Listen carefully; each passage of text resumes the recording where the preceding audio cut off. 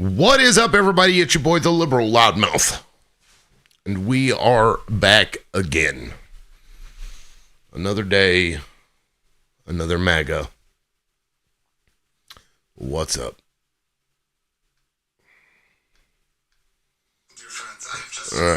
Let me come in and share my shit out. We'll see how this goes. Okay, let me do a search for myself. You are the Liberal Loudmouth.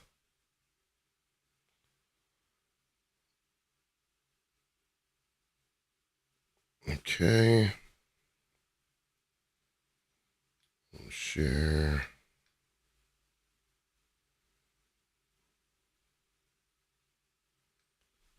All right, I just shared it. What's up, y'all? Come on in.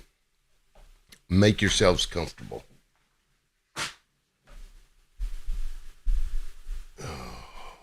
The country is at risk.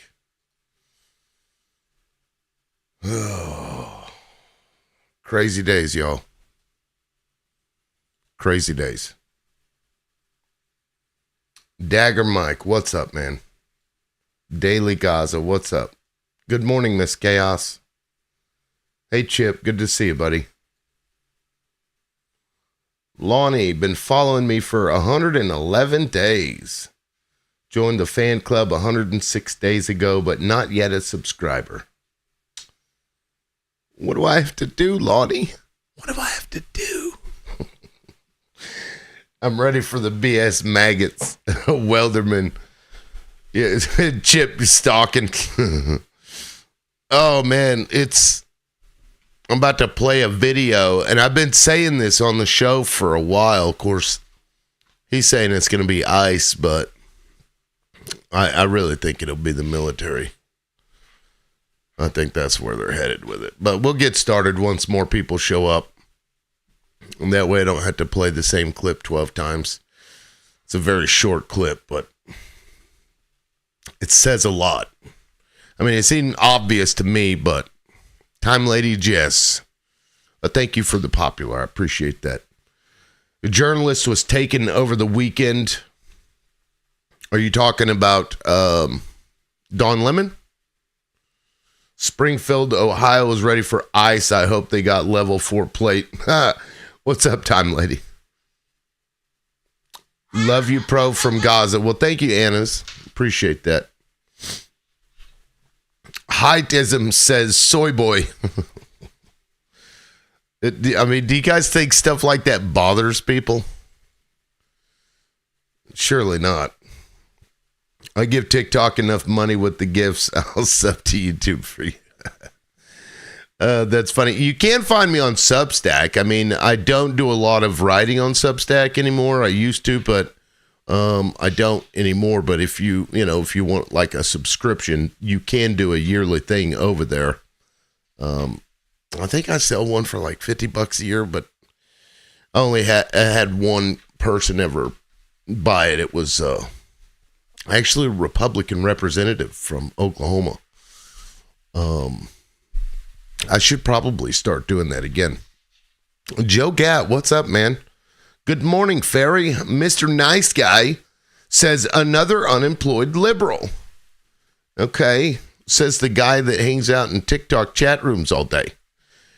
You couldn't even create your own stuff. You just had to check out everybody else's stuff, right? Is that how that works?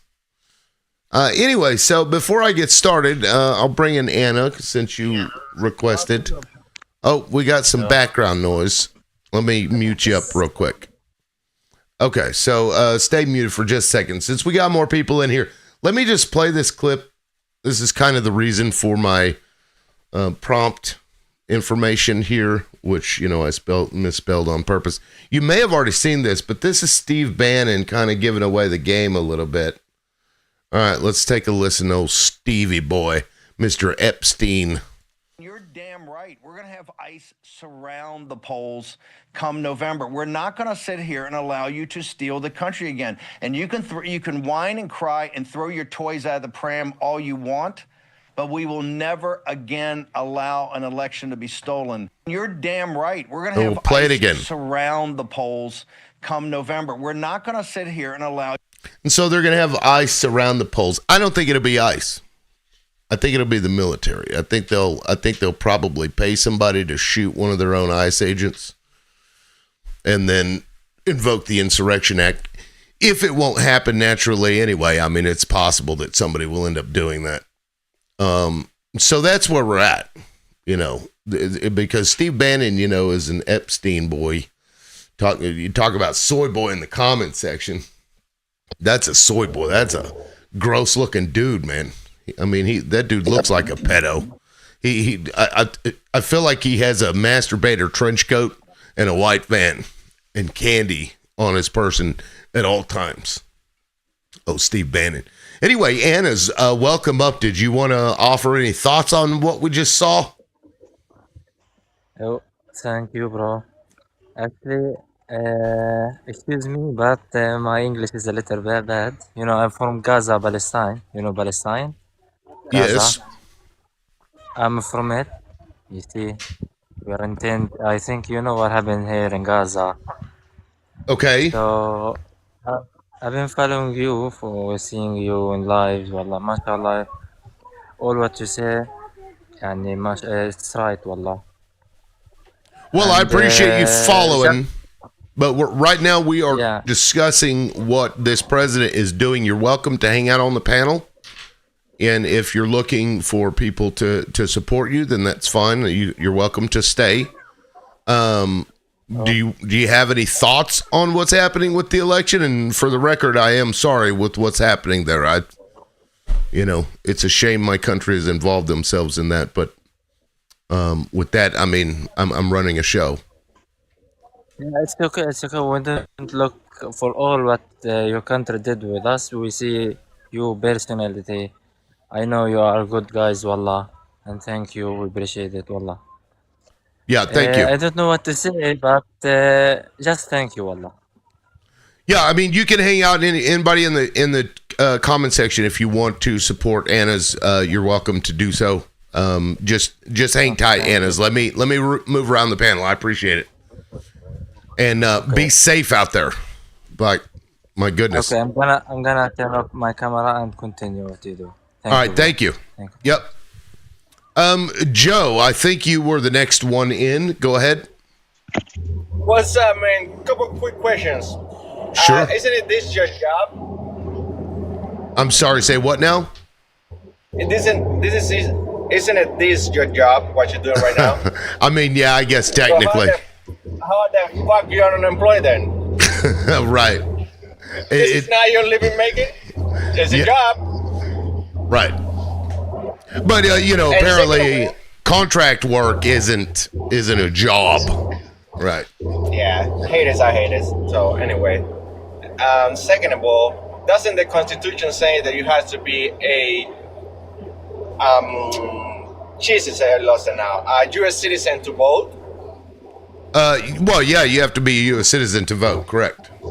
So what is wrong with having eyes checking people and make sure everybody's a U.S. citizen that one is voting? I don't think it's wrong. Because the Fourth Amendment prohibits warrantless searches and seizures, and the Fifth Amendment prevents you from having to answer any questions, which puts the government in a precarious situation where if they can't ask you questions and they can't warrantlessly search you unless they have probable cause or a warrant to do so, they have no right to that information. And also, it's against the law to intimidate anybody at a polling place. And by ICE's very presence and or some other, large law enforcement agency that's there to like accost people, that is a violation of election laws. I got you, but what kind of people? The people that is not a U.S. citizen. So for that end, those people should not be going to vote. That's what I understand. And that's why ICE being there is completely pointless, because they will have to assume that people that are showing up to vote are U.S. citizens. There would be no probable cause or reasonable suspicion to believe that anybody showing up to a polling location is illegal because they have to be citizens to vote.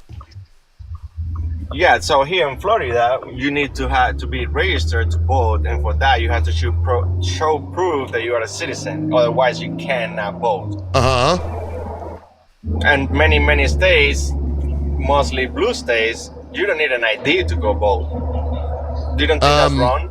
I don't know. Wait. I don't know of states that don't require identification. California.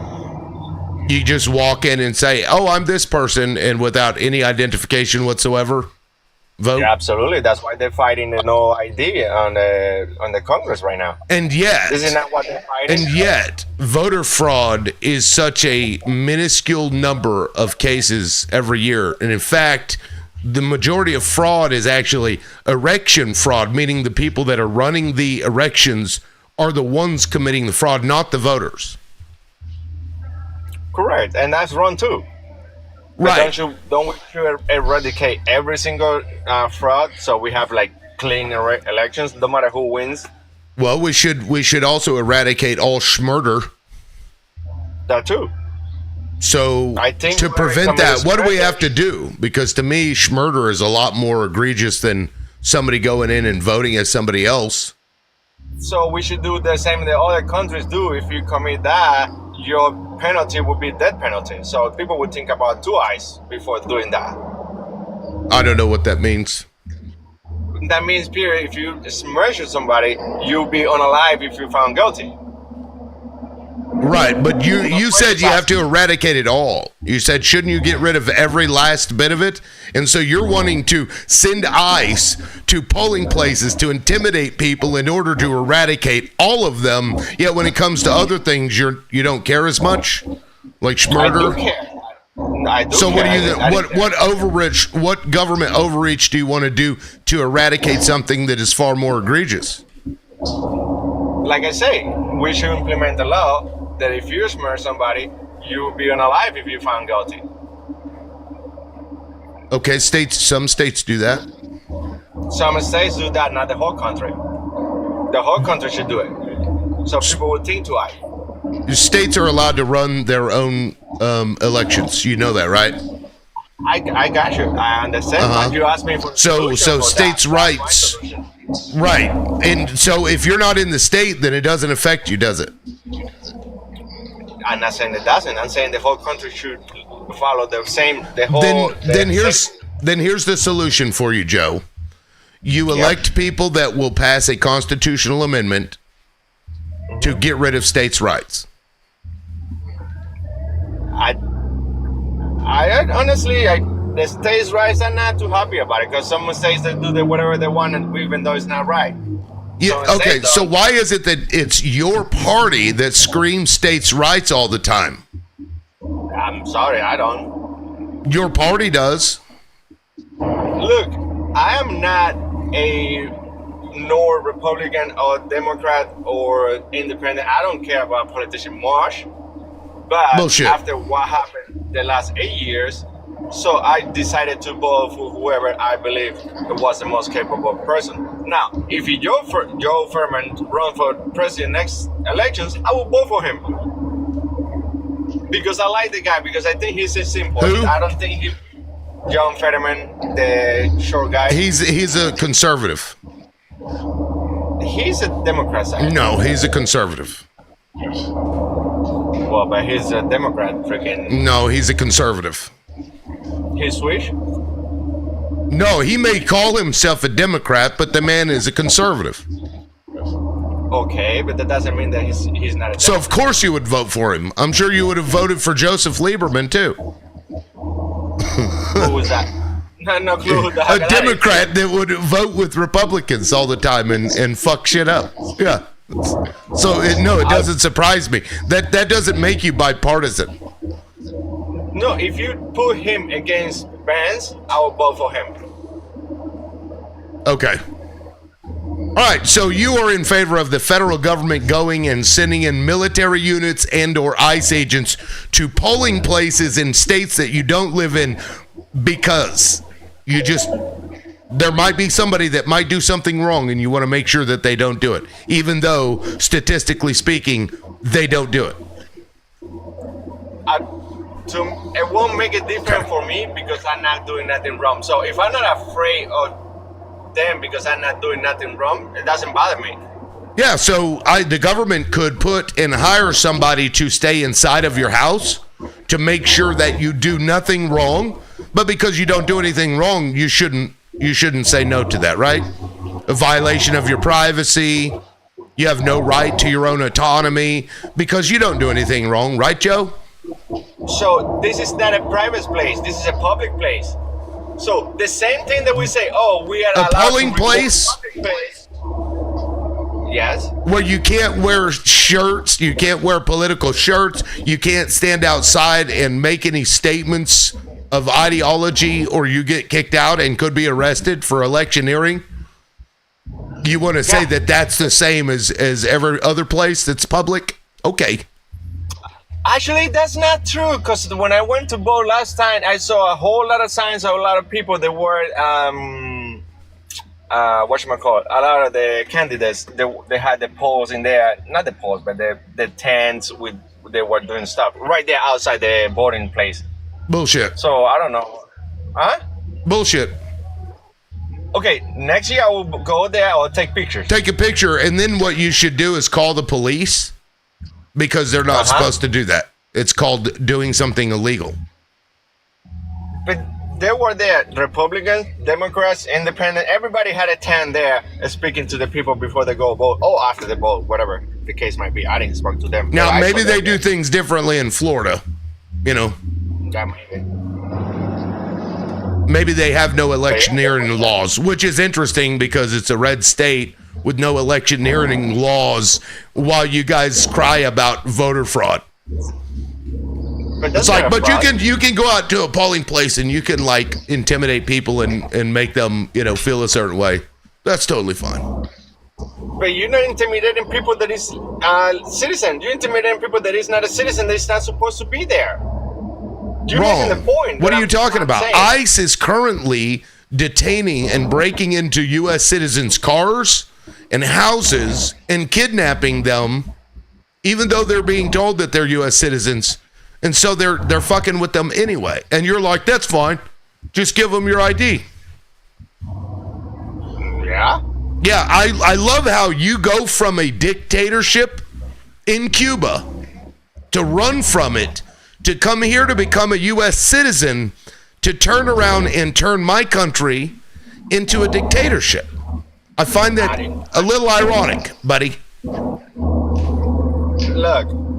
Look, nothing. That's what you're doing. You literally ran from Cuba, a dictatorship, and you complain about it all the time, but you call it socialism. You don't call it what it is, which is a dictatorship.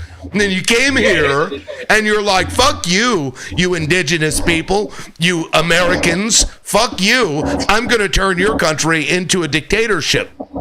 I'm not turning nothing into nothing. Yes, that's what you're advocating for, bro. I'm not advocating for. Yes, So, you are. if Yes, you are. if we You have a literally are. If we have a current issue with immigration, We everything don't. that is going on and has gone. Are we done? No, Okay. Then you're right. we don't have a problem with immigration. People migrate here. They've been doing it since this country was founded. And the people that founded it came here as immigrants. Okay. What's the immigration laws says now? What's the ways to use? Now you care about laws. Even though the I'm law asking- says that you can't intimidate voters at a polling place, you don't give a shit about that. But you want to point out laws for everything else? Get out of here. But All right, let me move How along. you intimidating? Let me ask you the same question. How you intimidating a person that is allowed to be there by putting a cop or whoever you want to put in there? That's not a cop. Or whoever you want to put in there, like I say. How's you intimidating somebody? Like, I mean, I'm going to A vote federal and I say, agent that people know have been abusing U.S. citizens, illegally abusing U.S. citizens. You're telling me that that's not intimidation? Really? Not to me. I'll walk Not to any- you. hey, Not to you, but the world doesn't revolve around Joe. I got you.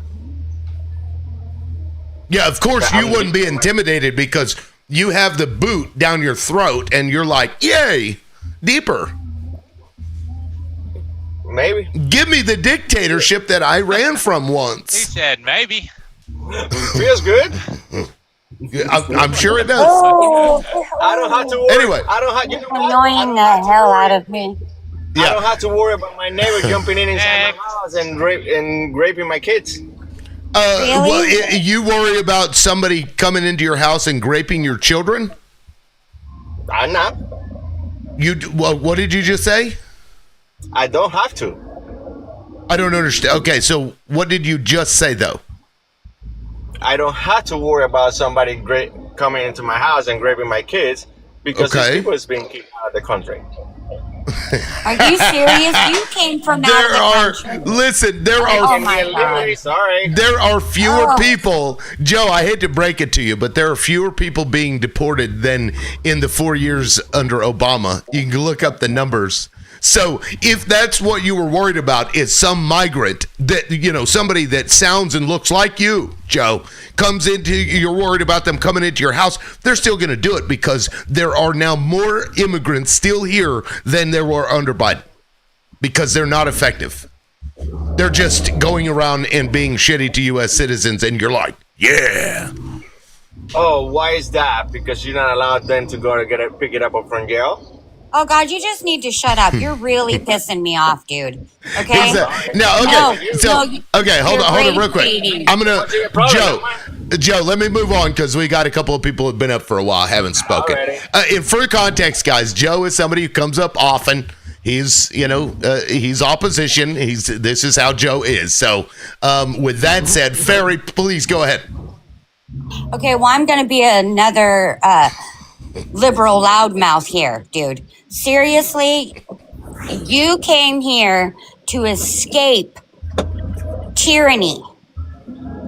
And now you're saying, hey, it's okay for armed guards to be around where we have a constitutional right to vote. Number one, to register, you have to have fucking ID. Number one. Number two, in blue states, which I live in a blue state, you just can't go, hey, yo, my name is Barry. Can you give me a registration form? It's not how it works anywhere in this country. You guys are confusing local elections in some blue states. We don't care if you're here legally. As long as you're paying taxes, you get to vote for your mayor. You get to vote for your city council because it affects you. But they cannot vote in federal elections. Number two, it is actually violates our rights to require ID because now you're asking for a poll tax, which also violates our rights. So if we're going to require ID, then the states need to give it for free. Because not everybody in this country can afford that. $5? Hey, dude, it's not $5. I don't know what what country you're living in.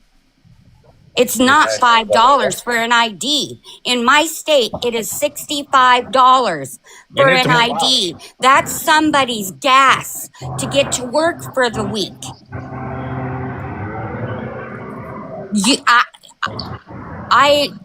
I cannot believe that somebody who came to this country to live the American dream is now trying to strip everybody else's American dream from them.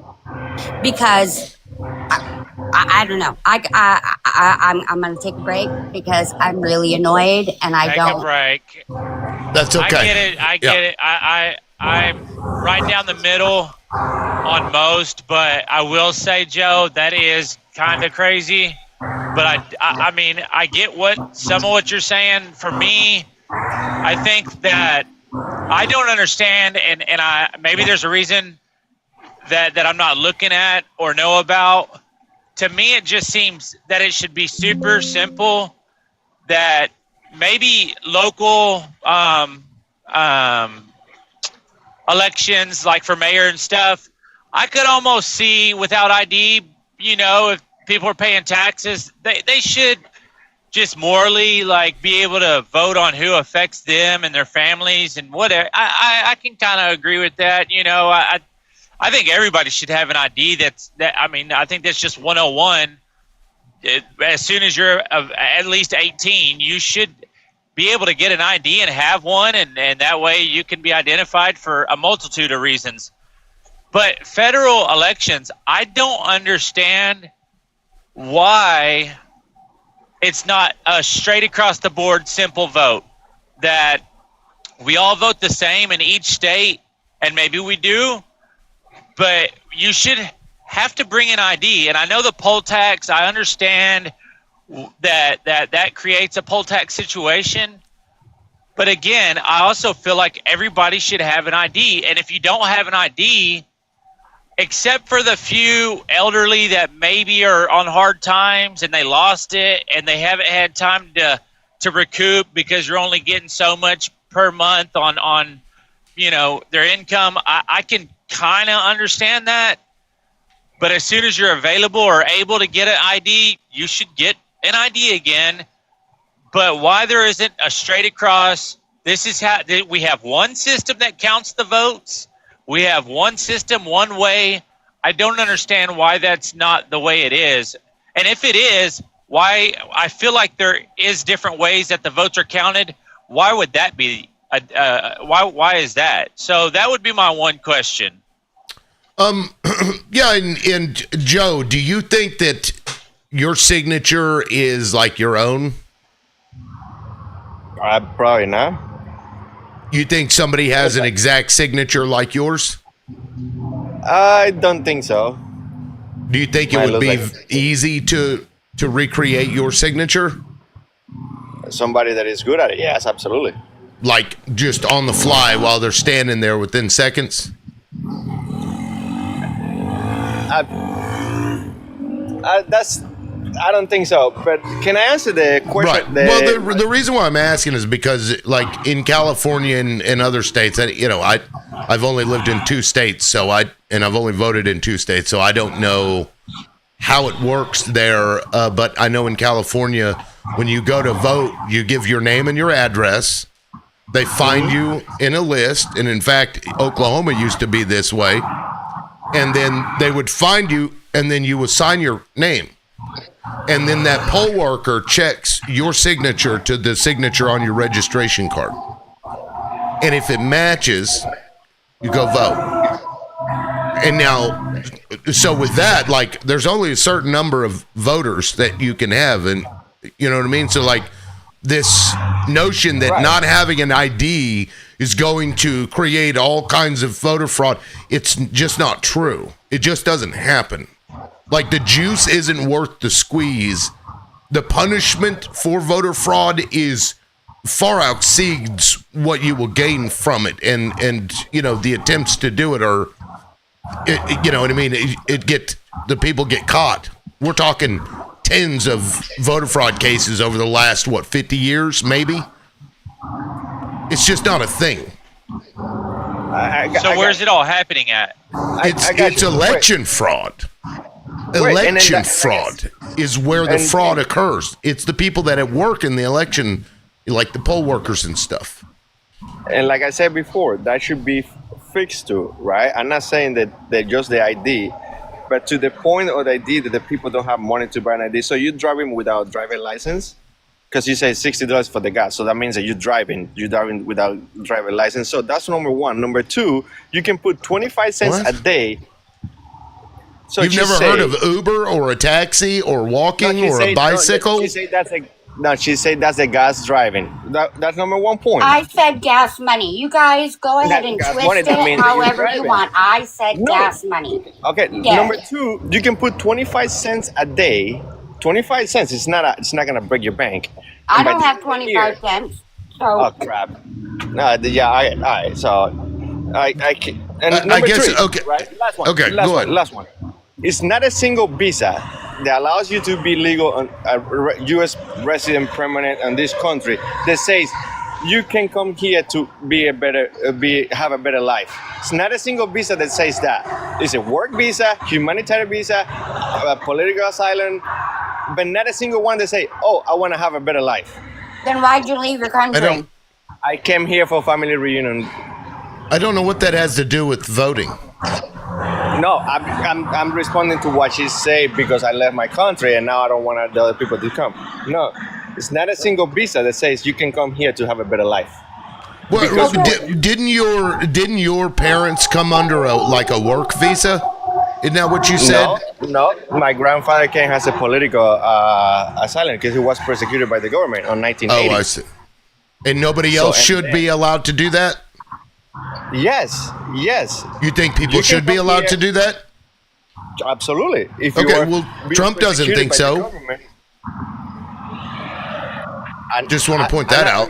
I'm not talking about Trump. I'm talking about what the person said, the lady next to me. I'm just said. making the point. I got you, and I understand your point. I get it, but it's not a single visa that say, "Oh, I want to be better, have a better life. I'm just gonna go to America." No, that's not how it works. Because Okay, I we guess never I get don't. What are you responding to exactly? I don't understand to the what your lady point that is. says, I came here to have a better life, and I don't want people to come here to have a better life. No, I didn't come here for that. I came here for family reunion. That's the name of my visa. It's an So you F-33. lied on your visa I did not. Okay. because you just said that you came for political asylum, and then you said you put My on your visa for family my reunion. grandfather, no, listen, my grandfather did came for political asylum, and then he reunified the family by calling the children's. And Oh, the right. So they came first and then brought you guys later. correct. Yeah. Gotcha. And Okay. then the second part of this is I was vetted when I was 15 years old on my country, so I didn't just came here without being unvetted. So it is different ways to come here. Do I want people to come here and have the opportunities? Absolutely. But like, there's ways to do it. You know what I mean? It's a work visa. You can have a work visa. That's for a better life. But it's for work. Okay. You have to have somebody that support you to come here. Not like just I'm just gonna go there and find a job. No, you have to have a job before you come here, so you don't become to be a burden for the government. Because I'm Okay. gonna tell you something. For the first 5 years, let me just real quick. For the first 5 years that I was in this country, I wasn't allowed to ask for any benefit that the government provide because my grandfather has to provide an affidavit that anything that happened to us, he is responsible for. So Okay. there's many things that people don't understand about immigration. Same with the work visa. You have to have an affidavit from this person. If something happened to you, this person is responsible. The government is not for the first 5 years. Okay. That is to protect What is your point? us taxpayers. That is to protect us taxpayers. The people that come here illegally, they don't have that. And yes, they can What are you go talking to- about? They can be jailed if they break the law. They can go to jail. It's not about a law, my Tim. You can Yeah. go to an ER. You said that somebody ER else is responsible for you. The government isn't responsible for you. That has no bearing Financially. on anything. Financially. Of course, you're Yes. responsible for yourself. So are people that No. come over here without any documentation. There's How not many- some how many federal. people? There's not a federal like bankrolling immigrants over here, Joe. That's a lie. They lied to you. Okay. Hell, the government doesn't even take care of its own people. You really honestly think that the government that goes between a Republican and a Democrat is just paying for all these immigrants to come over here and do shit? No. Tim, what about all these people that they were gave hotel rooms and all this in New York? Where that Those are came- under that state money- programs, and a lot of that money comes from It's given. donations from people. What's the problem with that? that money doesn't come from the taxpayers, Tim. It comes from donations, non-governmental organizations, and it comes from states. Some states, if they so choose, have programs like that so they don't have, I don't know, kids get malnourished in the streets without a house, to make sure that they've got something so that you don't have a bunch of homeless illegal immigrants, unaliving on the streets and their bones sticking out and their ribs sticking out. I don't have any problem with that. You're like, don't feed those fucking kids. What's wrong with you? What's wrong? Why are you feeding these children? If you feed them, they keep coming back and asking for food, says Joe. And I say nothing about the children. I mean, come on. I don't know why you have such a big problem with it. Like, feed a fucking child. Why is that a problem? It is such a big problem when you're feeding an adult male for 6 months in the row, and this person is not even looking for a job. You know a lot of those instances, do you? Okay. All right. You're right. I'm wrong. I mean, look. So, okay, maybe there's 12 people in the history of the world in the United States that an adult male was getting money from somewhere. Really? Like, really came. yes, it's not a thing. I hear that night. It's not a thing. Hell, they got Republican states actually paid for free bus rides for immigrants, and then took them to a state and dropped them off. Were you okay with that? With the Republican state using your tax dollars to give somebody free transportation? Yeah, because the government was refusing to help to support them. So instead of deporting them, or requesting somebody to come and get them, or whatever, you send them further into the country? The government wasn't allowed them to deport them. Human trafficking? They weren't. That's not human trafficking. Yes, it is. Oh, Jesus, Lou. Okay. That is human trafficking. Taking people from one place to another. I had to go. That's not human trafficking. You know very well that's not human trafficking. Oh, well, that guy that they shot down in Arizona, they had claimed that he had been guilty of, quote, human trafficking. That was their words. He was taking people that had come across the border and took them somewhere into the United States. So were they lying when they said that was human trafficking? Okay. All right. Yeah. Let's put up. Joe, was the U.S. government lying when they said that guy down in Arizona was a human trafficker? Was the Trump administration lying? Was it human trafficking or no? Was it that's what even charging people? He would take people from that just crossed the border and take them somewhere into the country. That's what he was doing. Were they lying when they said he was human trafficking? So, do you really don't know how human trafficking works? And see, Joe was not going to answer the question. All right. No. So, I'm asking you a question. Yeah, that was human trafficking. Because that's how human trafficking works. Okay, so Republican states were human trafficking. Yeah? Okay. Yeah, sure. All right. Sure. Well, now we're getting somewhere, Joe. Thank you. Let me get around the board because I brought everybody in. Now we got a full panel, basically. I'll be back and have a meeting. Just sit tight. Okay. Well, thank you, Joe. I appreciate it. Zio, you're top left. Oh, are you leaving? Oh, okay, he is leaving. Zio, go ahead. Let me bring in the timer so we can get around quickly. On the panel, don't worry about people like Joe. What we all need to do is run down to Florida and get on the fastest plane we can and buy up all that wonderful, freed up housing that's going to be down there since they're all being deported. They have no protections. They're going to be deported. People like Joe.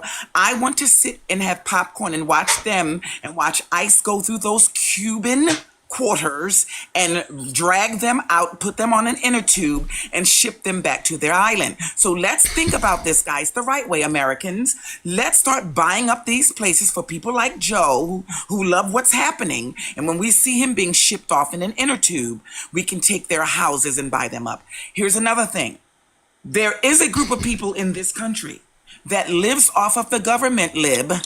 It's in the Hasidic community in New York. They have 12 and 15 children, and they can buy their houses with their welfare.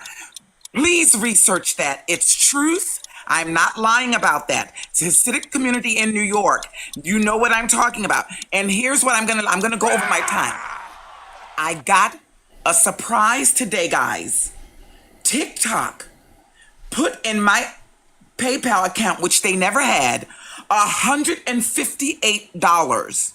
Now I don't know Oh, how they got that account. Wait a minute, but don't forget they stole from all the accounts. They permanently sniped from me. But right. so guys, look at your accounts. So whatever's happening, if you've ever had money stolen from you from the first TikTok, I am shocked that I got this money in that account, but I never gave them my PayPal account to put money in. I always exchanged and regifted. So guys, look in your accounts. You may have some surprises. And the last thing before I go, TikTok and the people who own it, if I find $7,000 in my account every week, I will be so in the pocket of Israel. I'll say so many wonderful things about you. $7,000 a week, guys. I'm on board. Okay. Thank you. Can I That's cash in funny, on that? Can I you get a Oh my 10%? God. $5 Can I for get a Ferry? She 10% doesn't cut have of an that? ID. That's the going rate. That's the going rate. That's crazy. That's awesome though that they did that, Zao. I'm glad but they still are 150 short, right? Yeah, because they stole about 300, and I had a lot of Yeah. coins. But I don't know how they got that PayPal information. I wasn't doing cash payout. I only did exchanges. Remember, I don't know how to work this shit. So Yeah. how did they get that information? So in other words, they have all of our information, whether we like it or not. But look at your accounts and see if you got any extra money in there. So And if you do, I have a gifting goal up there of donuts, 50 donuts. You can go ahead and send it my way. that's 7,000 a week so we can get my girl a mansion on the beach, please. That's Thank right. There we you. go. No, I don't There need we a go. mansion. That's too big, baby. Listen, A cottage. 7,000 a week, and I will say A the cottage. most wonderful things about sucking babies' wiggly worms. Okay, you can drop me some. Thank you, Zio. Thank you, Zio. I'll go ahead and drop you because if you stay, you're going to get sniped. That's right. That's All right. right. You're welcome to come back up. We'll see you. Peace. Ferry, let me get to you. I'm going to give everybody a timer so we can get around. Go ahead, Ferry. Ferry, you are muted. I did mute you. I think you had some background noise. Sorry, give me 1 second. Oh, okay. Wait, is that Theory? Was that Theory? Because I said Ferry. Oh, I'm so sorry. I thought you said theory. Okay, Oh, I'll no, go no, no. back to you. No, that's fine. I can come back. Okay, so everything's fucked up now. Let's get to Lonnie. Go ahead, Lonnie. Welcome in. Hey, how's everybody? Listen, so I wanted to respond to Joe before he left, but that's what Joe does, come up here and stir up trouble and then run. He's opposition, of course. I just wanted to hope that everybody in the chat is on the same page. Oh, thank you, Bunny. Something. Bunny must have gotten some of that back pay that TikTok owed. Holy shit, look at this league fandom. That's awesome. Thank you. That's cool as shit. I'll give your time back, Lonnie. Sorry, I haven't seen those before. Well, look at this. League countdown. Well, thank you. Holy shit. What is going on right now? Wow, thank you, buddy.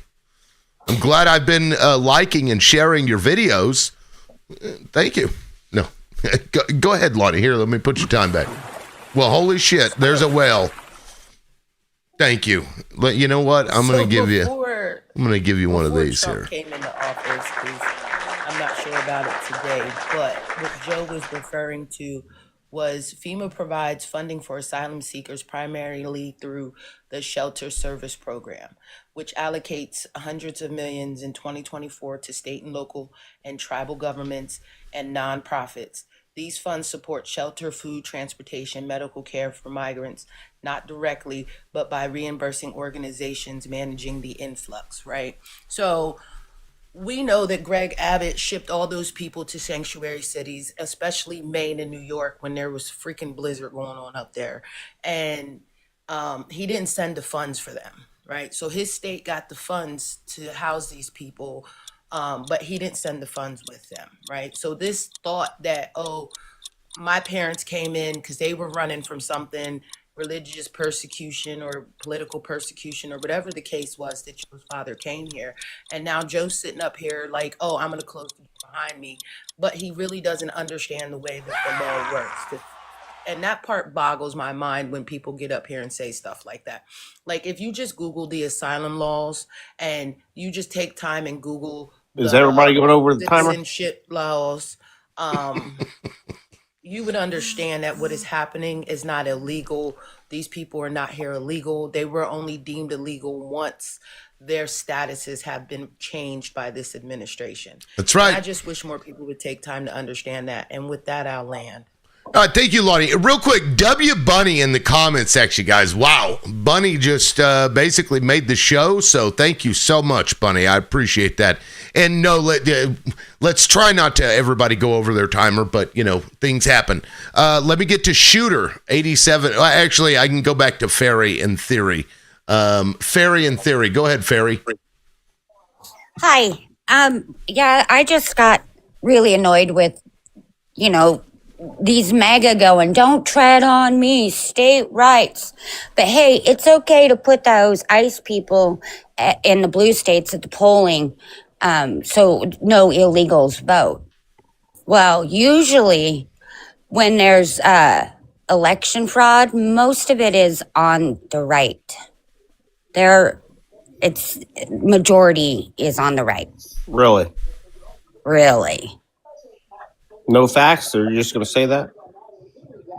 Well, let me Google it. I got it. Can we stop interrupting so people can say everything? Oh, Come on, no, be no, quiet. it's okay. MAGA don't have manners. That's the problem, is MAGA don't have You manners. just say stupid shit.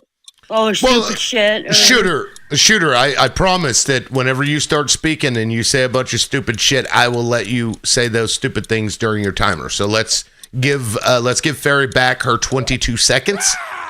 And then No, she'll it's finish okay. up. It's okay. You're It just good. shows his manners. All right, so go look up whatever it is you I did am make right a claim, now. and then we can put it up on the screen, or you can put the link in there, and I can put it up on my screen. But let me get to Theory, and then Shooter, you'll be after Theory. Theory, go ahead. Yeah, I was going to talk to Joe, but he left, so I was a little late for that party. But I want people to really pay attention to what's actually happening. They're telling us all this stuff, and they're barraging your prefrontal cortex, which is where your logic and reasoning comes into play, right? And the reason they do that is because the truth no longer matters. We just get exhausted and we give up. That's what they're waiting for. They want people like Joe to come up and give you these alternative facts and everything else so that we're sitting here questioning our own truth. I need everyone to pay attention to the fact that everything is an over inundation on purpose. So you cannot sit there and say, oh, I want them here as long as they do it legally, because a lot of them did do it legally and they're revoking those things, which you cannot revoke asylum unless you have someone physically go to that place and say that country is now safe and they can be revoked. So thank you so much. Yeah, no, thank you, Theory. I remember you've been up on the show before. I always appreciate your takes. Well said. Yes, thank you. Yeah. Now, Shooter, go ahead. Good morning, everybody. Real quick Morning. to my fellow Americans. So a couple things there. There's kind of hard to unpack in 1 minute. So I do believe IDs should be, and I think it's a must to have IDs. You have to have IDs for anything in this country to do. Alcohol, get cigarettes, get alcohol. I think it's pretty commonplace to say we need IDs to vote. That's fine. I don't see a big problem with that at all. When it comes to, let's see, what else? The whole trying to prove that Republicans on the right side are the ones that do all the voter fraud. Even if that is true, it's still wrong. Even if we need to control that. It would be, I think you guys would agree that would be good. If it's the major problems on the right, you want it to be solved, right? That would make sense to me. I don't believe it, but that's what I would have to say about that. Oh, and I wanted to touch. Yeah, you can go ahead and wrap up and land your plane. Go ahead. Yeah. So thank you. When it comes to Texas having a bunch of undocumented people, I will say, to flown out, and Florida flown out to these other blue state sanctuary cities, is what people are missing is there. It's like you think Texas had all this money to take care of them. Yes, they get federal funding for it, but they also it was getting so bad. Yeah, they needed to fly people out because they didn't have any more money to take care of the illegal immigrants because they kept coming by the thousands. So, yeah, I think the country should have felt the pain of what they had to deal with, and I'll land my plane with that. All right, thank you, Shooter. Scissor, go ahead. Hey, how's it going?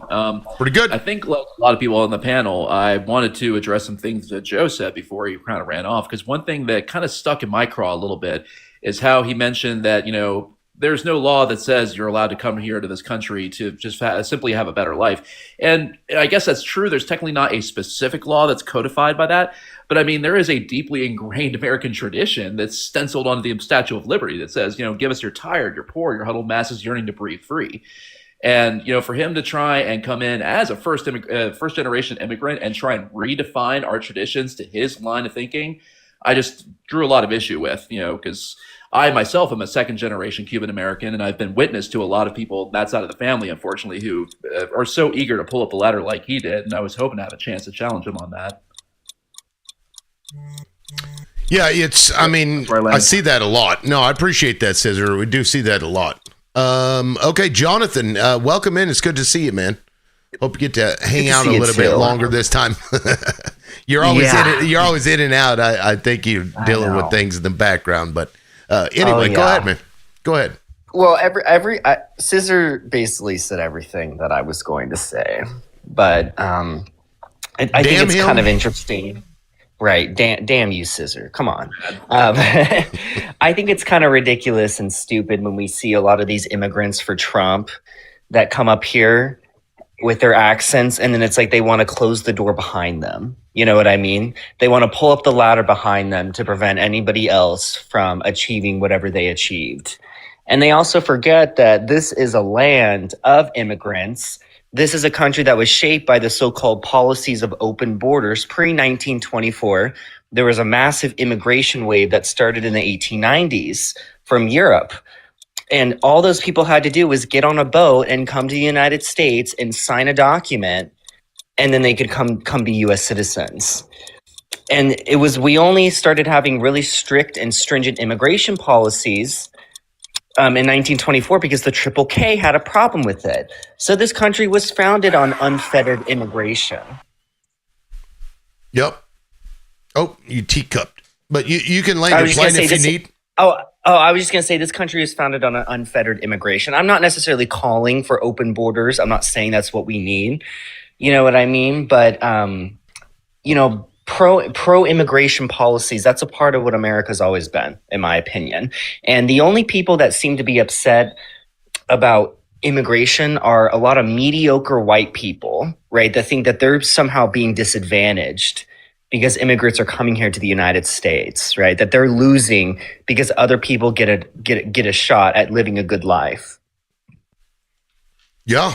And like, I don't know, the immigration quote unquote problem, I believe, is just like shit to the base to get them riled up and upset about something, even though it's really like a non-existent problem. Like pointing to some cases of It's a fear talking point. They're appealing to the fear of the so-called boogeyman. Right. That's right. Yeah, the boogeyman. And like Joe said, I don't have to worry now that, that somebody's not going to come into my house and rape my kids. Like, what do you do? Like, when is that happen? Holy shit. Was that just happening every day, Joe? Right? Yeah. Under Biden, apparently. But then the moment Trump came in and I started roughing up U.S. citizens, all the graping stopped because, generally speaking, the grapings are happening at the hands of U.S. citizens. So, right. Now you can have an ICE agent come bip. Now you can just have an ICE agent come bip boppity boop you upside the head in the street now, right? Yeah. That's the trade-off. That's right. Yeah. So does anybody want to rebut anything that was said so far? I do. Okay. I want to rebut. Go for it. Correct me if I'm wrong, Lib, but when Obama was in office, he went and, I believe, sanctioned Venezuela, which kind of hurt them a little bit. And then when Trump got in office, he went and devastated Venezuela. And then before he left office for Joe Biden, he told Venezuela, well, we devastated your country, and if you need help, just come to the United States and we got you. Now, I'm paraphrasing that statement, But isn't that pretty much what happened and why we got this influx of Venezuelan people? And didn't Kamala Harris go down to Venezuela and help with the CP1 app to keep this influx of people from coming to the border? Like, is that what happened? Because Shooter's making it sound like these people just woke up one day and said, we're going to America because the Statue of Liberty says we can show up there for no reason. Like, help me is that what happened? Or was it Trump that did that to them and told them to come up here and seek asylum? Yeah, because I think the TPS did come from him in his first term, wasn't it?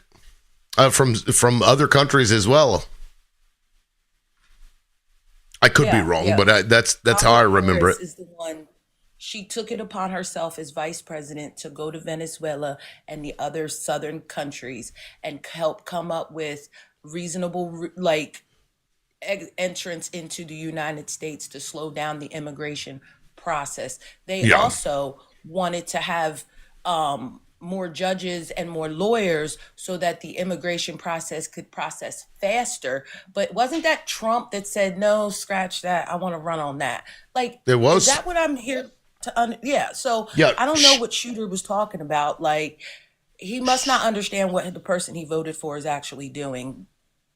Well, I don't know that Shooter voted for Trump. Maybe he did. I don't know. Shooter, did you want to respond? Go ahead, man. Yeah. No, I understand that you're saying that it's all Trump's fault, and I usually get on panels like this. I did vote for Trump.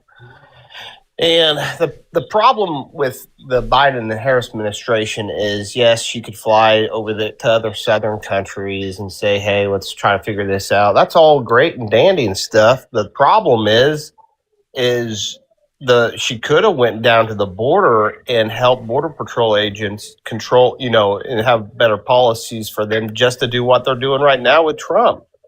And right now we have barely any crossings. It's if you want to believe the government or not, but usually right now it's in much better place than it has been for a long time. And I don't think anybody would disagree with that. I mean, I remember just turning on the TV and they're talking about the border, and people are just sneaking across the border by hundreds of people coming across the border in a day. So right now, you're not getting any major television, TV shows down there videotaping people crossing the borders like it was 4 years ago. I mean, if you have proof right now that people are just flooding into America right now, show it to me, because that's just not happening like it was under the Biden administration. I don't know that they want to, but I just want to point out that whenever Kamala Harris went to the South American countries, that was in order to stave off the influx of migrants from the countries. So if you get to the root problem, which is destabilized countries resulting in refugees coming to America, if you can take care of that, then they won't show up. But you said that why didn't she go to the border? That wasn't her role. That wasn't the role that Biden gave her. Biden gave her the role of going down there to figure out what they can do in those countries. That was the role. And honestly, that's really what we need to do, because we broke a lot of those countries. Respond. Who's that, Scissor? Yeah, because it is true. Border crossings are down this year. That is true. And to be totally honest, as a liberal, or even most Democrats, I think, will admit that illegal border crossings are generally not a good thing. But to point that as a success is like a doctor pointing to his patient saying, hey, I cured his headaches by decapitating him. That's kind of what? So what I'm trying to say is, yes, there are no border crossings, but at what cost? I mean, what have we become to achieve that? It's more like, it's the border. It's more like if you have a leak in your house, right? A water leak. And if your goal to fix it is to shut the water off, it's not leaking anymore. But when you turn the water back on and things go back to normal, it's going to start leaking again. Because Donald Trump he's not rectifying the problem, which is that there are a bunch of countries down there that we have fucked up over the course of the last 50, 60, 100 years even, that have been destabilized by either rugs or the CTELs and the guns that we sell those people. And so until we fix that problem, it's always going to be there's always going to be this influx of people coming over here. I agree with you to an extent. Both parties have, over a period of time, have fucked this situation up. It's not just because of Trump. Okay, it's just not. People have been flooding the United States for years, Democrat in control or Republican. Now, I understand trying to put the whole you shut the water off to your house, fix the leak, and turn the water back on, and then you don't have a problem anymore. So I understand what you're saying, but logically, that's how if you want to go by what you just said. You shut the water off, fix the leak, and let the water flow back into the house. So I think that so technically, that's what I want to happen with the border, and it is happening. You control the problem, try to control the problem that you have, and then you slowly try to see.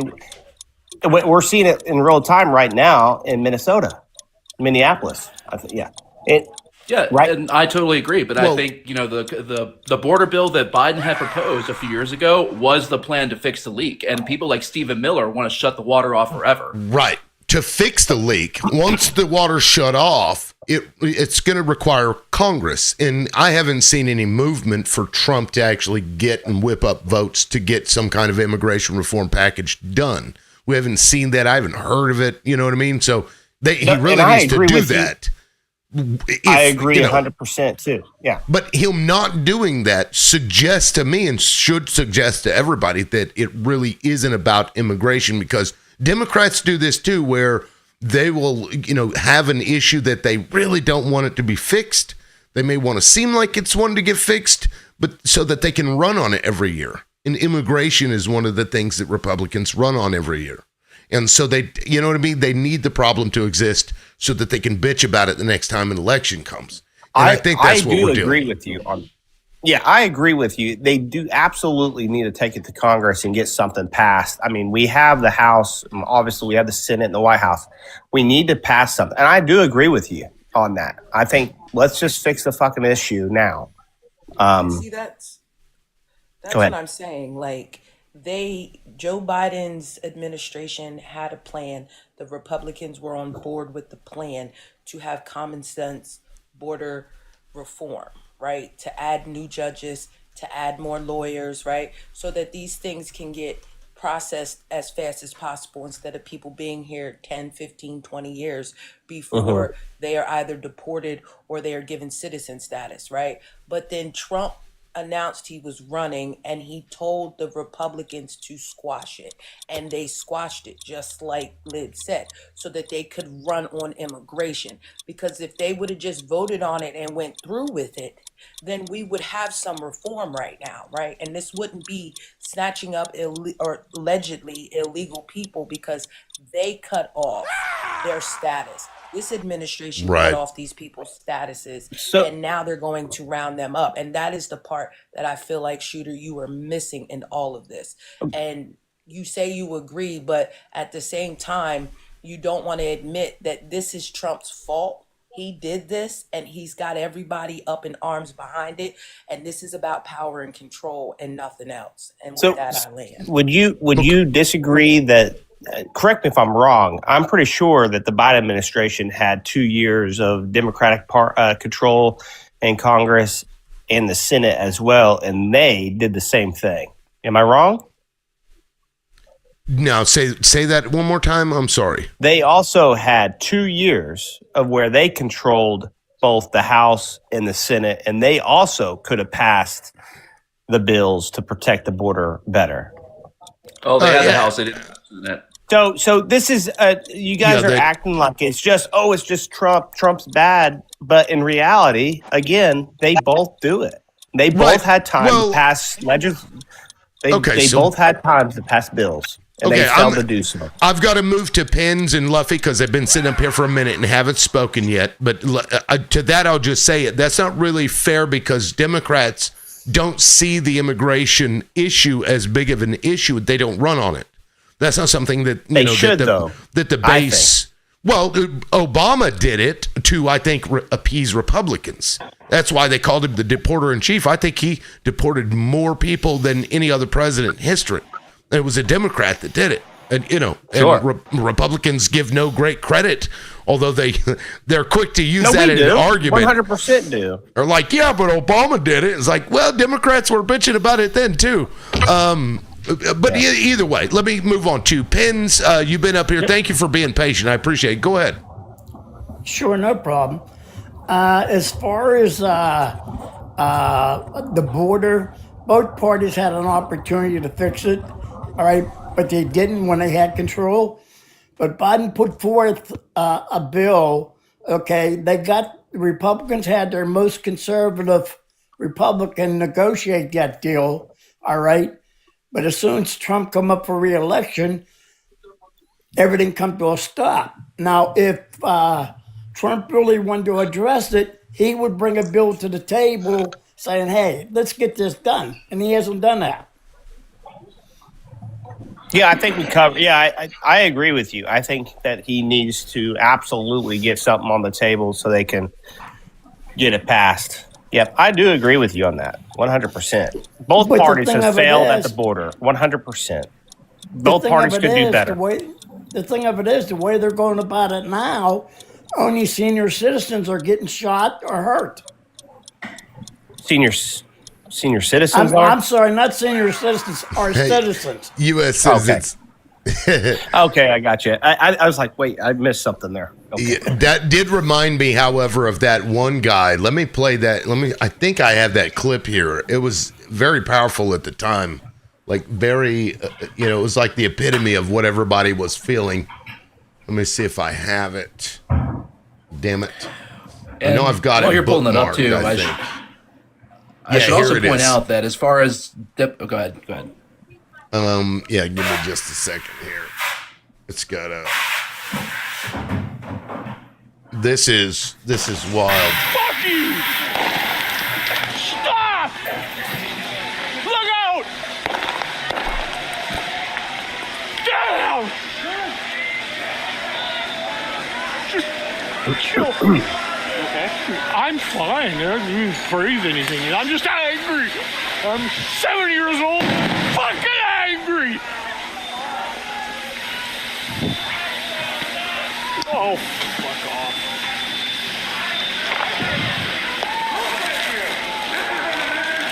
I don't think I'll need it, but we'll try it.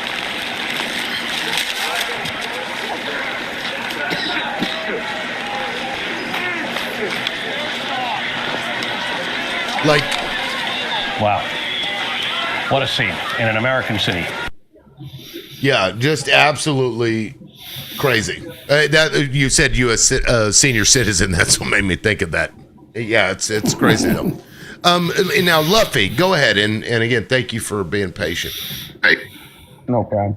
So basically, in my opinion, I don't trust either side. I don't trust government as a whole because they've proven time over time that they can't be trusted with Watergate, MK Ultra, the Rockefeller Organization, with the Federal Reserve. And then now we have the Epstein files, and we have people on both sides of the aisle that are guilty in it. And there's nothing being done, which just proves that our government, again, is incompetent of doing their job, and that this stuff is just going to continue under a different organization, under a different name. And unless us people, as Republicans, Democrats, whatever you want to call yourself, we stand up together as Americans and demand for justice. Because if we don't demand justice, then who's gonna? Because they ain't gonna demand justice on themselves. I'll end my claim there. Yeah, I mean, well said, man. That's something I complain about all the time. I feel you. And the fact that, nobody's going to go to jail for this. I have no faith that a single person will go to jail for what we just are witnessing in these Epstein files. And I don't think anybody's going to be investigated unless they, don't show loyalty to the people that are, have the power to do that. It's fucking wild what we're seeing. Now we got two more people, and then I'll open it up for open discussion for the next 10 or 15 minutes. Kyle and Benjamin, you'll be next. Kyle, go ahead, man. Kyle, I did mute you because you had background noise. So go ahead and unmute Kyle. All right, Kyle. You're out of here, buddy. Benjamin, what's up? Go ahead, man. Hey, so I just, I think we can all agree that when I say we, it's us down here. It's them against us. I feel like it's always been that way. Growing up in the 80s and 90s, I don't think we felt it, or at least we didn't notice it. And I think a lot of that has to do with, obviously, social media and the internet. But it was always there looking back. We just didn't feel it as much. Or I didn't, I don't think.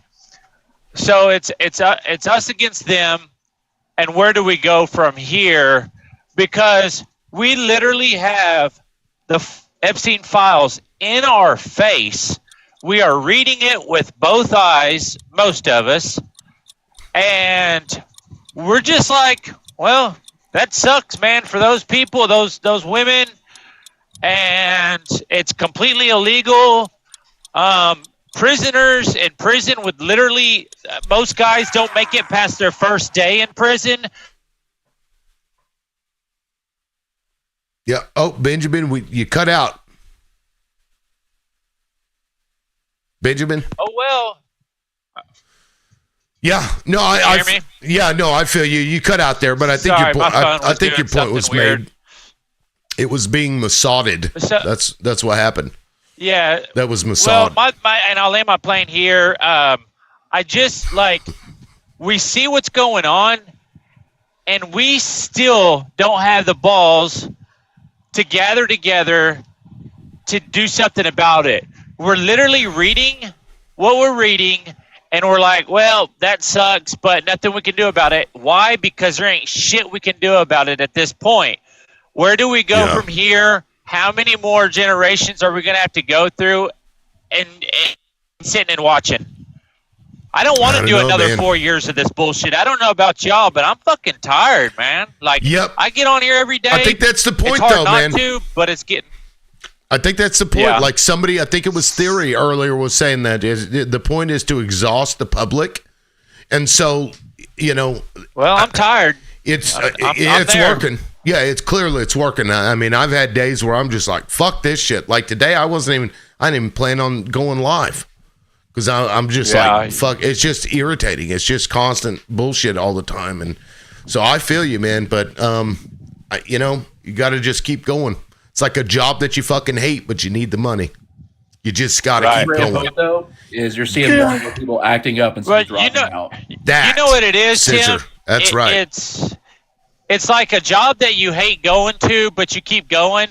And what that is we may get exhausted, but at the end of the day, we're bad at, we can push through a lot of shit. And right now, I feel like even though we're exhausted, we'll continue to push through. And I don't know if that's a good thing or bad thing. I hope eventually we push through enough to where we break through that motherfucker and we come together and run with it. Well, let's hope. I mean, that's all we can do. Now, guys, I'm going to open it up for open discussion for 15 minutes. Y'all, try not to yell at each other or talk over each other. I'm going to step away for just a second. But before I do, we only have 12,000 likes, but we've got almost 100 people in here. If you guys in the comment section would please tap, I would appreciate it. Guys, I hate doing these PSAs. I fucking hate it, but apparently I've got to keep reminding you guys. So I'm just going to try to remind myself to remind you to tap the fuck out of that screen like it's a Mossad agent trying to take your child, and gift if you can. If you have the ability to gift, please gift, because in order for me to continue to do this show, some financial donations will have to come. You can go to my bio also. I have my Crash App and Vimo on there, and dollars on Lib Loudmouth at Lib Loudmouth if you want to support the live that way. $1, $2, whatever it is, it all helps. If 50 people sent $2, shit, I'm good. I don't need a lot. I don't ask for a lot, but if please help. And yes, you can go ahead and start us off. But again, 15 minutes. I'm going to step away, but I can still hear you. Go ahead, guys. I just wanted to say that I really like the us versus me, or the us versus them mentality. But I want people to remember that this is a country that is of the corporations, by the corporations, and for the corporations first, right?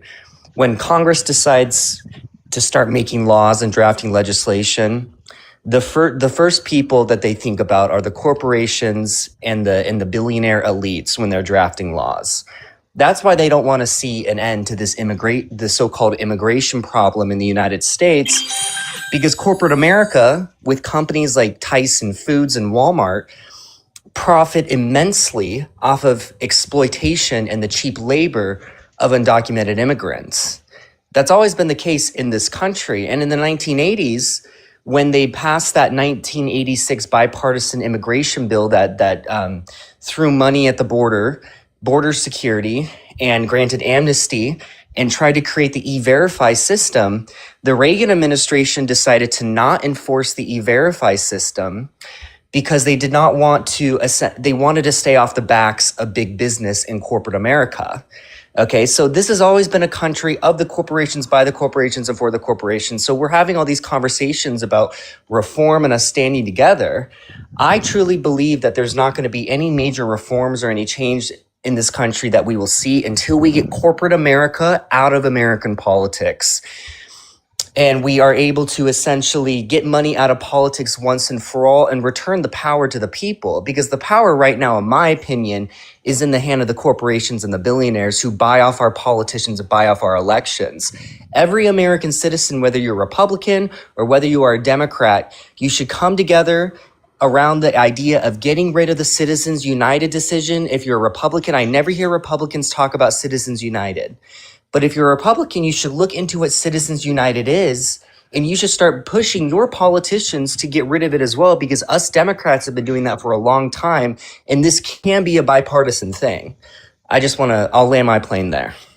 Can I say one thing? Sorry, Scissor. It would be real quick. Can we just tap the shit out of the screen? Literally, like, it does not take much to tap it. Like, even 2 minutes worth of all 80 of us just tap away. This guy comes on this every day for us to have a platform to discuss topics. We all love it, and he makes nothing from it. And there's other people on this app that make $1,000 a day, and he has a better show. I don't know why we can't just, at minimum, tap and also gift. I mean, you go to other people's shows and gifts are flying all over the screen. That's it. I mean, let's at least tap if nothing else. Thanks. Agree. This is a great show. Happy tapping. It's a damn good show. I enjoy it. But I did want to say, incredibly well said, Jonathan. You're absolutely right.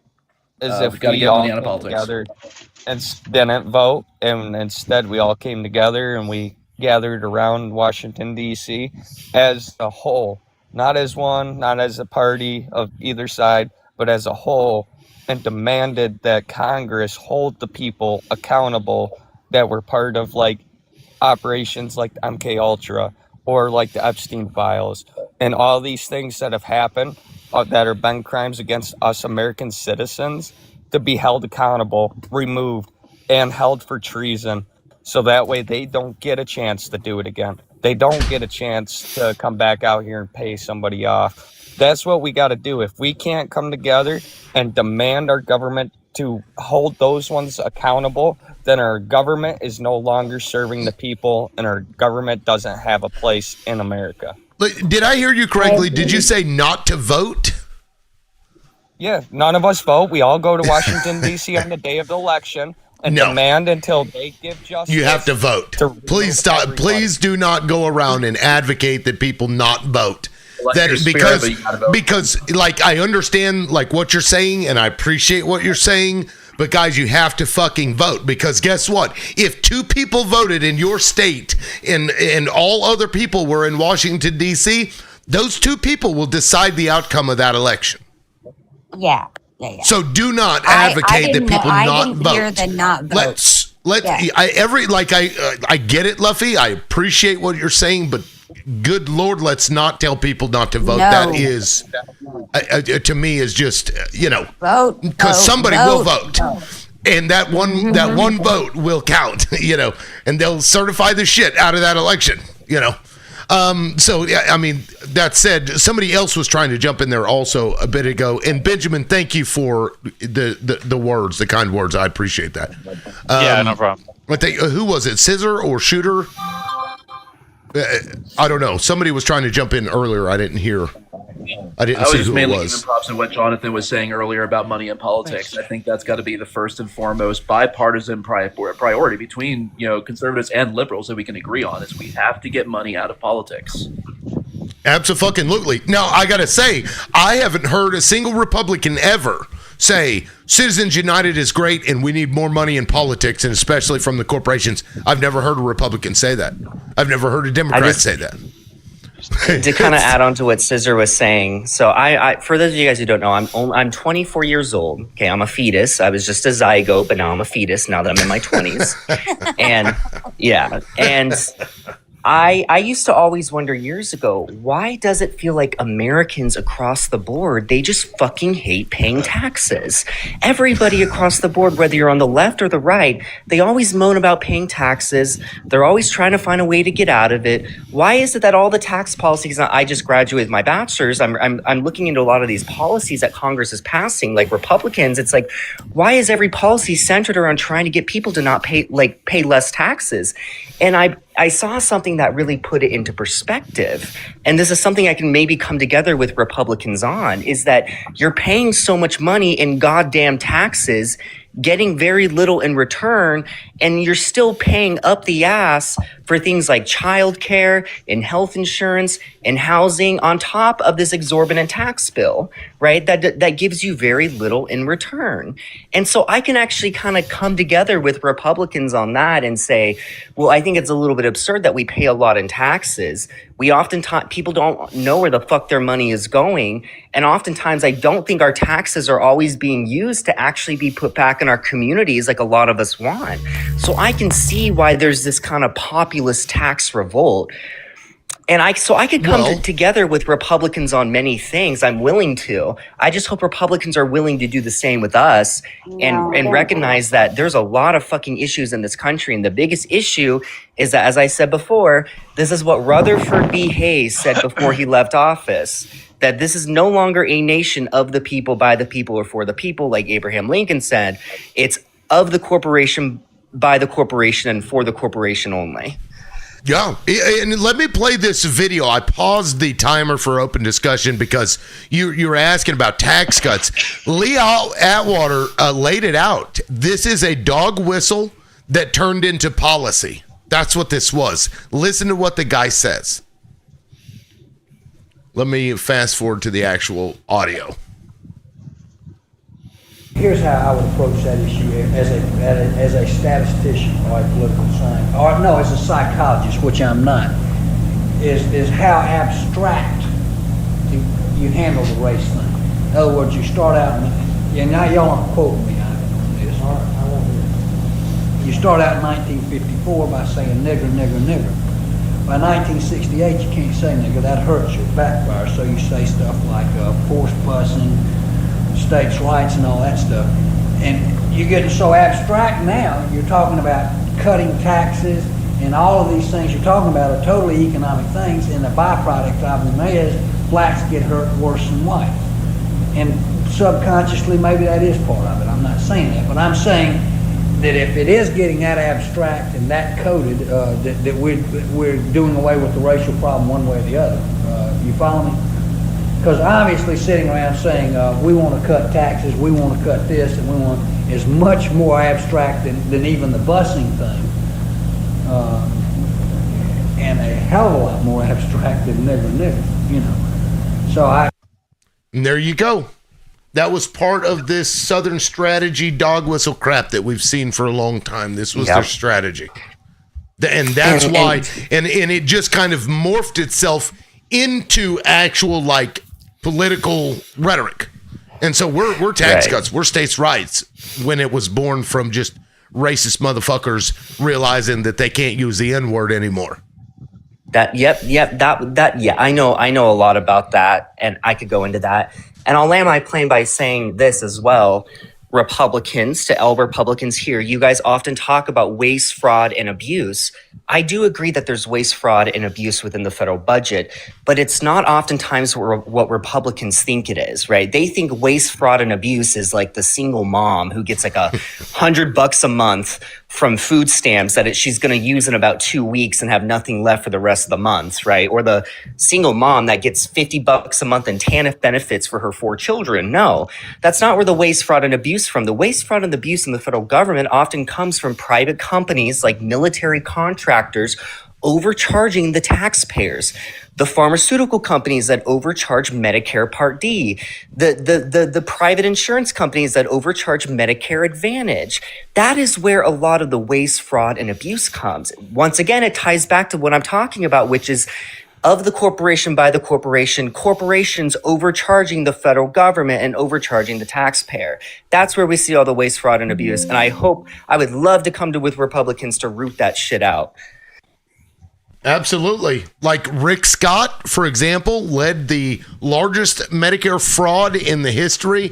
And then he's now the guy that's out there talking about waste, fraud, and abuse in the government. And he's leading committees to combat it. Like, bro, you were the CEO of the corporation that was doing the fraud. That makes no sense. That's like being the square root of a negative number. Like, that does not make any sense. It's like there's the fox. Let's put the fox in charge of the hen house, shall we? Yeah, and I'm the same. Yeah. Crazy. Anyway, so Shooter and Carson, I haven't heard from yet. I don't think. If you guys want to jump in there, by all means. No, I completely agree. I mean, we spend so much on like corporate subsidies, right? And for example, as Jonathan was speaking, I could only think about my family friend who's elderly and disabled. And she was telling me yesterday that she applied for food stamps because the check that she gets is just, it's her entire rent. So she really has no money to buy groceries. They gave her $30 in food stamps. Crazy. Probably costs more probably costs more for the accounting to do that. I applied and we make $5 too much a month.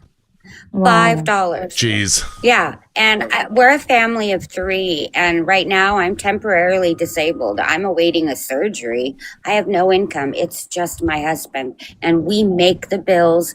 And I have to go to the food pantry, 2 of them every week just to feed my family.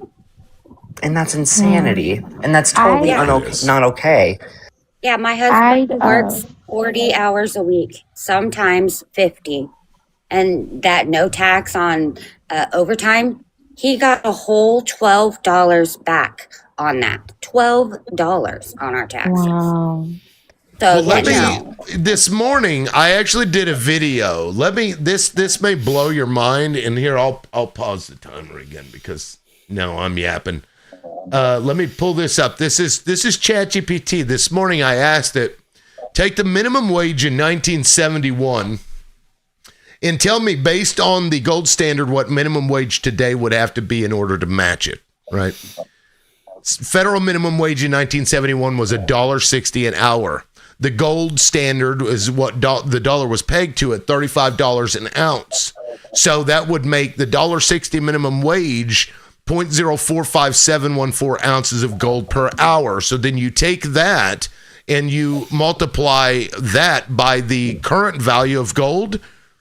The minimum wage should be $231.68 an hour. Wait a second, though, because on the topic of the Bretton Woods gold standard, though, right? Because I want to talk about the Bretton Woods gold standard because I was just I know a lot about this because I'm kind of a nerd. I do think it's important to know that the Bretton Woods gold standard was an international gold standard that allowed other countries to exchange their US dollars for gold. Correct. If they wanted to. It was not for domestic conversion. That ended at around 1933. But you're also forgetting that if gold was to be valued at that price and the minimum wage was to be at that level, prices would also have to be revalued at that same price if we were really going to be paying for money in gold. You know what I mean? Do you kind of get what I'm trying to say there? You have to revalue all the current CPI towards that value of gold as well, and it would all be relative. Right. Well, so the London markets were even higher than that. So at $40.80 was the international, I guess, price of gold, because we pegged it at $35, but it still had a value above that in other places. So even with that, would have been $198.74 an hour. Right. So basically, they've. I understand what you're saying, and that number is certainly going to be far lower than that. But that just gives you an idea of where we are, because they were able to just print the money to pay for whatever it was that they wanted. Well, I will say, though, that the reason why we don't really have the gold standard anymore is because the gold standard caused a lot of issues because it's deflationary, meaning that because it's a finite resource, when the money supply essentially kind of dries up and you can't expand the money supply any further, everything just pauses in the economy and the economy stagnates. And so the money supply has to expand by a certain amount every single year. The money supply has to go up a little bit every single year. But I agree with you guys when you say that they're just printing money to cover shit. Right. They're printing money to cover bullshit that doesn't help anybody. You know what I mean? I don't think the gold standard, though, is necessarily the answer. And that's just because the United States, like what Maverick said in the comment, we don't have any gold standard mines. Argument, though. Oh, okay. I thought you were for a second because I grew up with family members that were like, the gold standard, let's go back to it. So I'm like, no, it's the value of the dollar based on the value of gold.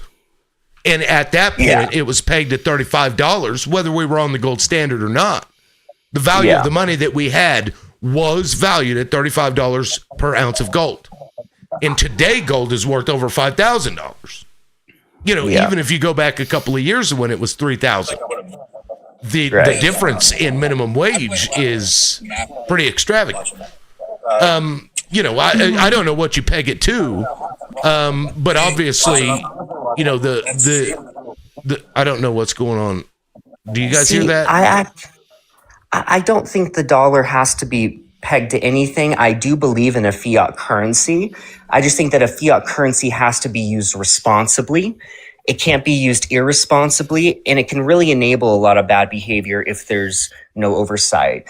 But I've argued with people before that were making the case to return to the gold standard. America doesn't really have a lot of gold, and going back to the gold standard going back to the gold standard would mean that all the countries that have the highest gold reserves, which is currently China, they would be the ones that would be the economic superpowers, essentially.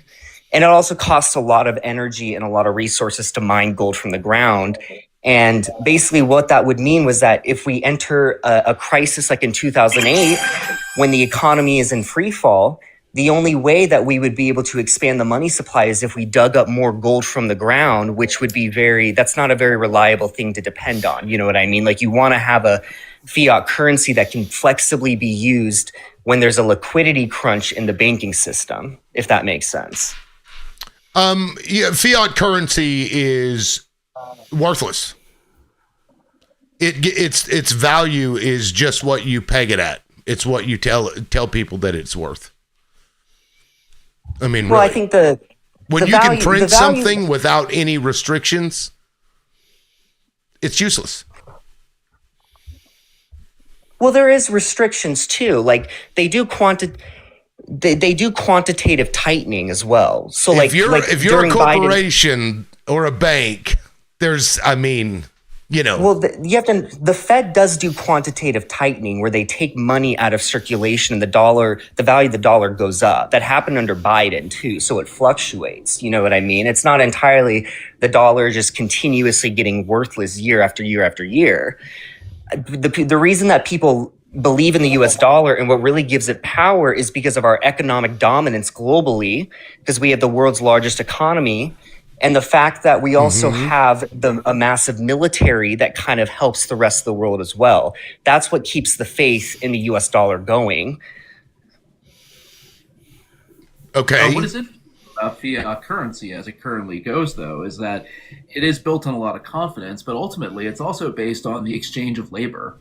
And now that productivity is becoming decoupled from labor, what's that going to do for the concept of fiat currency?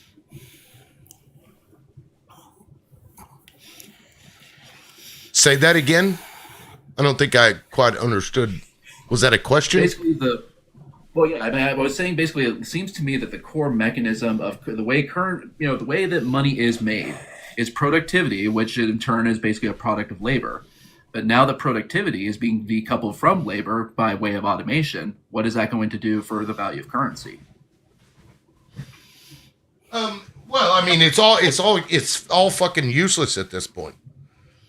Because the United States being in its unique position where other nations try to get it to do trade and stuff, allows us to do things that other nations would crumble doing. Right. Well, you end up with hyperinflation like, in Germany. I don't think we're going to end up with hyperinflation, actually. And the reason I don't believe that is because those examples in Germany and Zimbabwe. I didn't say us. I said other countries that aren't in our unique position. Oh, yeah, that's true. Yeah. And so when you have that, like it is very dangerous, right? And sure, you can restrict the money supply by tightening it up, but too big to fail banks, right? You can print it ad nauseum. Like at some point, that game is going to be up. The jig will be up, and the U.S. will be so far over leveraged. You know what I mean? Like anybody that holds bonds or whatever will own a part of us. Well, the problem that I see is not so much inflation, because economists all agree that you have to have a little bit of inflation every single year. And if you actually look at the economic metrics, since the end of since the Volcker shock in 1981 till today, the dollar has been strong and inflation has actually been low. The problem is that wages have not been keeping up with the pace of inflation because of corporate greed, in my opinion. Before 1981, before Ronald Reagan, we had inflation. In fact, we had even higher inflation than we did today during World War II, during the Korean War, during the late 1960s. But the difference was that we had a strong labor movement that kept wages increasing with inflation. That's kind of where I'm going at. So I can kind of see where a lot of people start wondering, they're just printing money, the dollar is devaluing and all of that, right? I think the issue is that wages have not kept up in pace with inflation for a long time. But I do believe that a little bit of inflation is healthy for the economy, just not too much. Deflation, which is essentially where negative inflation, where the prices of everything start going down, that's when the economy starts contracting. That's what we had during the Great Depression because we were on the gold standard. And it was really catastrophic for the economy. And when we let all the banks fail during the Great Depression, that created an even worse crisis because everybody lost their savings and their money that they had put into the banking system. Well, because they didn't actually have the money. Because we allow them to loan out money that they do not have in deposits. It was 9 cents to the dollar, so for every 9 cents or something, they're allowed to loan out $1. And so then you end up with that situation. That's why we have the FDIC to try and protect some of that. But but again, it is fake. It's a fraudulent thing. It's a fucking it's overcomplicated so people don't understand it. And I don't know, what the answer is. Going to a gold standard isn't going to fix it, because then you really are restricted in what you can do. That was another problem. You can't go and do these wars if you have to have a certain amount of gold in order to be able to have dollars. Well, and I also just want to add in that I think a lot of people kind of look at the Federal Reserve as the system that enables all of this.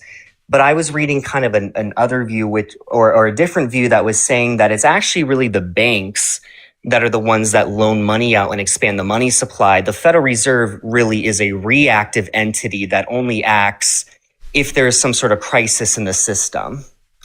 And because I hear a lot of MAGA come up and talk about the Federal Reserve and the Fed just prints money and that makes cost of everything goes up.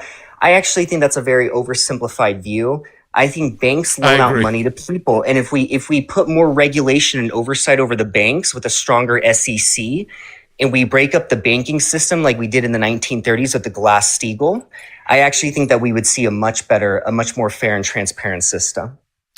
Oh, for sure. And I didn't even mean to get into like finances. That's not why I brought up that analogy with the gold. It's to just showcase how fucking far down minimum wage is and wages in general, because your average wage isn't even much higher than that. Whereas the price of gold is, and silver too, even cut that in half, and it's fucking wild either way. But what we had back then was a policy that deterred paying people and having a culture of paying people outrageous amounts of money over what the average employee makes.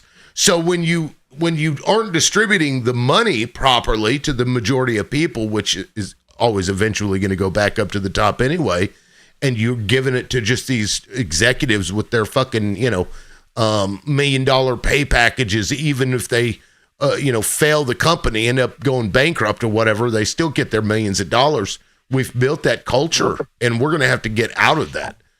I did not mean to take us on a.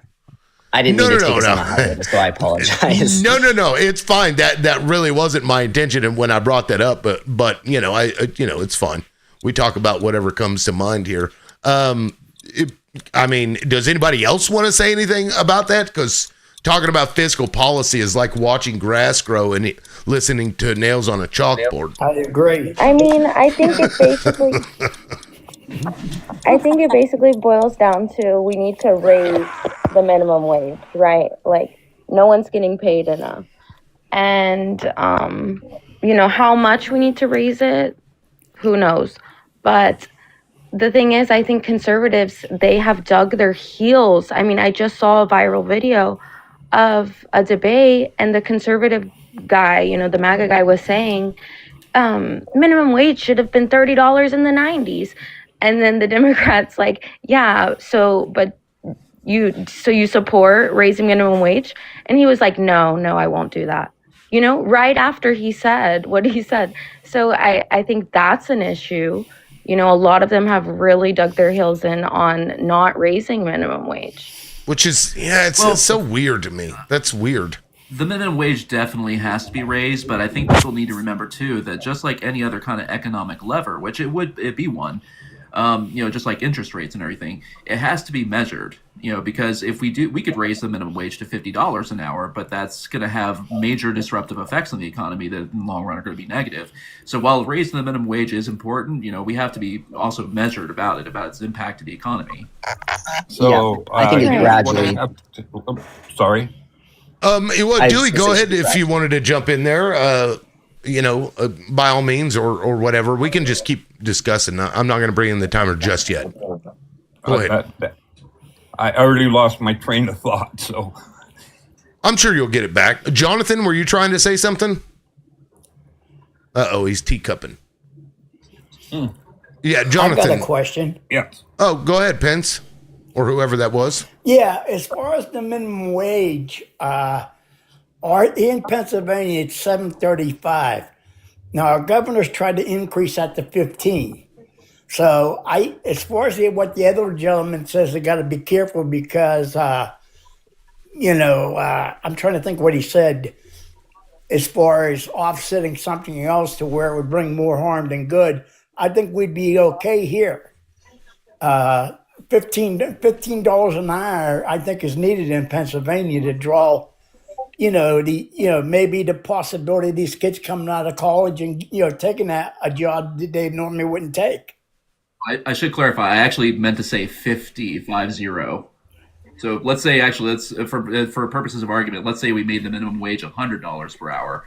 That's, obviously, hey, that's great in the short term for employees, but, within a few weeks, the economy is going to start having some major problems. Well, Illinois has raised their minimum wage to $15 an hour. Well, and it's had very little. Yeah. Very little to effect. $5, that's more than reasonable. Yeah, I'm in favor of more. I think closer to 20 would be appropriate.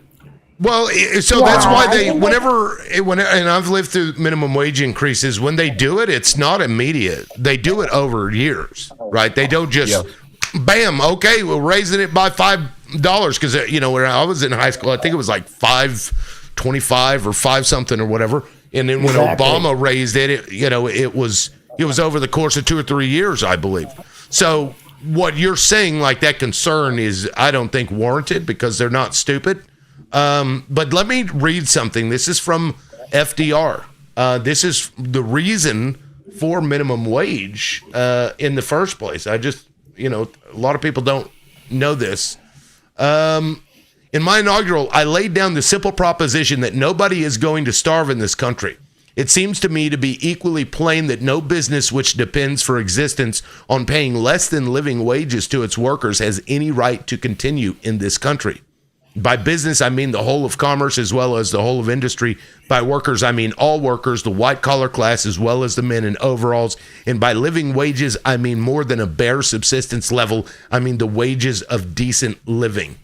Throughout industry, the change from starvation wages and starvation employment to living wages and sustained employment can in large part be made by an industrial covenant to which all employers shall subscribe. That was the reason for minimum wage. And what they should have done is tacked it to the cost of living so that it automatically increases. Just like what they did with Social Security. That's They right. did that with Social Security benefits. That's they right. tagged that to inflation. I do want to add on top of that and say that a lot of people are going to say, but what about the businesses? Are they going to be able to survive Yes. if they have to pay higher wages to their workers? They will. And the reason why is because they save money in other areas. They save more money in other areas when they pay their workers higher wages. For example, they save money in terms of turnover and training. They're not always losing workers and having to spend money on retraining new workers. They're easily more able to retain the workforce that they have and not have to spend money in that area. That's what Costco discovered when they started paying their workers higher wages, and they yield more profits than most corporations. That's right. Well, but yeah, that's one of the stocks I've held on for so long is Costco. I own a little bit in Costco stock, and it always does well. So, Zio, you wanted to jump in there? I was just about to bring in the timer, but go ahead. Timerless, go ahead. Yes. So let's just talk about the reality of this system. And I'll be right back. We should have everybody who has a bank account collectively have a day or a weekend to take all of your money out of the banks and go find yourself a credit union or something like that. I was just listening to the interview with Jeffrey E. and that other dirty one that looks like he hasn't bathed in 12,000 years, Steve Bannon. And Jeffrey E., although he's a vulgar, disgusting creature, said something about most of us that we don't understand finances and money. He said the banks don't care about inflation or housing. The banks depend on us having our money in it. And the biggest fear for the banks, because they don't keep cash on hand, like if 1,000 people went in at the same time, they wouldn't have the cash to pay those people out. He said the biggest fear is that people go there in groups to take out money. They could crash that way. So there's a person named Chip Barnes who comes on here, and he's absolutely right about that. If we collectively, strategically decided to take our monies out of the bank, we could crash that institution in one day. Look, they're giving me a restriction for saying this. Isn't that crazy? well, Wow. I don't see what I don't. Lib, come on here and drop me down. What I was going to say also is there are three types of people.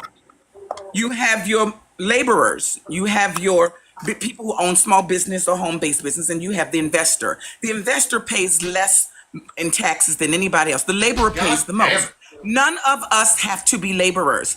Establish yourself a small home-based business, and you will be able to work your taxes yourself. Drop me. They don't like me telling That's people. fucking crazy. Thank you, Zio. I appreciate it. Bye.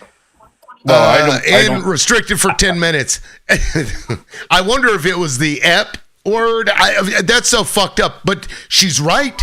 And I've said this before, guys, the credit unions are co-ops. They're co-ops that are owned by you, the depositors. Seriously, go look them up. And so if you deposit your shit into one co-op and you go 12 states over, they have a credit union network. You can deposit and withdraw at another credit union that has nothing to do with yours. I'm telling you, it's way better. And if everybody could do that in one day, that would be fucking hilarious because they would freak out. I mean, we saw that happen in a bank in, what was it, San Francisco, like 5 years ago or something. Remember that? I think it was during the Biden years.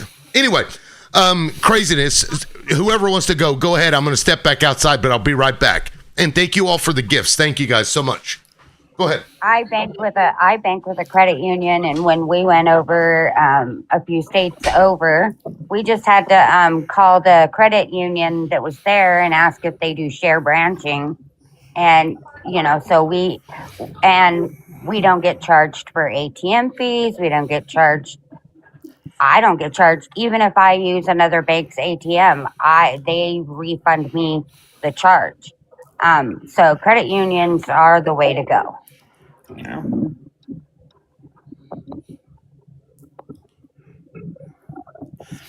I want to talk about immigration again. If Trump was serious about doing the immigration, he could have shut down the border totally, okay, and brought in immigration judges to legalize people in this country already that are not legalized. And that way it wouldn't hurt the farmers that it's doing right now and other places. I agree. Amen. Amen. And the reason I agree with you on that is because it's far more efficient for us to offer a pathway to citizenship when 70% of the people, of the 10 million undocumented immigrants that have been here for 10 years or longer. Right? So these people are well established within their towns, their communities, and their cities. They own homes, they have businesses, they have families and friends, right? They're embedded within our communities. And I believe that the reason we've had such a high undocumented immigrant population is because Congress has failed to fix our immigration system. That is why they are here. And Congress has failed. The U.S. government failed when we destabilized a lot of those countries in Central America, which caused, the mass immigration system or the mass migration problem to begin with the foreign policy of people like Kissinger and Reagan and whatnot. And so that's the reason why so many people are here. And so I think it'd be better to offer those people a pathway to citizenship if they're law-abiding citizens. And that way it doesn't hurt the American economy. Families don't get disrupted. And just like you said, all those farmers that voted for Trump and will likely keep doing so for whatever, God knows, whatever reason, won't be hurt as well. They get their bailouts. That's why. Real quick. Bunny, I hope you're still in here. Bunny, are you still in here? I finally got my phone charged. Holy shit. Thank you for the $100 on Crash App, Bunny. Thank you so much. I appreciate that. Wow. That is W so Bunny. awesome. W Bunny. WW. Seriously, that is amazing. Thank you all so much. I appreciate that. So, what I'd like to say is we have been talking about this since the late 60s. A path to citizenship. And neither party has been able to agree on what that's going to be. So this is not just a new problem. It's been a problem as long as I can remember. And I'm 74. Yeah. And another aspect of that too is that on paper, the whole process for becoming a citizen, on paper at least, is supposed to take about 2 to 5 years. But the problem is it ends up stretching out to 10, 15, 20 years, mainly because of the horrid inefficiencies of our system. The same inefficiencies that Biden's immigration bill was supposed to address. I agree. I I mean, agree 2 to with you on 5 years. that. That's an appropriate period, I think, for someone to actually prove that they are, worthy to become a U.S. citizen. That's 2 to 5 years of becoming a productive member who's not breaking any laws or anything, and by then, yeah, you're an American. Yeah, I used to, when I was a kid, my mom used to run we would actually travel during the summer season to work in like orchards or pick cucumbers or strawberries. And you can't be mad at the people who are looking for a better way. You need to be mad at the system in place. It's the system. Why wouldn't they come over here and make more money to send to their families? Why wouldn't they? I would. If my kids were in another country hungry and I couldn't bring them with me because it was a dangerous trek, I would make sure that I'm at least sending them something home. All parents want better for their children than they have. Most parents want more, I should say. Yeah. Well, Right. let's hope. I've always hated that accusation too. It's like, oh, they're sending money out of the country. Like, that's just the most horrible way to indict somebody, is to basically say that they care about their family. I mean, I thought people who care about their families are the kind of people we want to this country. Right, family values. Yeah, Damn, Zio, thank you for the overreacts. I did that one because I hadn't seen that before. It was like 5 coins a piece, but they had that like funny face.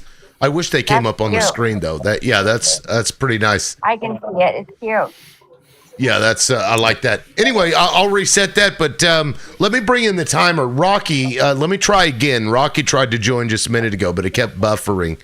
And do you think, though, that because we started the show off talking about what Steve Bannon was saying, that they were going to put ICE agents at the polls, like, what do you think the reaction needs to be from the public if you go to a polling place and now you've got these fucking military guys standing around and shit? What should we do in that situation? Offer your thoughts on that, or should you just ignore it and like there's nothing you can do? I don't know. Let's start with Penn, and then I'll go around the room. Penn, go ahead. I think the governor of the state's going to have to get involved to resolve that issue. Because I think the people alone, if they tried to take things as a peaceful organization or something, you're going to get all kind of resistance from those people. Yeah, that's fucking funny. Oh, thank you very much. Thank you. Well, Penn, you still got 38 seconds. You good? And I also want to talk about Trump. Yet today or yesterday, he came on TV. He wants the GOP to nationalize voting so he can take over 15 states. Yeah, no, I mean, they're going after, like, they raided Fulton County, took all the voter records and stuff, and then said, well, we'll remove ICE if you give us your fucking voter rolls. Like, it's happening right in front of our eyes. Is there something we can do beforehand? Also, I mean, if you have any thoughts, I'd love to hear them. Oh, I'm sorry. That's the question I'm not sure of. Does the GOP have the power to do that? Or do they have to? Well, the Supreme Court's owned by Trump, so I can't even put my trust in them. Yeah, I feel like they wouldn't, surely they wouldn't allow this, because we've seen some semblances of normalcy from them from time to time. So I don't know. God, if we're relying on this Supreme Court, though, I think we may be fucked. Ferry, go ahead. Yeah. Well, it was done once before. Oh, well, Ferry, Some of the state. It was Ferry's going to be next, and then you'll be after Ferry. Go and I'll go after him. Okay, go ahead. No, you're fine. Go ahead, Dewey. Oh, all I was going to say is it was done before. Anybody that violated the 1964 Voting Act, they actually watched them and made sure that their elections were clean and clear. But what happened is the Supreme Court said you can't do that anymore. Oh, that's right. Yeah, but I'm concerned that I'm concerned the Supreme Court's gonna say, hey, he has the right to do that. You have to remember that Trump already stacked the Supreme Court in his favor his last term, right? And they've already done some terrible things, so we can't really rely on the Supreme Court at this point. I mean, maybe I'm wrong. Maybe I'm wrong. I don't know. No, you're not But he wrong. for sure stacked it in his favor already. I've seen where the Supreme Court occasionally has ruled against him to some surprise, but overall, you're absolutely right. They're mostly in his pocket, but at least thankfully, I don't think it's as hopeless as a lot of people might think. Yeah, we've seen some glimmers of hope from time to time, even from this court. So, who knows? And maybe at some point they'll get tired of his ass. But I just wonder what he has on them to have gotten him to this point anyway, or if it was just some kind of deal that they worked out, like it's maybe the files. I can guarantee you that some of he them has might be. files. Yeah. Well, Ferry, go ahead. Here, I'll give you your time. Go ahead, Ferry.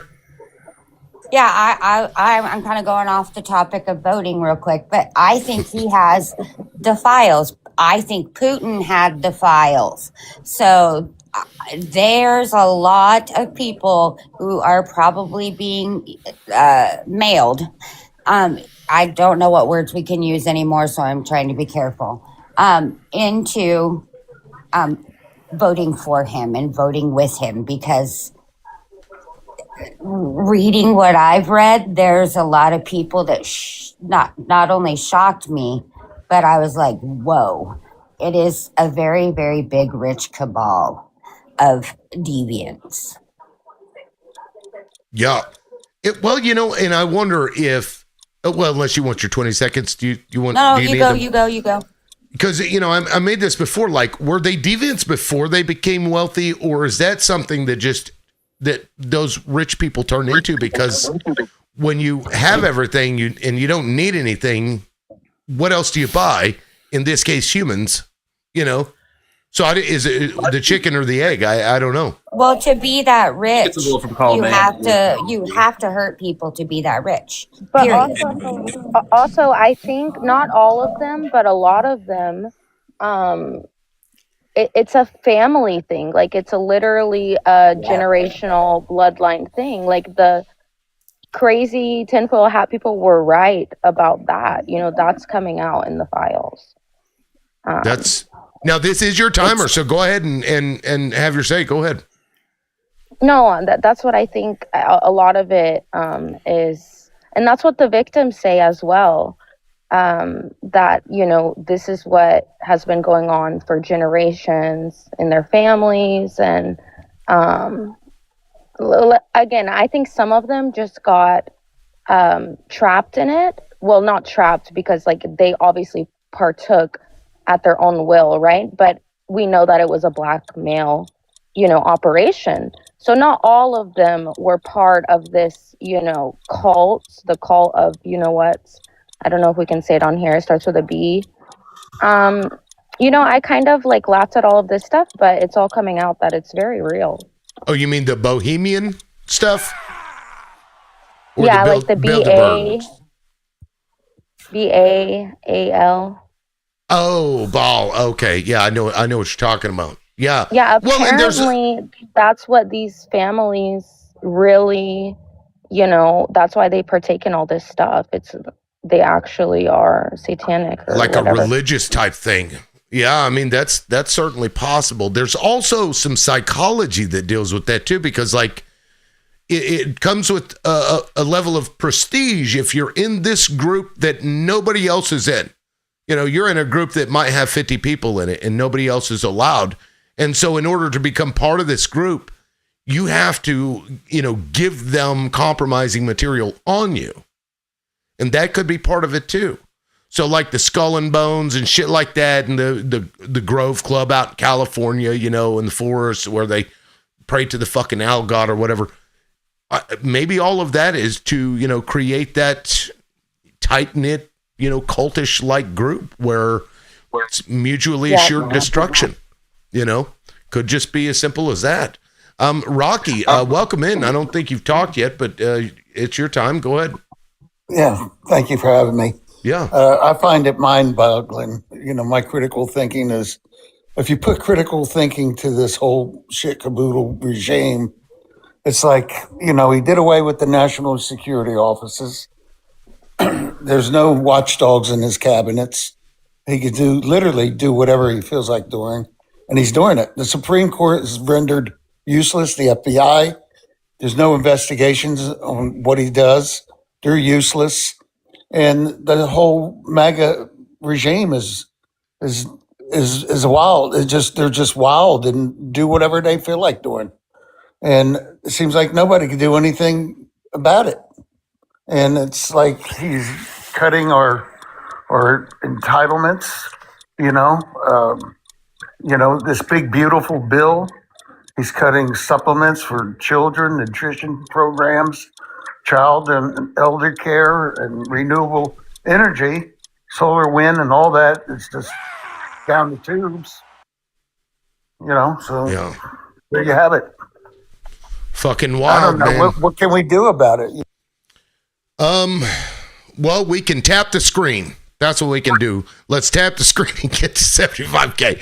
Just kidding. But I mean, really, yeah. I mean, that kind of speaks into it. You have to participate. You have to participate at all levels. You know, get involved with your local people, because that's one of the things the Republicans did very well was take over cities and states.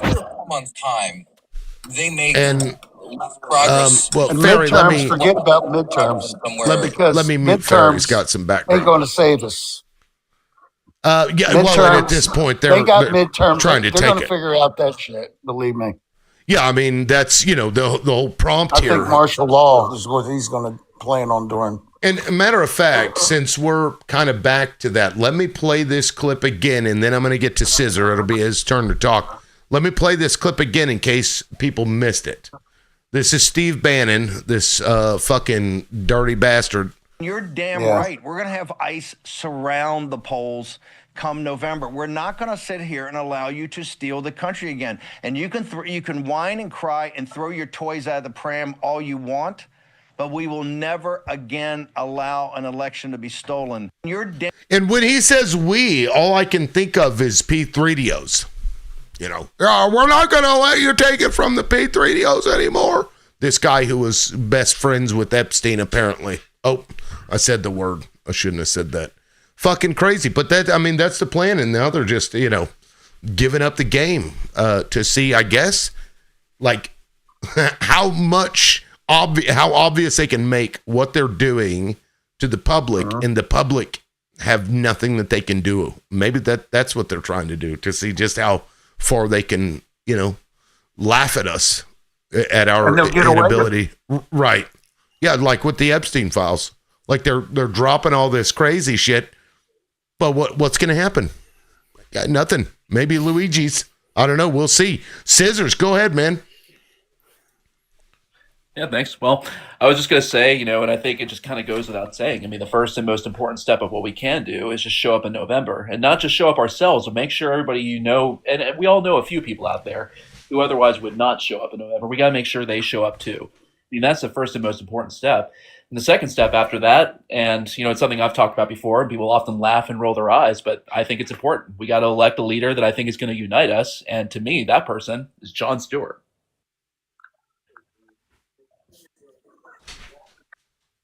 I am on board with Jon Stewart. Absolutely. He's been very consistent. He's been consistent like Bernie Sanders consistent. Now, you still have 20-something seconds if you want them, Scissors. Yeah, I mean, I can almost hear some eye rolling in there, but I mean, everybody often talks about how he's, he's an entertainer, he's not viable as a candidate. Well, what is Trump? And, what is Vladimir Zelensky? These are Reagan. entertainers that have had, for better or worse, a profound impact on their country. Jon Stewart's no different.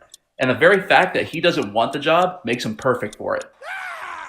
Yeah, I mean, that's a fair point. I got to say, I've always liked Jon Stewart politically, for sure. Now, let me get to ISB. And ISB, thank you for the coin. I appreciate that, man. Go ahead. Yeah, no problem.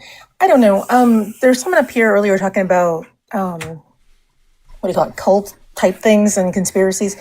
I don't know if that's stuff, how do I say this?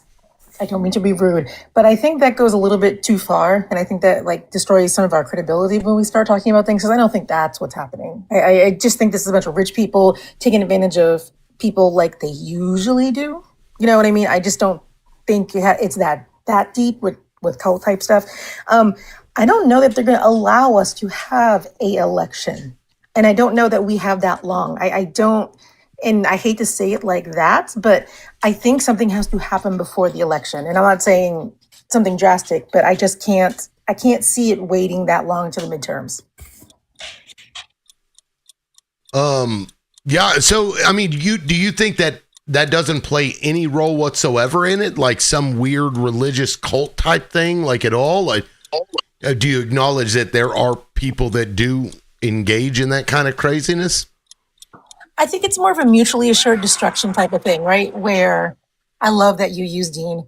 Mutually assured destruction, that they give Like, you have to give me something so I can make sure that you can't hurt me, and then I need something from you to make sure you don't hurt me. I don't think it's a cult type stuff. I think it's just I need dirt on you just in case something bad happens between us. Yeah, I actually did a video last night. I'm like, guys, we're going to have to start thinking that the flat earthers might be right because of all the conspiracy theorists that turn out to be true. Of course, I don't believe that. I think, it's just being funny. But it reminded me of that when you said that, because I don't know, man. Some of these, it's, call it whatever you want, I guess. Demonic is a good fucking way to put it, I suppose. But no, great point, ISB. I think it's fair that you point that out. Let me get to APAC real quick, and then I'm going to open it up to everybody again. APAC, thank you for the gifts, by the way. Go ahead, man. Of course. Yeah, so, I mean, I agree with a lot of what was said, right? There's this quote, like, power corrupts, absolute power corrupts absolutely. I think I got it right. And I think the problem is that there's not enough, safeguards against, the elite class. Now, don't get me wrong. I mean, I'm a, pro-capitalist. I am very, I guess I would say I'm very conservative when it comes to economic policies, but it gets to a point where when you have that much influence and money is power, you can essentially basically mitigate and prevent yourself from consequences. So I wouldn't be surprised, like all these movies I see about like shady, COPS and stuff, if they have, investigators, if they have, enforcement that can essentially prevent them from any consequences. And I think that's an issue. So it is an issue. Now, collectively, we're definitely going to have to do something about that. But, is it like we can fix it so that doesn't happen again later? But can we actually go after these people? I mean, because by the time you get to the Epstein files, a president or, whatever it is, to investigate them, by that time, is all of the evidence going to be gone? And is all, you know what I mean? Like, so I don't know. My faith in humanity is starting to wane over the last couple of years, but I guess we can only do so much. But let me open the floor up to everybody. You guys, if you're listening, please tap. Let's try to get to 100K because we're at 67K now. I do have some football helmet gifting goal if you want to help support the live. W Bunny again, thank you. Holy shit. I appreciate that. But yeah, let me just go ahead and open the floor up. Whoever wants to go ahead. I don't think it's going to get any better. I think it's going to get worse. And what's happening in this country is that he just literally does what he wants and nobody's blocking him. Who's in charge in D.C.? Nobody. They bow down to him. They don't even defy him. He does the craziest shit. And he keeps everything flooded with diversionary tactics. You got to remember, he's a con artist. He's a pimp. And this country's full of pimps and con artists. But that's the one they picked. The big, rich, and wealthy, the real people that run this country. And the other politicians are just lucky to be there, and they just want to sit in that seat. And they will never defy him.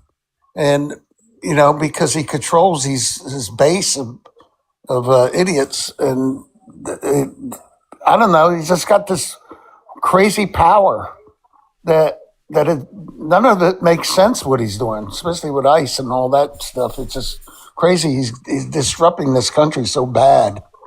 I think we're done. It's never going to get better. He's done a lot of damage, and then we're going to go into an epidemic collapse. I really believe that in about a year or so, because of the bond market is really piss poor. And without that bond, he's going to do a lot of printing money. But that's not going to work. If you don't sell them bonds. So you think that the country is just fucked? I mean, because, the country will exist. The people will exist. Something will come out of it later. So there, even if it were to collapse on itself economically or even socially, at some point it will turn around. Now, will that Well, be the for the e-files- better? I don't know. Will it be worse than what it was before? I think don't it'll know. come out. We would get more common sense in our political structure. We'll kind of do a little bit of overhauling, like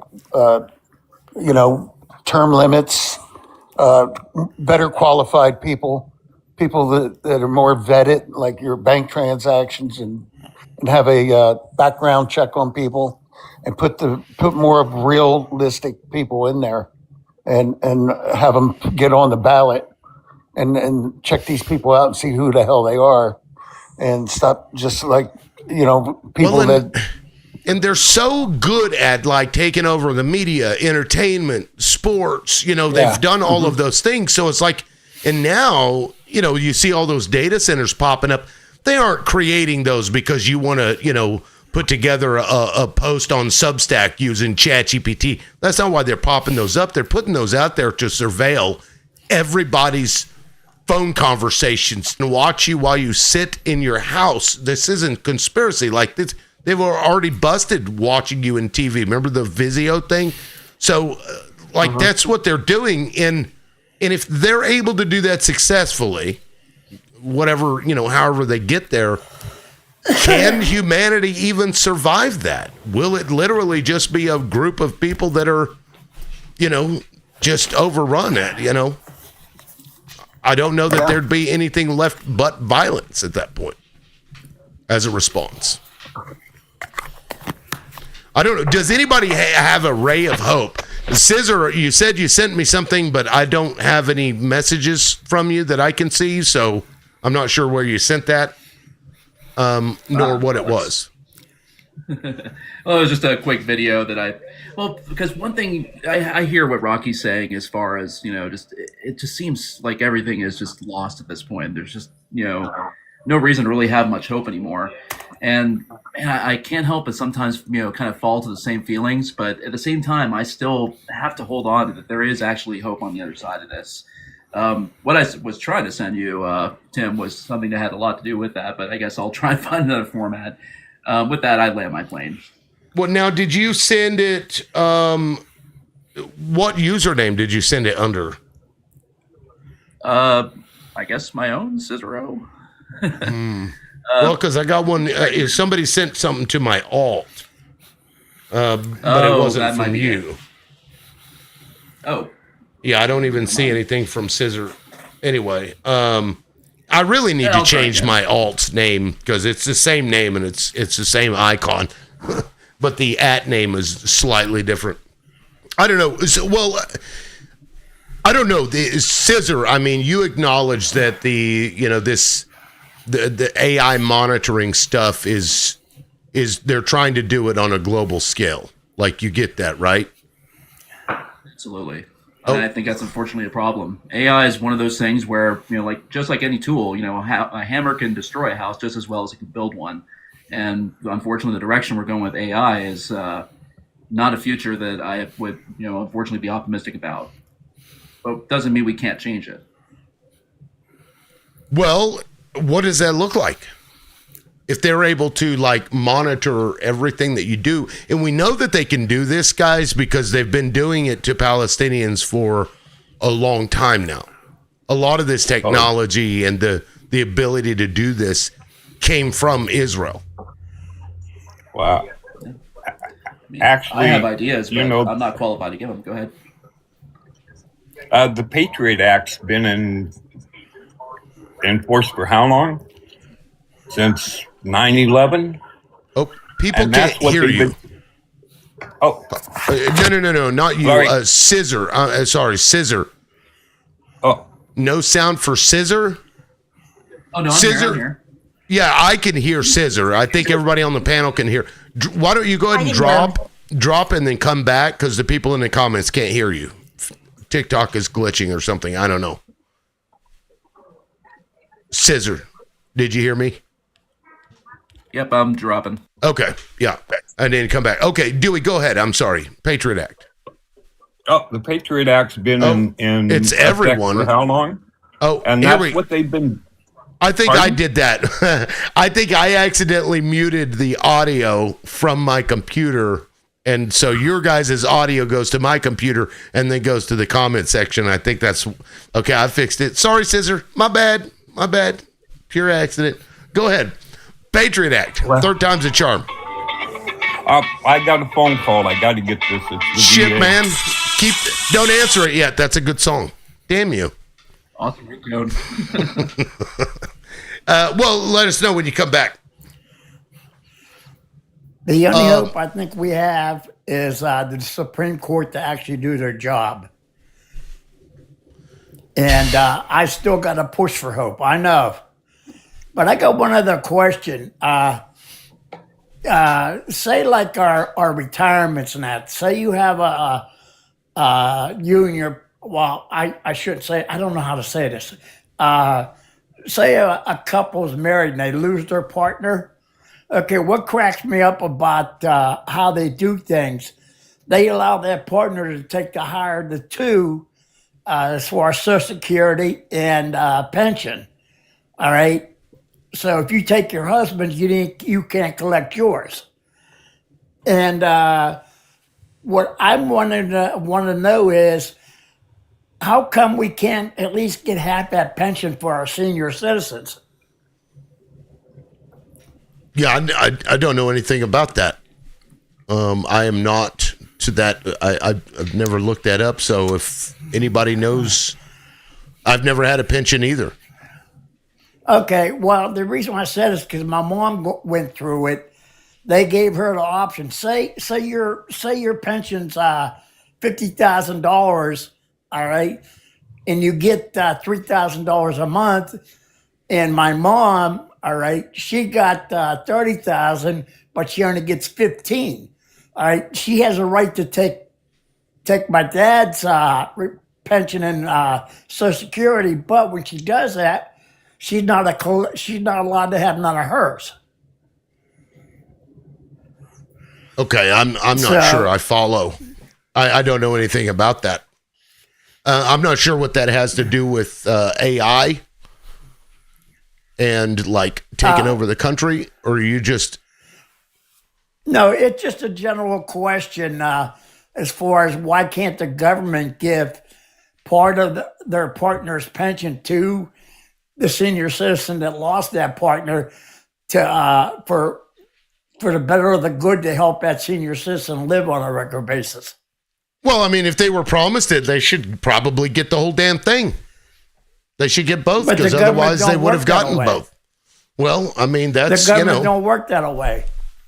The government is full of people that raped children too. So I guess, right? What can we expect out of a bunch of rapists? But in my opinion, I'm asking is, do you think that would be a good thing for them to do? Yes.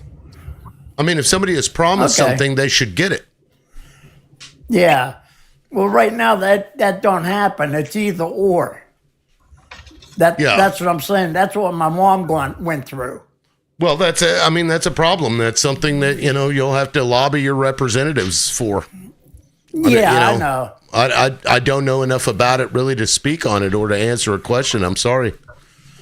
No problem. Hey, you can drop me down. Okay. And I'll listen.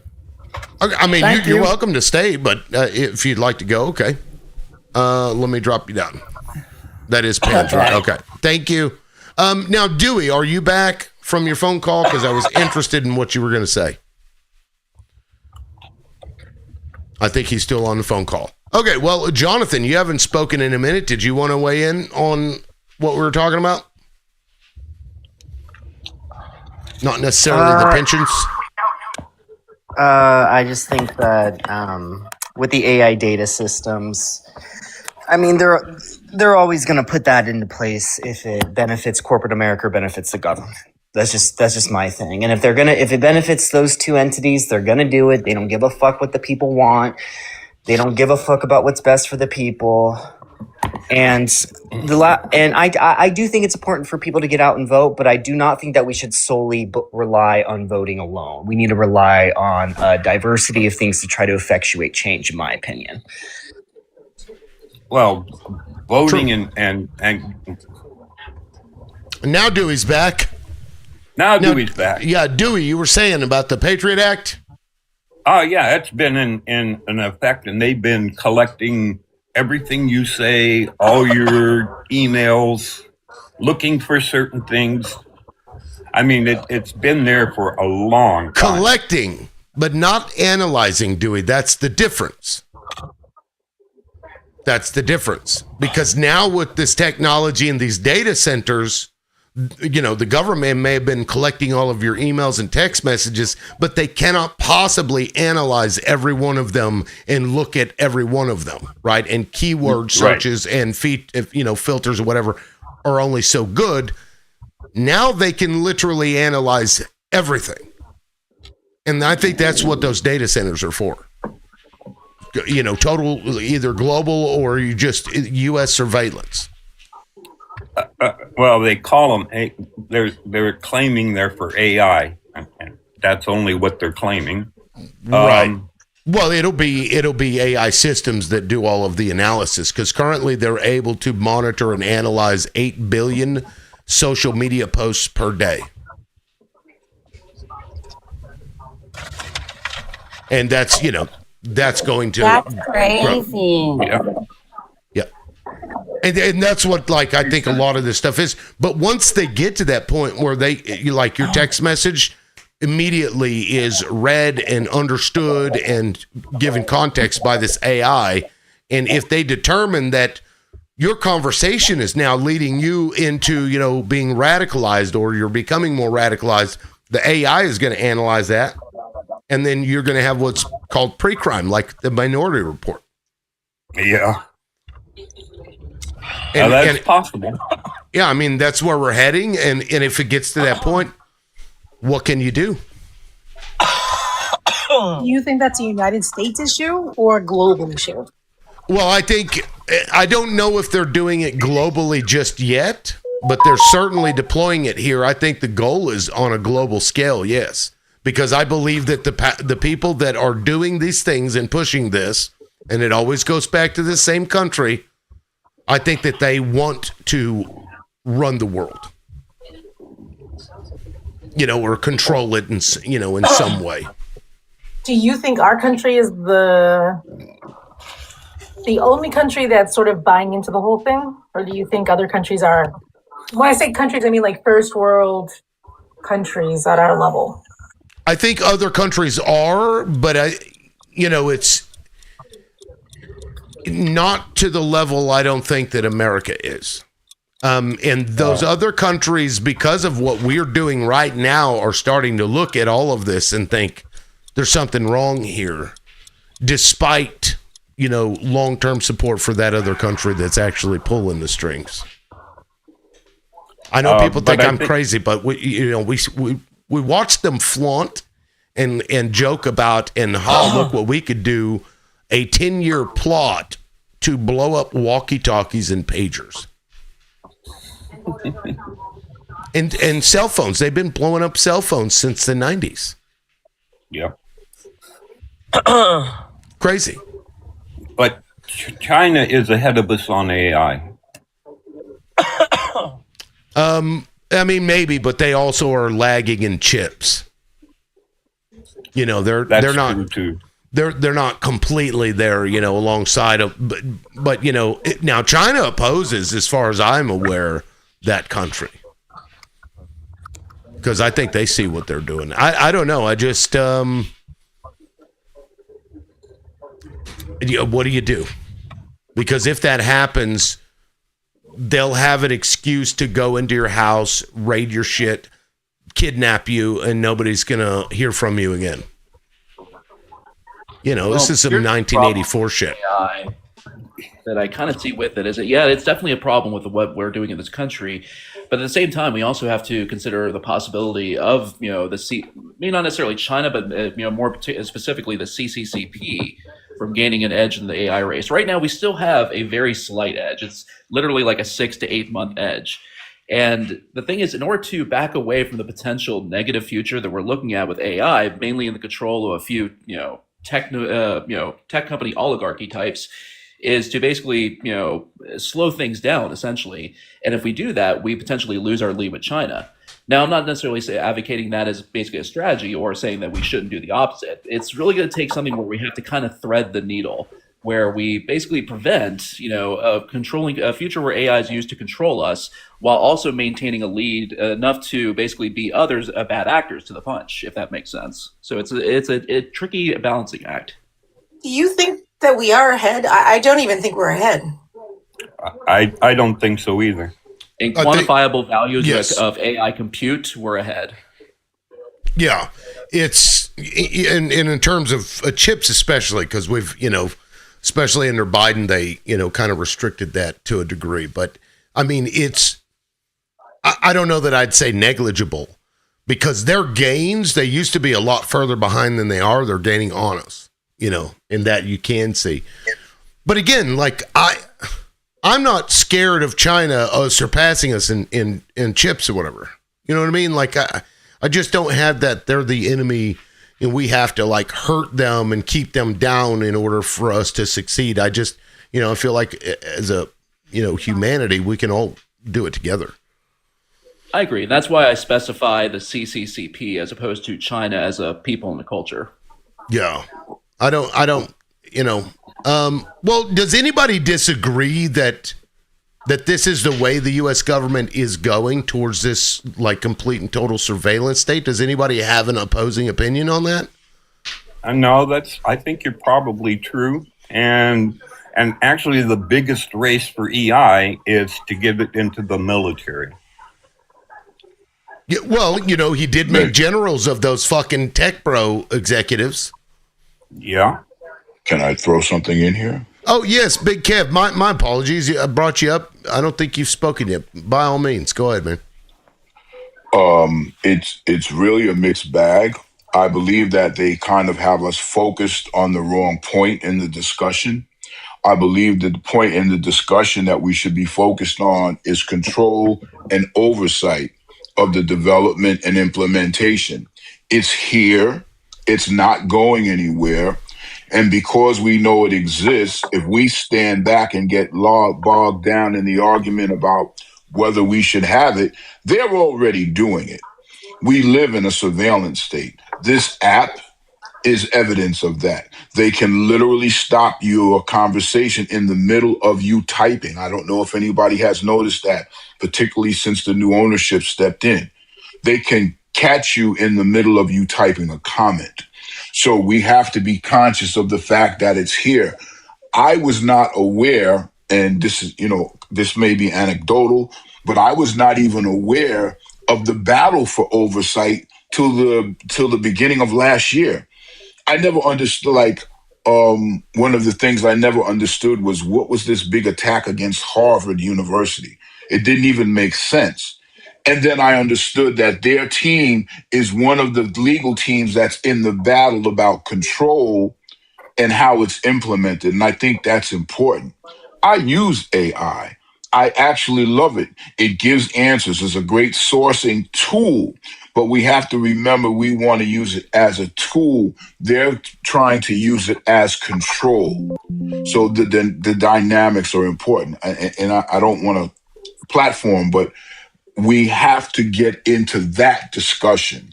We want to control. We want the standards for these data centers to be ramped up because you can't be there polluting the water. We want to know every deal. We want to know every aspect of the deals that are made with the utility companies, because when these data centers come in, they raise the local rates of any place that's within a couple of miles because the infrastructure always requires upgrading, and they're passing it on to the consumers, and that's not fair.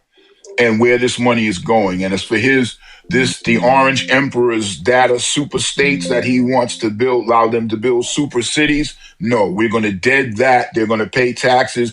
They're going to contribute to the economy like everybody else is supposed to be. And I'll land my plane. There's more, but I'll land here if that gives you an idea of where I stand. Yeah, well, I mean, that was the question is, what do you do about it? Do you think just lobbying the government to put in regulations is going to be enough? Because I think that ship sailed already. But maybe I'm wrong, and maybe there's still a way we can replace the people that are in there, because they're They're getting all the wheels greased by the very people that are wanting to control all of this shit. And I mean, you're right. We're already here because like Signal Labs is the company that can analyze the 8 billion social media posts a day. You can go look this up. So they are doing it already. Big Kev is right. So they're not going to stop. So we are still relying on the fact that voting works and that we can ask them. We have to completely overhaul the system if we actually want to see a change. It's very obvious. It doesn't matter that we can say anything and they just do what they want. It's the people who are quote unquote in charge. If we want to change in the United States, we have to overhaul the entire system, but people have to be willing to do that.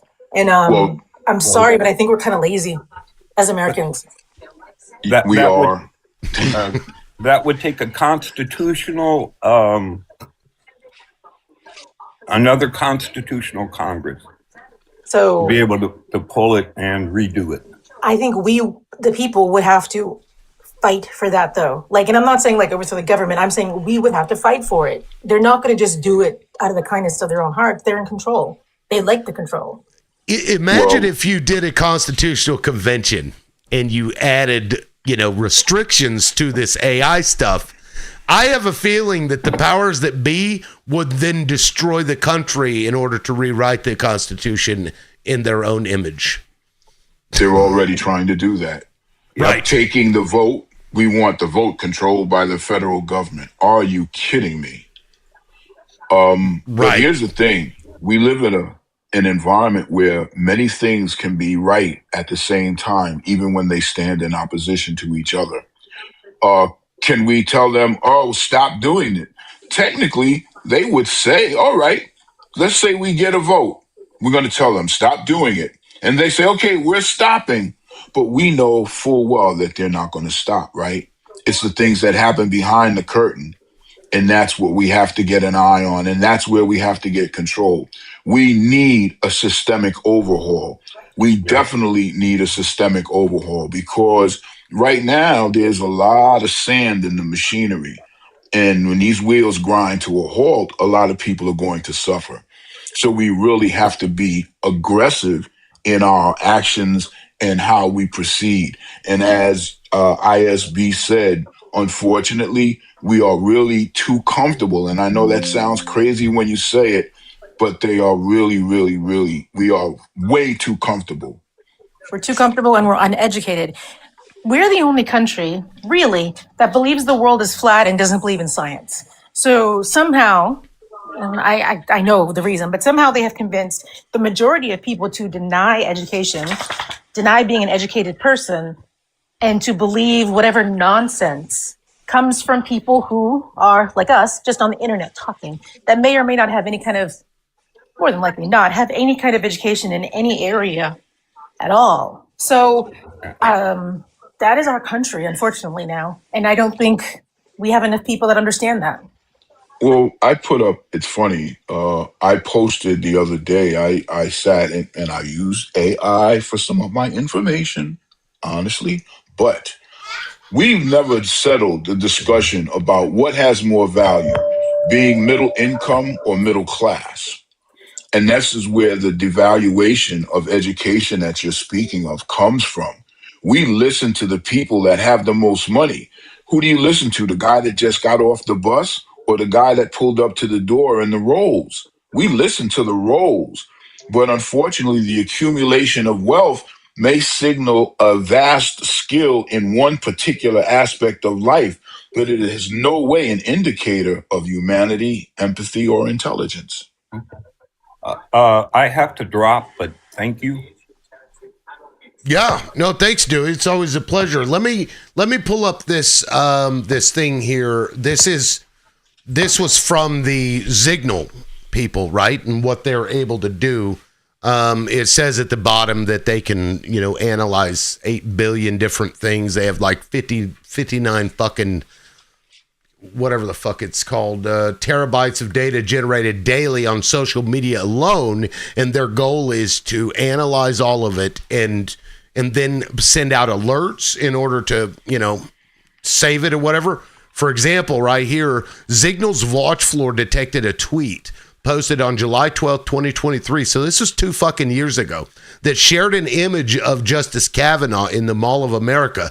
Some replies to the tweet, which received 28,000 plus views, shared veiled suggestions of violence. Leveraging an ATAC integration, attack proximity alert is sent directly to devices on the ground, allowing for immediate protective responses from agents aiding in the safety of Justice Kavanaugh.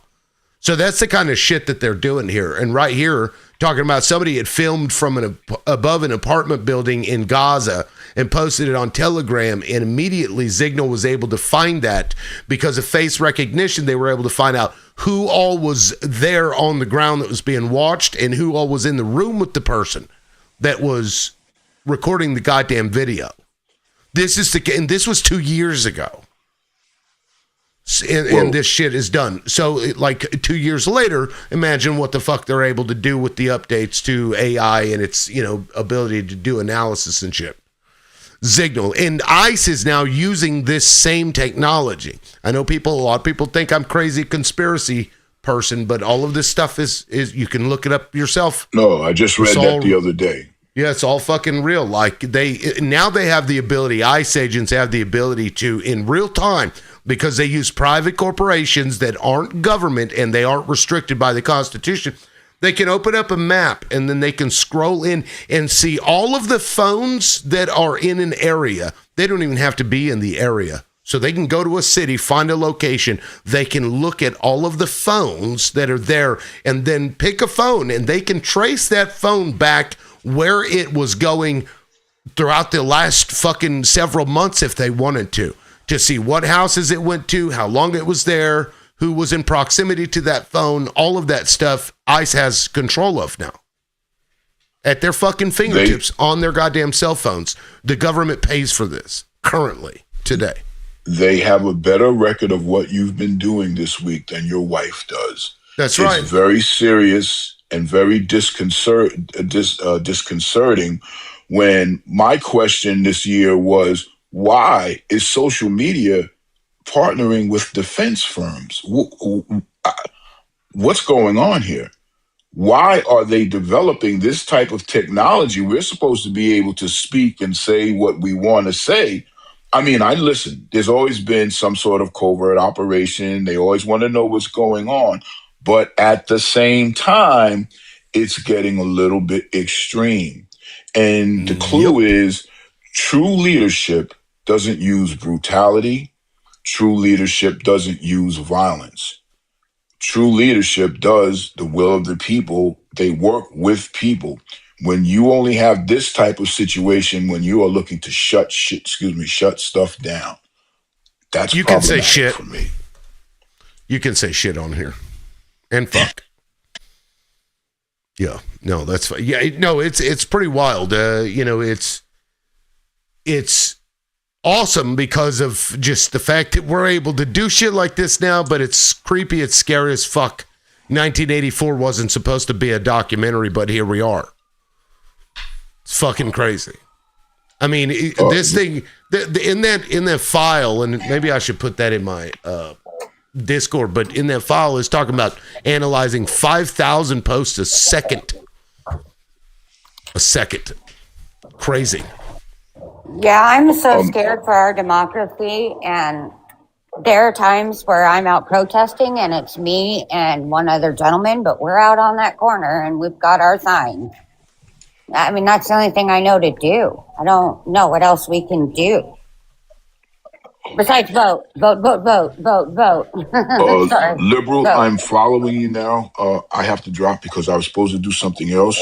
I thank you for letting me come up. I will be, keeping tabs to catch you back next time. Well, I appreciate that, man. Thank you very much. Yeah. I don't want to. You can drop me. I don't want to mess up your algorithms. Yeah, and everybody else. Thanks. Yeah, I appreciate it, man. I look forward to seeing you again. Take it easy, buddy. All right, thank you. Peace. Yeah, crazy shit. Oh, sorry to the ones that were requesting up. I hadn't checked my requests in a while, so forgive me if you were waiting forever. The answer to this, what we're seeing now, I don't know. Maybe you have to start applying the Constitution to corporations. in saying that, like, even if, because currently, if T-Mobile is monitoring all your text messages, theoretically, they could just hand it over to the government if they wanted to, right? And you've given them permission to share this with third parties, right? And the government wouldn't then be violating the Constitution. So we need to make sure that is, without a doubt, illegal. That they just cannot share data with the government without a warrant. And if they do, I don't know, find the fuck out of them or just completely remove their ability to do business in the country. I agree with you, but the United States doesn't, I don't know, the people in the United States don't see that as a priority. They don't, like I said, they're very complacent, they're very comfortable. They don't think it's going to happen. It'll never happen. Everything I hear about everything is like, oh, that would never happen here. That would never happen here. Well, it's happening. Oh my God, who knows what could happen with the right leaders. Yeah. Now, Raw, I did post that in the live chat on Discord. I should probably open that up again, but I don't know. Maybe I'll create a new Discord to let all the moles in. Anyway, let me get around the room here. We've got Here for Nuance. Go ahead. Did you want to jump in, weigh in on what we're talking about? Hey, how you doing, everybody? I'm Doug. Pretty good. Thanks for having me up. Yeah, go ahead. This is a really good conversation. This is what I touch on the lives I go into now, is educating people about everything you're talking about. Because this is I can beyond hear you. everything. I'm going to step away, but I can still hear you, so have at it. Okay. Yeah. So this is very, very important to all of us. And everything is connected. And there's a lot of things I've been chirping about down there, but everybody's on the right page and headed in the same direction as to where we need to go. We are already in what's called the fourth industrial revolution right now. And that will be characterized by AI enslavement control. And we are already in there right now. Okay, they're doing everything they can to control us, to monitor us, and this is going to get worse. Palantir has not even been fired up yet officially. But Donald Trump, back in November, not secretly, just nobody really knows, he signed an executive order to basically give them to go ahead to do what they needed to do here. And everybody knows who Palantir is, correct? CARP, you know Palantir is, right? Those are the ones who started testing their software called Lavender and Where's Daddy in Gaza. Those are the softwares that they pinpointed people that they wanted to take out, and they tested it on them, and it was highly successful. Now, of course, they take out the whole building, so I don't know how they're going to do it here, but we are headed for a controlled environment right now. And if you're not familiar with the UN Agenda 2030, I suggest you all get very familiar with it. This is the global one world government plan that they want to try to implement. Now, Trump is up and down from what I can see as far as he's a globalist or he's not a globalist. He likes to stick it to Europe, but then he does other things like fighting immigration, which is completely flies in the face of globalism. But he has big buddies with the technocrats. The technocrats are the ones we need to worry about. They're the ones who are making money off all of us eventually. The monitoring, the digital ID, and then of course there's digital currencies coming our way. We're getting rid of the fiat currency. Digital currency is very bad. And I'm hitting a lot of stuff high level. Hopefully you'll look into it. So it's the central bank digital currency. Now, let me put it to you like this. The best way to fight inflation under that program is to cut all of our accounts off and lock us out of them. That's what they have the ability to do. It will. Digital ID, they'll be able to know everywhere. This basically is going to be, where were you last night? We can see where you were last night. We can see where you're going. We can see where you're at. Everything's going to be out in the open. All of our emails, everything about our lives is going to be out there. Everything. Now, here's the rub. I'm telling you all this, but I don't know how to stop it. You know, it's good to be aware, but shit, what do we do? And I don't know. Voting's not it. They're all in it together. The Uniparty is lock stock with these rich oligarchs. They're all making money off of it at our expense. Democrats and Republicans, all of them. That's why I don't trust any of them. They don't look after us. They look after themselves. They can kill us. They're going to sacrifice all of us. They're sacrificing all of us. Yeah, I mean, the way to change that, I don't know. Mario Brothers could make another coming, and take care of some of that. But also, like, it's crazy because what they did was over the course of, I don't know, 100 fucking years, 200 years, whatever, they convinced the people that you can't ever fight back, right? You can only protest peacefully. And so we've grown up with this notion that, like, you have to only do it peacefully while they shoot you in the face or in the back while you're laying on the ground or whatever. But you've got to do it peacefully. So now we've got a whole group of people who there's, 330 million of us and what, several thousand of them? Yes, they haven't used. Here's another thing. Protesting doesn't work. Right. And so it's weird because and it points this out in the Declaration of Independence that humans are more likely to suffer while evils are sufferable. There has to come a point where it's like the people are just like, well, fuck that shit. I don't know. Yes.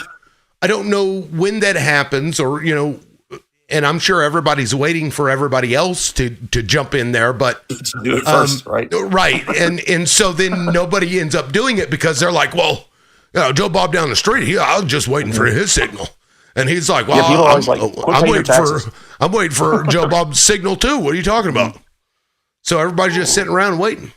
It's like the phenomena where somebody's getting attacked or raped or something, and they're looking, it's like, well, somebody else will call the cops. And then nobody ends up calling the cops. I think that's where we're at.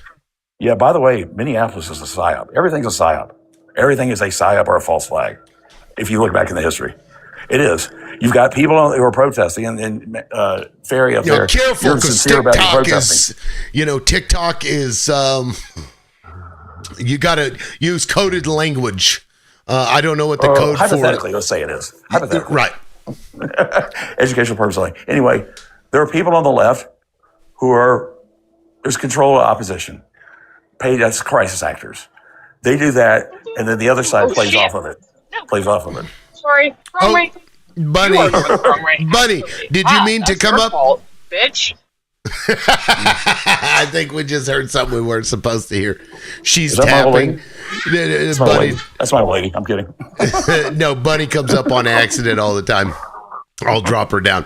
She'll come back up if she meant to. Anyway, that's funny. Yeah, go ahead, Doug.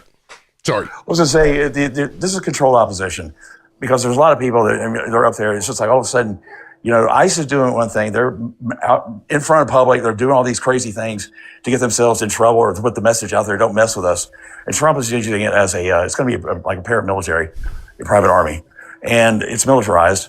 But his ultimate goal is to implement the Insurrection Act as a result of this. I've been saying it for a while. He's trying, right? And it seems like he's not getting the reaction he wants, which gives me a little bit of hope for America in a general sort of way, because everything is leading up to trying to get it done, right? So he sent National Guard into LA, allegedly for hypothetical entertainment purposes only. He sent National Guard into LA, nothing happened. He put them in DC, nothing really happened. He put them, then the CK thing happened, nothing happened. They put him into Chicago, nothing happened. They put him into Oregon, nothing happened. They put him into Milwaukee. Now stuff is happening, but he's still not getting the reaction he wants. People aren't then losing it and like doing crazy stuff. When I say crazy, I don't mean crazy, but you know what I'm saying. They're not going over the top and doing things, and he is not getting. And I think it is frustrating the hell out of the administration because they are trying their damnedest to get somebody to act a fool, and people aren't taking the bait. Right. Well, I think people, I got to give them credit. Because I was worried that people would just start going fucking nuts to give them an excuse. After Alex Peretti and Renee Good, I really thought, I was very, very worried that that was it. Then it was gonna be bad, and I haven't seen it yet, and I'm pretty proud of the American people in general. A guest in your live has violated our misinformation policy, huh? Repeated violations by your guest may lead to restrictions, of course. That's Doug. Doug, I've got to drop you. No worries. That's fucking TikTok. Thank you. I appreciate you, man. Either way. Thanks a lot, man. It happens. Yeah, fucking God. It would have been nice if the takeover would have come with less censorship. But, can't do I think that. it depends on the room. And I also think it depends on if you have people who follow you around and report you or your and panel. I do. I have a group of liberals that fucking hate me, and they will. These people will sit in my chat, in my comment section, and then send messages to people that come up on the panel, shitting on me, or they'll see them in another live and shit on them in the comment section for being in my live. It's fucking weird. But why? People are What did you do? I removed mods that were trying to get me to deplatform somebody. Oh, gosh. Because I don't deplatform people. Like, everybody's welcome on my show. And that was almost a year ago. And they've been doing this for almost a year now. It's fucking crazy. There's a TikTok community. There's definitely a TikTok, how do we say, environment / community that happens. Yep. With things like that. Yeah. Now, real quick, Bunny, did you mean to come up this time? Oh, had I come up before? You did, and I heard, I heard something, and I'm like, oh shit, and then you're like, bitch. I started laughing, but I Oh, you muted probably heard my version of road rage. Nice. You were driving. So you did mean to come up this time, though. This time, yes. This time I did. Well, you know what, Bunny? You are W Bunny all day long, so please have the floor. It's all yours. Oh, no worries at all. And, I made a choice that I'm done with supporting all these big corporations. So I've canceled all subscriptions to any, movie shows, anything like that. And I've decided to put my money where my mouth is and support small creators. Specifically, I am looking at only Black and brown creators or Indigenous, because I'm not. No, it's not. It's not when the white creators are so over supported already. And as a white person, call me racist all you want. I not fully white tea. own that I'm I was. actually Italian, so I'm not white tea. But anyway, that's irrelevant. You can believe that. Because race is a social construct. Big I Bud, wasn't done. Big Bud, if that offended you, think a little harder, okay? I never said it would Let her offend me. I'm not a finish. liberal like well, you. No, I'm not it a did liberal. offend you, bro, because you interrupted her while she was talking. This is an open discussion. It literally says it on your fucking panel, genius.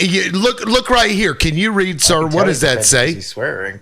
What does that You say, have buddy? two conflicting statements on your panel. Big It Bud. says don't interrupt, but open discussion. Which What does fucking that is say? it?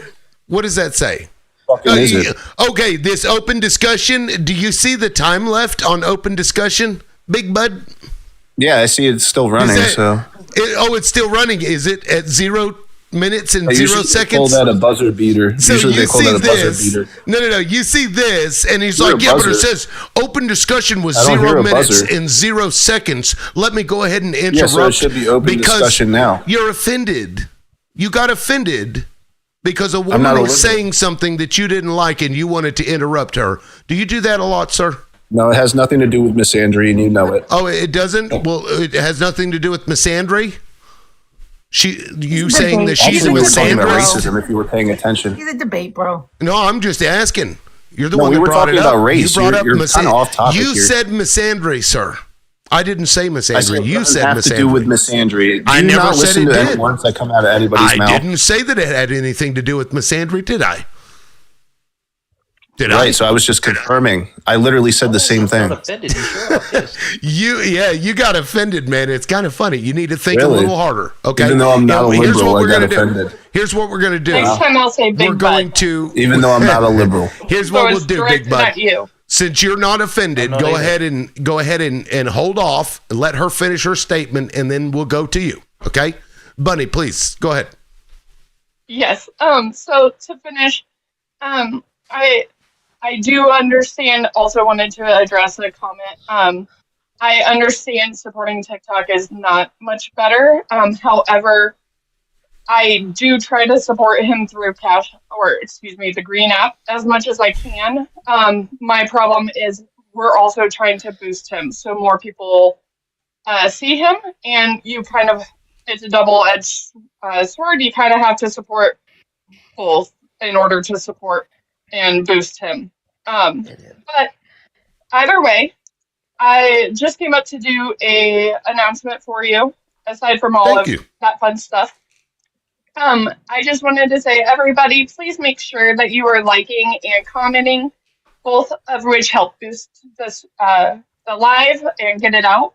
Also, if you could share, all you have to do is hit copy link or repost, both, again, free to do. If you click his name in the upper left-hand corner, you'll see a gift gallery.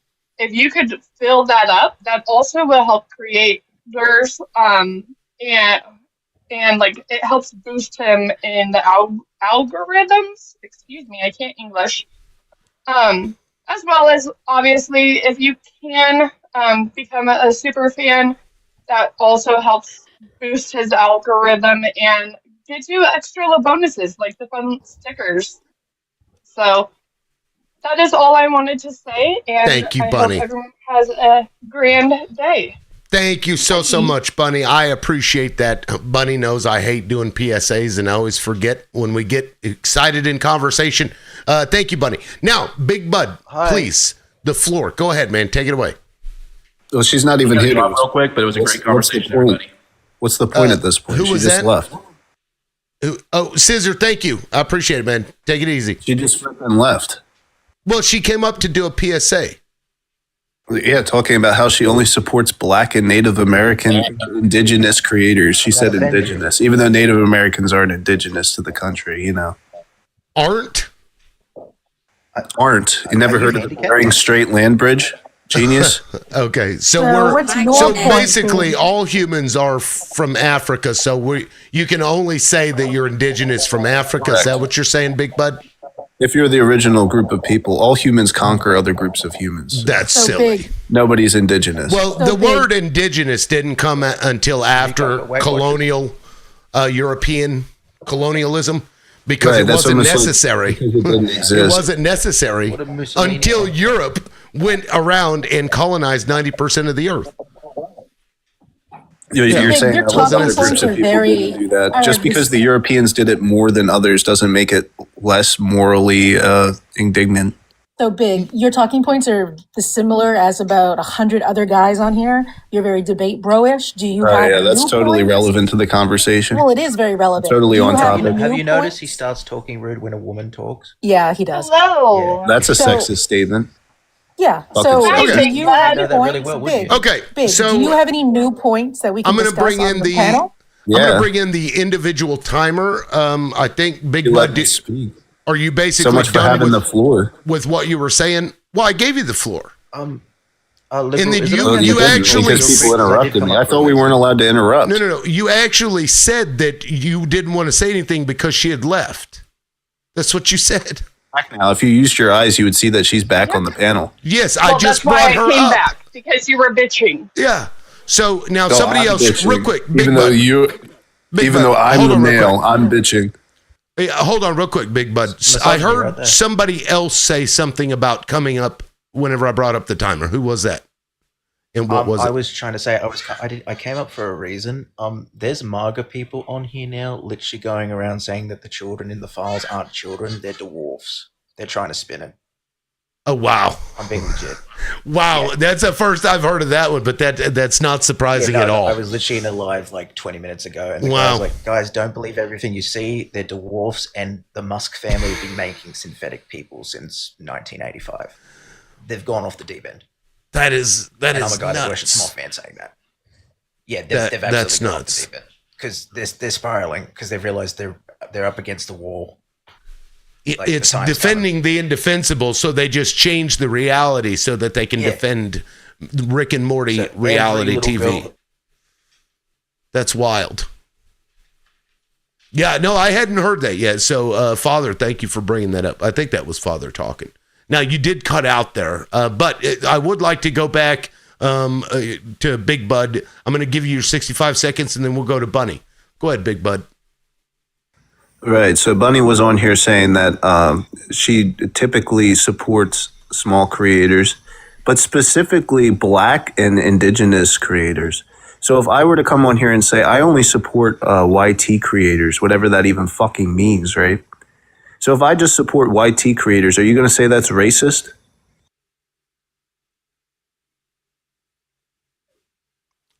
Say what now?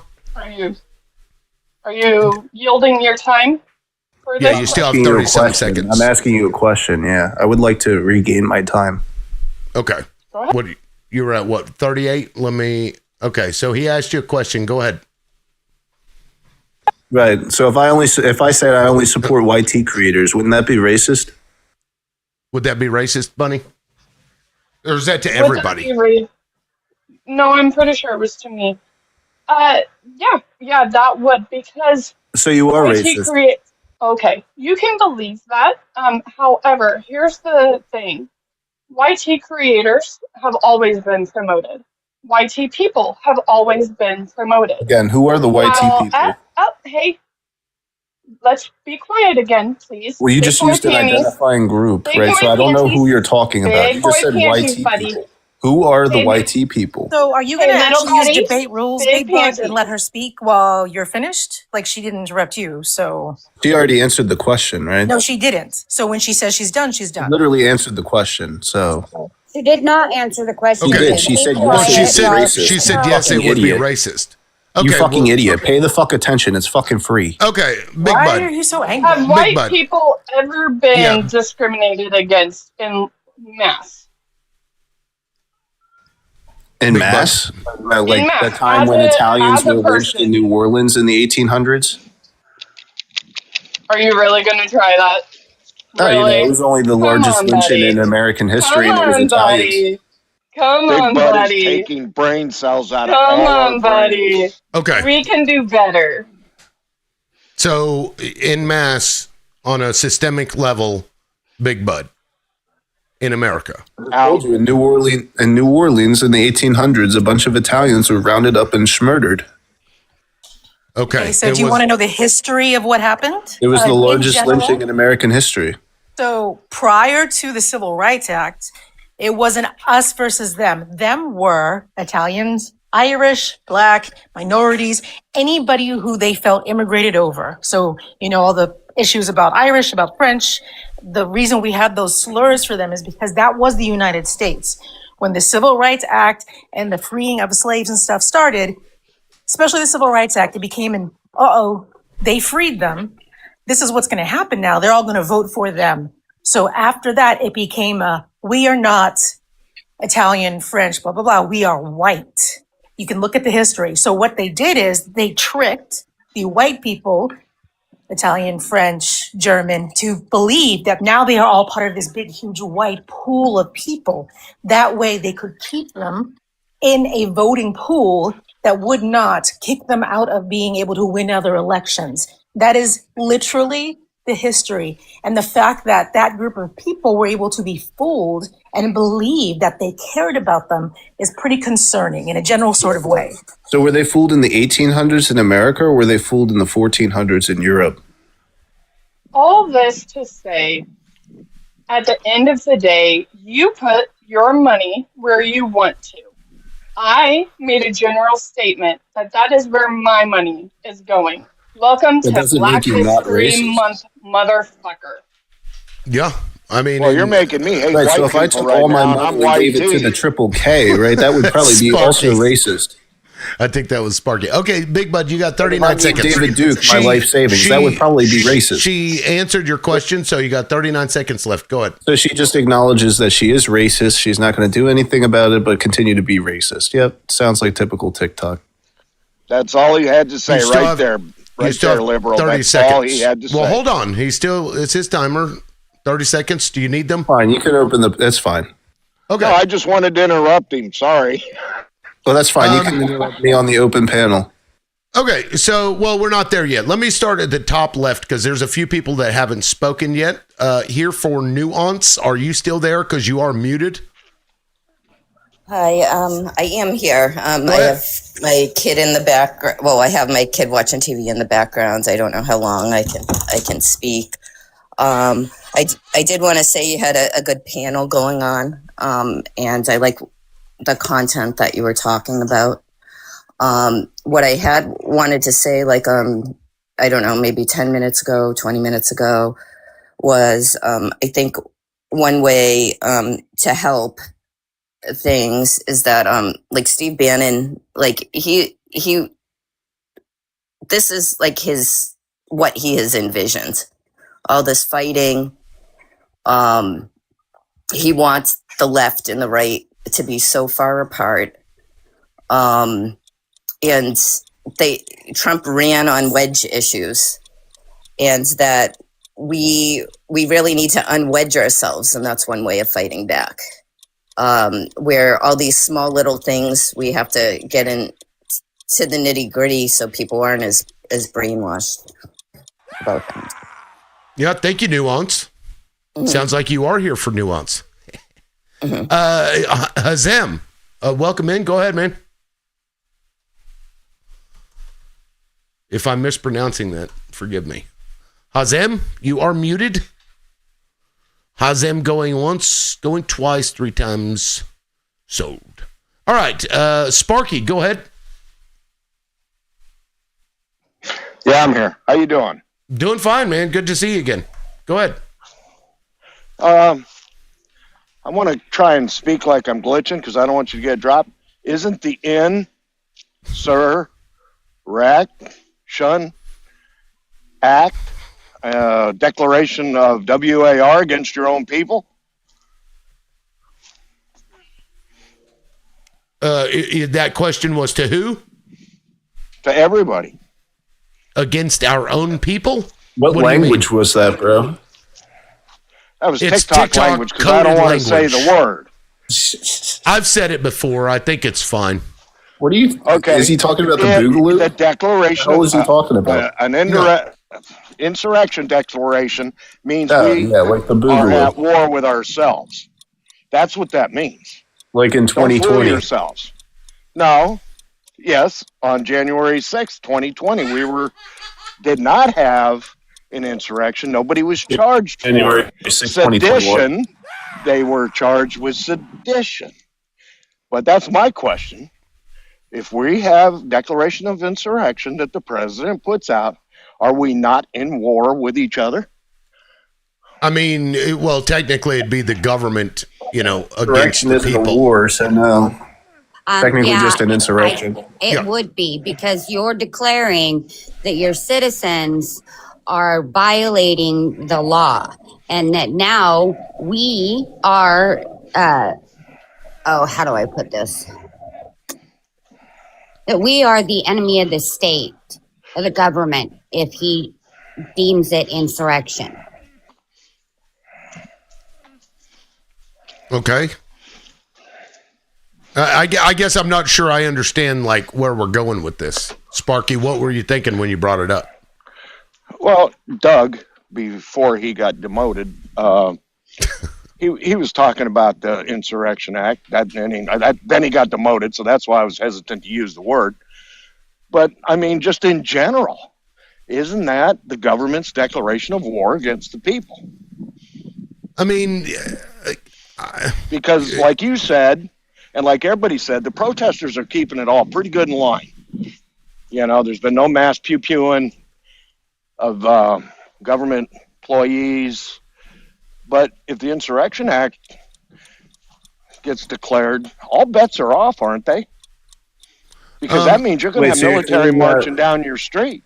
That means you're going to have military down every street. Luigi Mangione? Luigi Mangione is innocent? Is that what you're claiming? No, I'm not going to fall into your bullshit. No, that's not what I'm claiming. The act hadn't been declared. I mean, technically speaking, it's not a declaration of war, but I insurrection understand. had been declared, then Luigi Mangione would have been guilty. Just go away. Think about it this way. Would you not have military on every street in America? Not necessarily, no. When the Insurrection Act is generally invoked, and now this doesn't mean that Trump won't do this, but when the Insurrection Act is invoked, like it was in the LA riots, it's very specific to a location and to a thing that's happening. Now, should he invoke it and then send military to every state and every fucking major city across the U.S., then you might have a point, but I don't think that's what he would do. Do you see what I mean? I don't know. I mean, he does a lot of things people wouldn't think that he would do. It's kind of his MO. Absolutely. Well, I mean, look, that's a conversation to have when you get to that point. But historically speaking, that is not what they've used the Insurrection Act When we for. get to that point, it's already too late there, genius.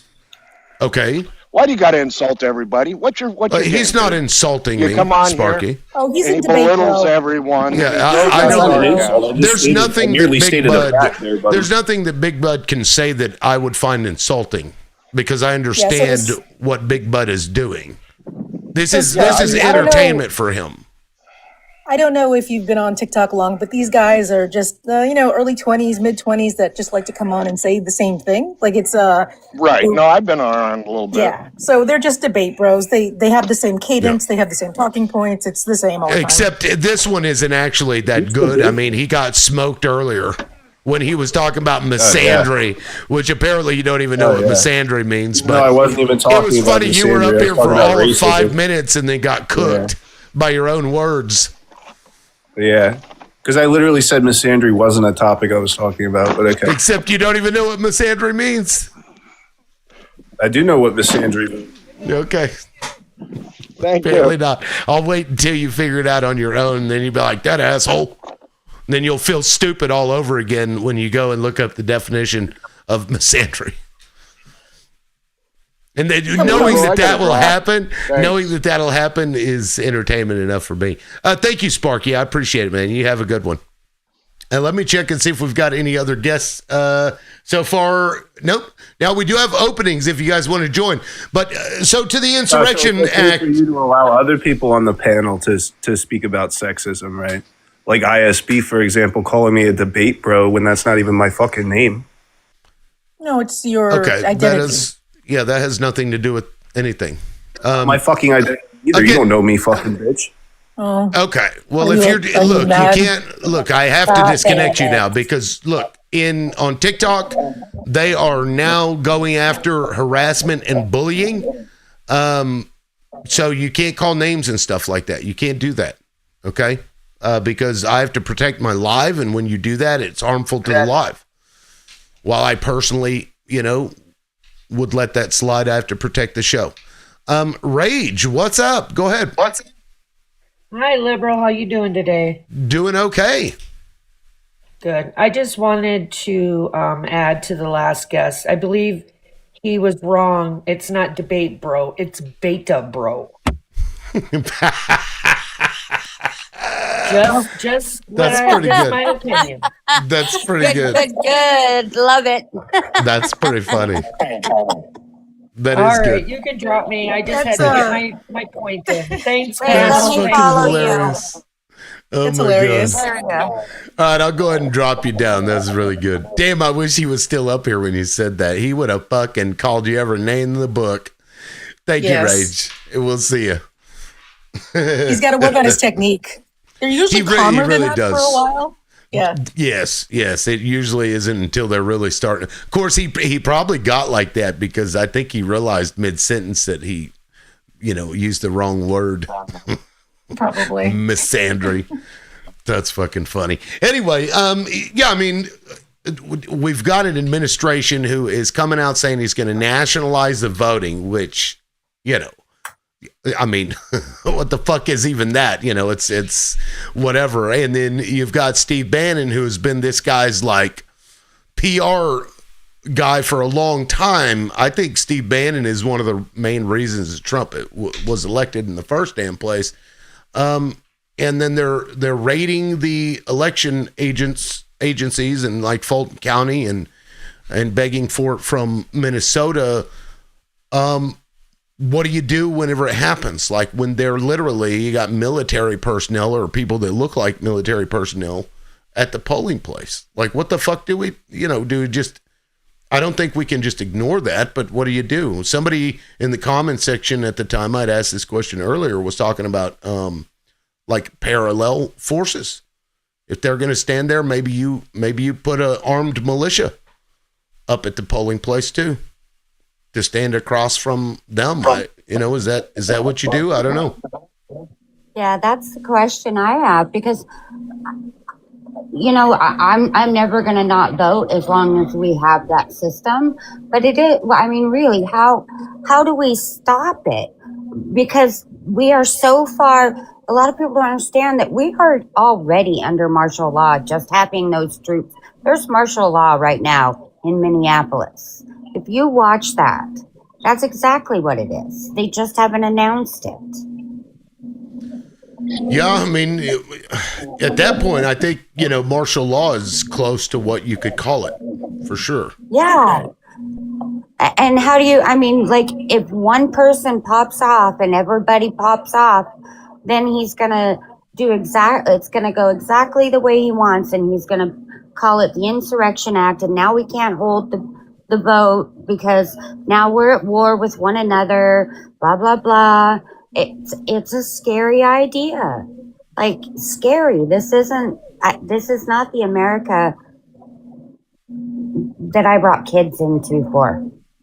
I know, and doesn't it suck? Because, I feel like as a parent, I feel like I've let my damn kids down because it was not like this. It was bad for certain groups of people, but it wasn't like this. And we were moving forward, and now we're here.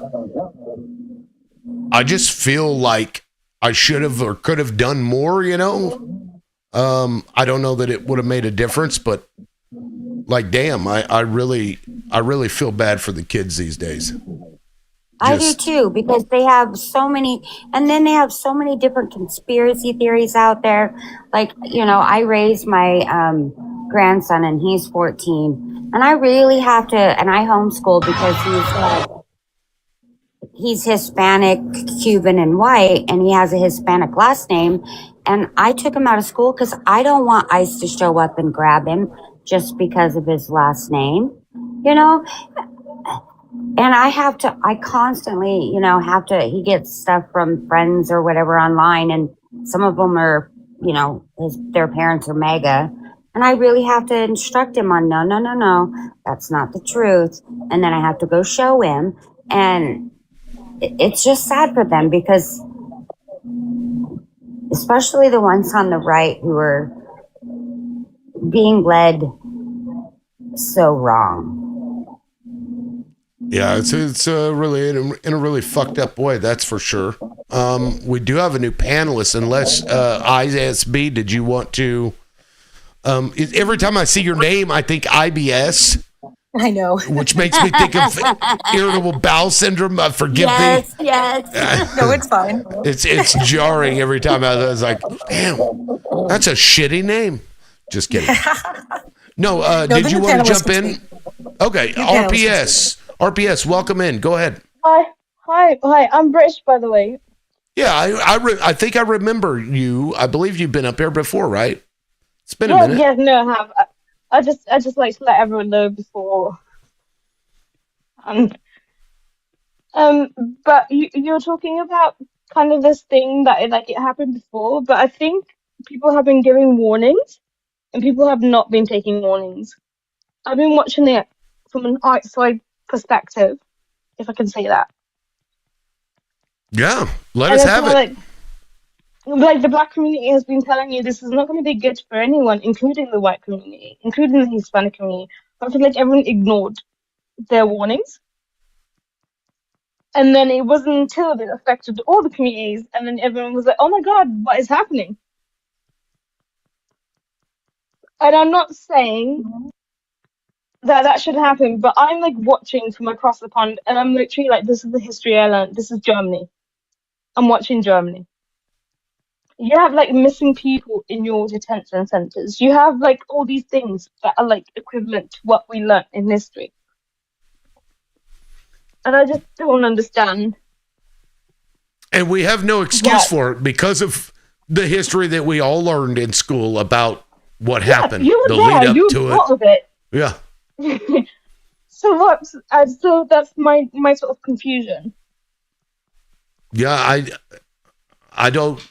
I mean, I can't really explain it, because I don't understand MAGA and their Of course, this is true for Democrats too. I've seen a lot of Democrats who will just shield for the party just because, and like Well, pretzel Democrats are not themselves doing too. anything. It doesn't even seem like. Well, no. there's I'm nothing saying party- it's a human trait, I think, and I don't get it because I've never really been into like that's my party and I've got to defend it no matter what.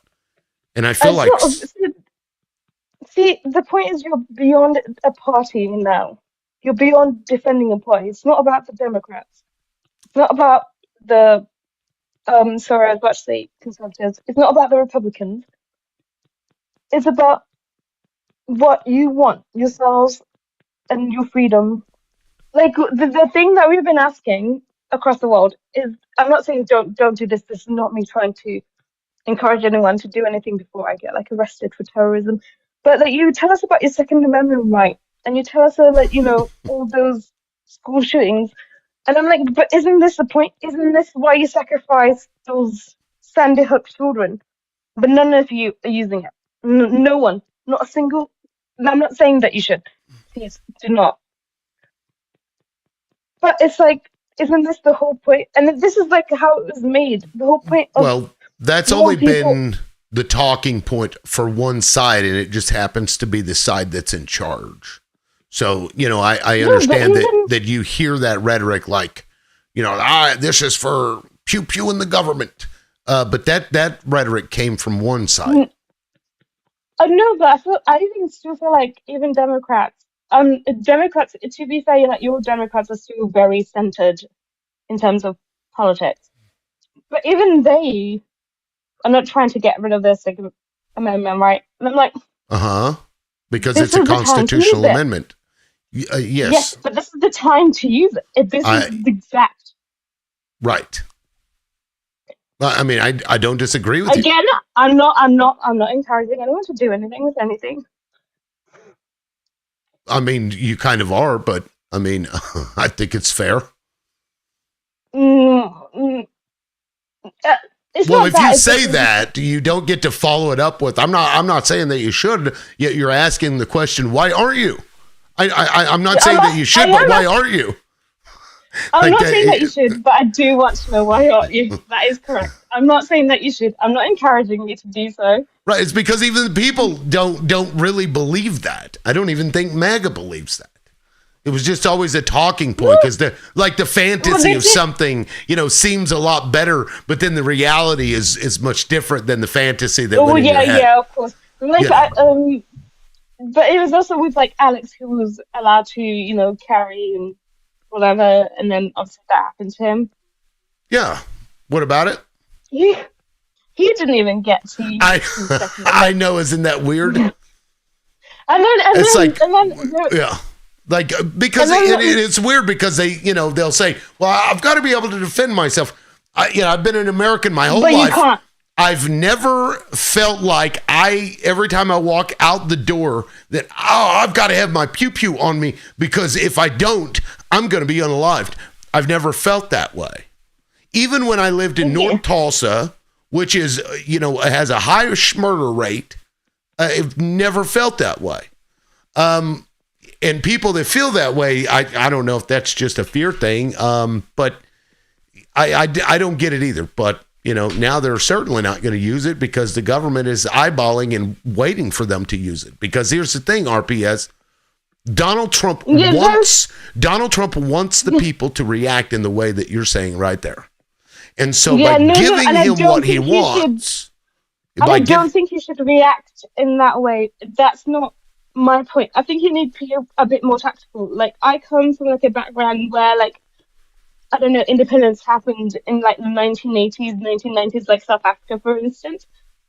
And I kind of need you to copy that in terms of how revolution works. Also, the other thing, I'm like, Paris, when they hate something, they burn Paris down. Like, Paris is burnt down every other year. I'm not kidding you. There's literally a fire. We're aware. And so I'm like, you guys are like, let's protest politely. I'm like, no, you need to dump manure in your like government building as the Parisians do. You need to burn some stuff. You need to burn some cars. Okay, well, come on over and get that going. Yeah. I can't. Unfortunately, I've been in detention center 5 minutes, especially with Trump saying that he wants to look at our 5 years of history. I don't know. On Do you social have media. dark skin? Yes, I'm black, and then you would be. And then you would be. and, They would probably put and 12 bullets inside of you. And also, Trump wants to look at your social media history for the last 5 years, and I'm sure every single year I've said how much I hate him. So I'd be like done for the moment I step into America. They'll be like, yeah, not her. Yeah, I mean, it's it is what it is. It's not like we are enjoying this. At least not some of us. Joe may enjoy it. Joe may enjoy it, but most of us don't. No. This Joe right here on the panel.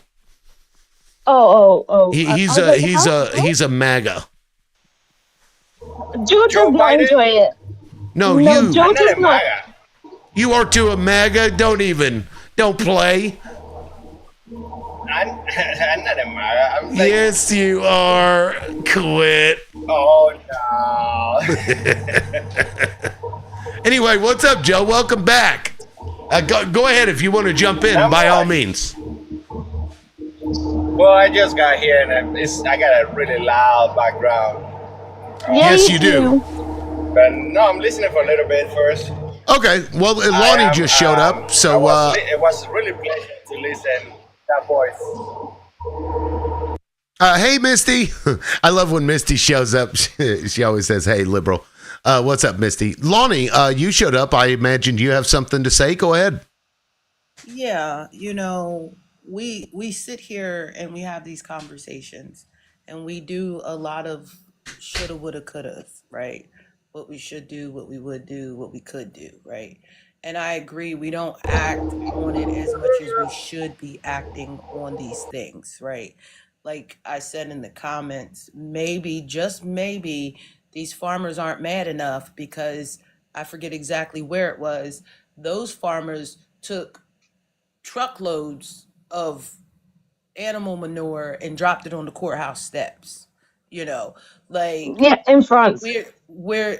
So we're not scared enough, right? We're not hurt enough, right? And I say we as U.S. citizens, right? Not we as people of color, but we as U.S. citizens, we're not hurt enough to actually retaliate in a way that would make the biggest impact possible, because we all sit here and we say, oh, I can't do this because of that. I can't do this because of that. But that is where they want us to be. This is exactly where they want us to be. They want us to comply in advance. And unfortunately, there's a lot of us that are complying in advance. The whole reason, in my strongest opinion, what's happening right now is about controlling the masses, right? So they go to a few places. They go to Seattle. They went in Minnesota. They're in Maine. They're talking about Philadelphia. They're going to these places and they're putting ice on the ground, and they have ice breaking the law, right? And then when people respond, things like people like Renee Good and Alex Peretti, they get the backlash, right? To send a message to the masses that if you come against us, this is what's going to happen. And unfortunately, there's people that is agreeing with this by surely complying in advance with all the excuses, and they're going to make a norm out of this, right? So when Steve Bannon gets up there and says, we're going to put ICE or we're going to put federal agents of some sort outside of voting locations, it's not going to be every voting locations. It's just going to be enough of them so that the people who are already complying in advance stay scared and stay home and think that if they just keep their heads down, this will all go away and everything will be back to normal. And we really got to get uncomfortable. We really got to make hard choices in order to show them that we're not playing this game anymore. And until we can collectively get there, it's going to keep happening. They're going to keep getting away with it. And we can't just keep blaming the government for that.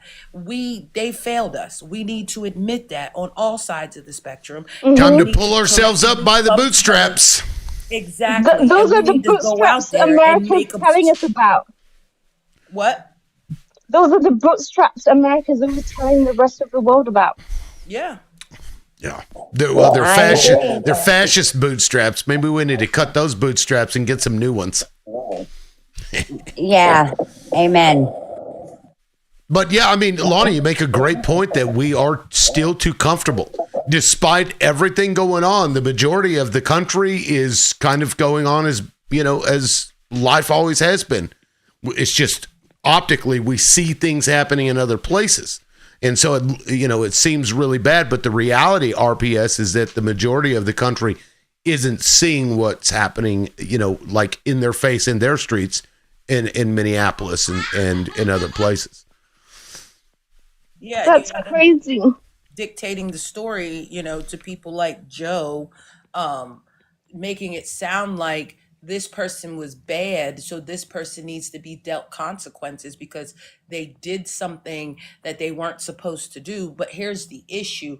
You don't know what you don't know. So if you thought that you was going to come here and have a better life and prosper because that's what they've been feeding us, because somebody earlier on the panel said that's pretty much what's written on the Statue of Liberty, right? Bring us you're tired, you're hungry, and all that jazz. And so they come here for a better life because that's the story we sold the world. And now that they're here, it's like this administration is like, nope, you're wrong. That's not what it is anymore. You can't be here. You got to go. You got to get out. And then turn around and live restricted, the right way. Live restricted for 10 minutes. Does not comply with the For You feed eligibility standards. Reason unverified claims. Oh my God. What the fuck? Probably. Ferry. Violation by Ferry in chat. Oh, by Ferry in the chat? I've never seen that before. What the fuck? What did you say in the chat? That is crazy. What the fuck? What the hell was said in the chat? I've never seen them give a violation for things in the chat. Oh, wait, no, that's your name is in chat. Okay. Yeah, I'm an idiot. Okay, well, I got to drop you, Ferry. I don't know what that was, but you were flagged for misinformation. You weren't even talking. I don't know. All right, thank you, Ferry. Like I said, what the fuck is that? Boils down to. She wasn't even talking. She wasn't, and I think somebody probably reported her that knows who she is. Yeah. It's those fucking liberals that hate me. Yeah. They probably sit in here and fucking report every person. Like, right. This is weird. Like we sit up here and we have these conversations with Joe and Hoodlum and all the rest of them, and we can on the left we can agree that. Yes, the Democrats have done some things that we're not 100% proud of. We can say that with our whole chest, and we can criticize the left while we're standing over here. But the right doesn't want to take the accountability. No. Either. And that's why we can't come together as a people on this continent and say that this is cruelty against humanity and it needs to stop. And y'all just keep justifying it like, oh no, they did something wrong. If that's the case, then we need to have that same energy about the commander-in-chief, because the court said that he did something 34 times that was against the law. Yeah. And nobody is saying he needs to be removed because of that. Y'all are not saying that he needs to be removed because of that. He should have been. He's never been one. Well, shoulda, coulda, woulda, but we're If here. you're convicted of something, you should never become a leader of a country. Well, the Constitution doesn't place a restriction on that. Chuck Schumer had the power to make sure that he was prosecuted for when he was impeached while he was president, and he kicked it to the states. And then the states said, well, he's not president, so we don't care. And he came back again. And then when states tried to take him off the ticket, he sued the states, and they had to put him back on the ticket. And that's the issue, because our politicians aren't doing what they're supposed to be doing. What's crazy about that is that theoretically, because states cannot remove somebody by claiming that they're ineligible to be president and that a president can only serve 2 terms, theoretically, he could literally just put his name on the ballot and the state can't remove him and people could elect him again. Imagine if he wins for a 3rd term. And then Congress would have to be the ones to say that he's ineligible. But by the time he's already been elected, what do you think part of the country would do.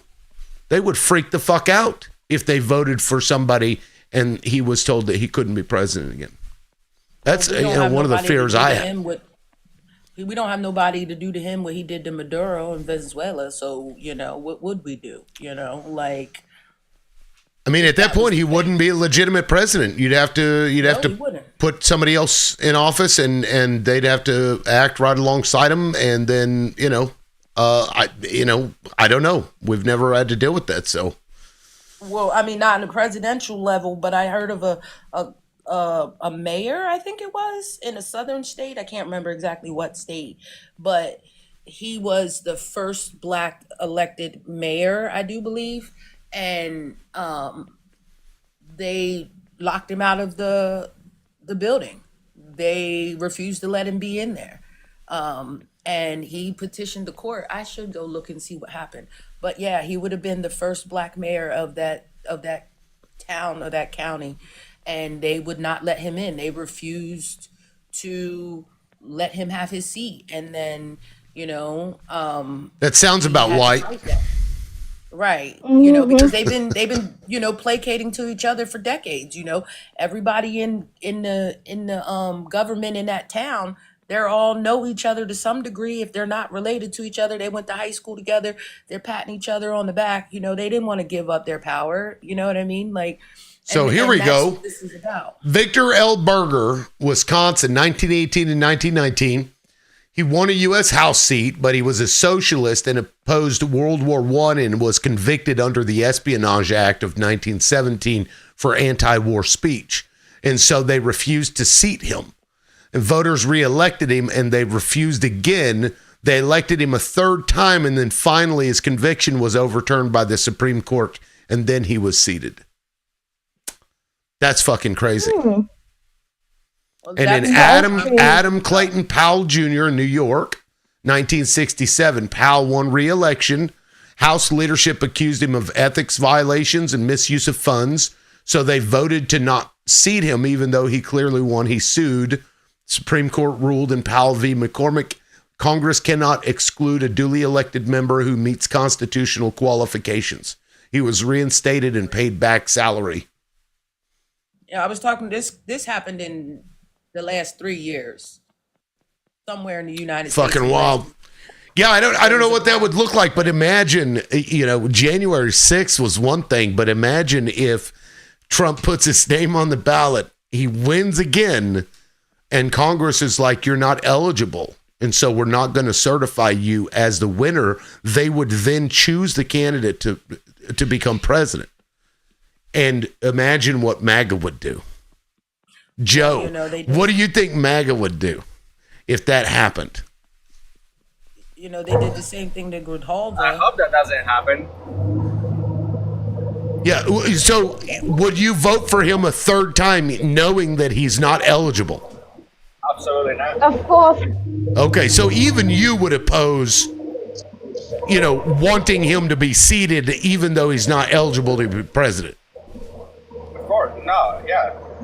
Okay. I vote for him. Yeah, so he probably, because I've heard several Republicans say that they wouldn't vote for him if he was the one on the ticket because he's ineligible. So, there's maybe some grace there that he would just lose, And then he would end up screwing the Republican Party over if he did that. Right. I think a lot of people voted for him not because they liked him, but because they didn't want a female president. That's my honest opinion. I don't think a lot of people that voted for him actually wanted to. They were just he sounds like the better of two evils, their own ego, and not the world being ready for a woman president, or the United States not being ready for a woman president. I'm not saying that they were perfect candidates. By no means am I. But I'm saying that I think a large majority of the people that voted for him did it because they didn't want to vote for a woman. That's just my opinion. And that's true. And then, if Joe Biden might have would have won again if he would have stayed, but he didn't. I thought he should. It was never gonna be him. We needed another white street man. I don't know why you guys did that. Joe Biden wasn't capable to run a country, not even for the past 4 years. Except he did. But that's the thing, right? No, you Y'all say didn't. that. He But there was did. so Come many on, people team. that would have chose him over Trump, but they didn't want to choose Kamala. That's the thing I'm saying. Like, it Well- wasn't that they didn't want her because she was a her, but they wanted a Thank you, white Ferry. man. And if it was another Mhm. white man, they would have chose the white man over Trump. So that's where I'm saying, like, they only picked him because he was a white man, not because he was going to do something grand, because most people already seen what he did his first term, and they weren't going to go after him the second time. But they weren't ready to jump over to the Democratic side either. Well, I think a lot of people were also afraid that she was an establishment candidate. The positions with, Palestine and Israel had a impact, I She believe. had a better position And- on Palestine. She had the best position on Palestine out of all of them. Out of all of them, sure, but it still wasn't a great position. But she was someone you could fight. I was like, you can fight her. You can actually, push her to do something. Because Here's the thing. Donald Trump was elected because people are sick of establishment. They're sick of the establishment for a good reason. And Donald Trump lied to them. He conned them into voting for them, thinking that he was going to, take down this deep state or whatever. Even though he was lying, that's what he did. And she didn't bring that to the table. She didn't bring anti-establishmentarianism to the table. She wasn't a populist candidate, and she was a woman. She did, actually. She did, but no one noticed because she was who she was. She was the only one not to knit with Netanyahu. She was the only one to call for a ceasefire. She was the only one to do all these things that were actually anti-establishment, but no one noticed. Nothing about her is anti-establishment. Nothing. And this What is exactly ceasefire? why she didn't win, because I can actually tell you her actions were. And you were telling me that she wasn't, and I'm like, okay, I She understand why you wasn't voted an that way. anti-establishment character. She was not. No, she played the role, Please but enlighten. when it came to the bit that mattered, she was playing anti-establishment things. She but you wasn't. didn't vote for her. You didn't know. No, I Oh, love how okay. somebody from another country is telling me what she was, even though I voted for her. No, I know. I love that. of I'm course. telling you, she wasn't an anti-establishment president No, she was. candidate. Also, she was still not like amazing or anything like that. But she was the closest. We could have fought her. We could have wore her down. She I also was. heard That's so she what they did said a about Biden too. Oh no, Although- I don't think we could have won. Although, granted, No, his no. position, he became more progressive. He even surprised me with how progressive he was. Compared to his history and politics. No, he was. I did not. He was just to me. What I think from the other side of the world, I was just like, oh, thank God, it's not Trump. I did not think he was a good president. I did not think he did. Biden. Why? He was a terrible president. Why do you think he was a bad president? His position in Israel was terrible. Which was shared by Kamala, but go ahead. It wasn't shared by her. She was actually she called for a ceasefire and refused to meet with Netanyahu. So did and Biden. actually went against. No, he did not. Yes, he not. did. He did not. Yes, he did. I promise you. On multiple occasions. Yes, he did. No, he met. No, he met with Netanyahu. That's when she didn't. He called. He wanted a ceasefire too. He came out and said. Of course, I didn't believe him. I knew that he was just feeding crap to the base. Okay, I can understand what you're saying. But he said those words. Well, I don't believe that he was actually going to do anything about it. He was just going to keep giving them boo-booms, but... Yeah, and so I hate when people are like, oh, it's Trump in Israel. And I'm like, no, it's Trump, Biden, and even Obama. Obama's complicit in this whole thing. I think what we have to do is stop looking at things with rose-colored glasses on, right?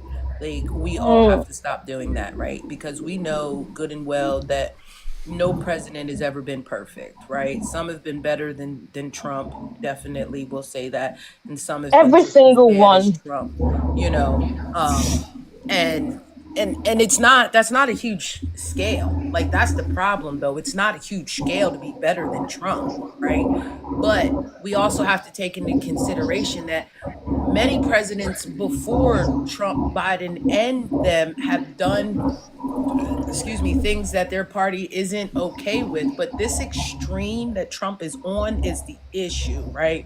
It's the extremist of what he's on. While people can say, okay, I didn't agree with everything that Kamala stood for, but I still voted for her, says a lot, right? Because they saw the bigger picture. They knew what the consequence was going to be. And the fact that you have people in here trying to say the same thing about Joe Biden when they smeared her, on top of her not being perfect. And I think that the smear campaigns, I think they need to be eliminated. Like, I think if you're running for government office, you shouldn't be allowed to make up false claims about people, about your candidate, right? Like, if they did some fuck shit, then go ahead, tell it. Like, they did some fuck shit, right?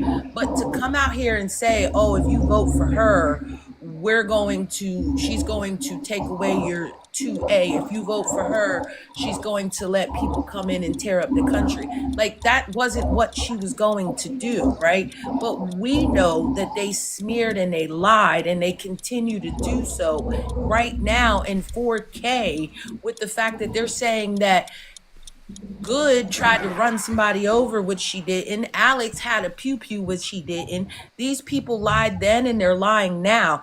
I'm not saying that they all don't lie, because they do lie just to get the vote. But at the same time, I think there has to be a level of decorum, and the smearing of it would have been, if without having the capability to blatantly ass lie, like the way they did against her, and the fact that, yeah, she might have agreed with some of the stuff that was going on in Israel, but she had policies that were going to benefit a majority of Americans, versus this guy doesn't have any policies that's going to benefit majority of Americans. And that's where we kind of got to keep it, like, we got to keep our focus on, like, well, how about we just say if you're a convicted felon, you don't get to be president? How about we just make that a basic law? It'll require a constitutional amendment. Because it's, I mean, that's, the restrictions on who can be president is there. And then the states are able to, conduct their elections in the way that they want within reason. But yeah, I mean, it is weird. It is weird, but here we are. We got our work cut out for us. That's for damn sure. But if he's going to be sending, military or ICE agents to the polls, that's a whole new ball of wax. Because this time it isn't to make sure that people vote. It's we all know why he's doing it. To intimidate the masses and to keep them from going out and voting, because he can't rightly take away that ability. That's why he wants the voter rolls. See, the voter rolls is, he already has the information that he's supposed to have, right, on all of us being voters, right? But what he doesn't have is the ability to run us through the database and figure out who is citizen and not citizen. See, they tried this with the Real ID. They put out this Real ID and was like, you gotta go get it if you're gonna fly, you gotta go get it if you're gonna do this, you gotta go get it if you're gonna do that. And I was like, that sounds real suspicious, because if it's mandatory, then I shouldn't have to pay extra or have the option to get a non-Real ID if it's that mandatory. But they couldn't mandate it to the point like they did when in the 80s you had a piece of paper with a photo on it that said you had a driver's license, versus the plastic cards now with all the bells and whistles on them. You know what I mean? That's, like, Real ID's been in the works for a long time though, before Trump. But that's what I'm saying. Like, the fact of the matter is that they were putting stars on Real IDs to determine who was a citizen and who wasn't a citizen, was all part of this, right? They were trying to skate that in there. And when it didn't work the way they wanted it to work, they turn around and now say, okay, if you want to fly, and you can get a 10-day pass and you can apply for it at the airport and prove that you're an American citizen, and we'll let you fly. Like, to me, it's a bunch of mass controlling that's happening, and to differentiate that non-citizens can't vote anyway, right? They just can't Yeah. until they become citizens, right? Is that what I'm to ascertain from that? So therefore, all of this is just a witch hunt, and that's the reason he wants the voter rolls, because the voter rolls from the state have your address, have your social security number, have your phone number, your birth date on it, and they can run it through a database to get more pinpoint location on undocumented people that they think are voting, but it's not that. It's just to get more pinpoint information. That's my view on it. Well, in They're Fulton not. They're not County, looking for people who are illegally voting. they aren't. That's not what they're doing. They're trying to just. In Fulton County, they have the actual ballots, so they know exactly who voted for who. Right? So they know if you voted for Trump or Kamala or Chase Oliver or whatever. And so if that's right. So if they find a Republican out there that voted for Kamala, they'll go after him, I'm sure. They'll probably go after them first. Isn't that what Putin's doing over there? Like, them people, if they don't vote for him, they end up with what I call window cancer. That's me being TikTok friendly. Yeah. Window Like, he's got the highest approval rating of So any about the real president. ID thing, Joe, go ahead. you can fly without a real ID. You just have to present your passport. Let's say you are a tourist, you're living here, and you're going from Miami to Washington. All you have to do is present your passport. You go on a domestic flight because you're here for a visit or whatever the case might be. So what they want is a government issue ID, whether it's your government, where you're coming from, or this government, because it says basically you can use an outside passport, like non-USA passport, to fly. But in the United States, if you want to fly, you either have to have a passport or a real ID. You can't fly without either. I don't have a in passport. the United States, if you're gonna fly domestically, you can fly with your passport from Spain per se. No, domestically, you have to have at least a real ID. So let me ask you a question. Let's say I live in Spain and I came here on vacation and I'm going from Miami to Washington and I'm not able to fly? No, bitch, she's saying American Yes, citizens. I'm talking about American citizens. American citizens, right? Okay, Like, so that's if the you're thing. American citizen, so you have an American passport. Why do we need an American I don't have a passport. Not everybody has an American I don't have a passport. passport, Passports Joe. cost a lot of money. Okay, Tim, you're not gonna be able to fly if you don't have a real ID.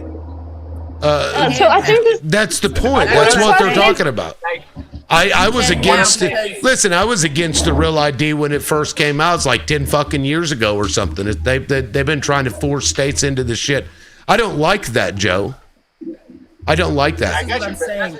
This is all what you I'm get saying, Joe. Now you can go to the airport, and it might take you a little while longer, and you can apply for a temporary status for 10 days that would allow you to fly throughout the United States if you're a citizen. If you don't have a passport or you don't have a real ID.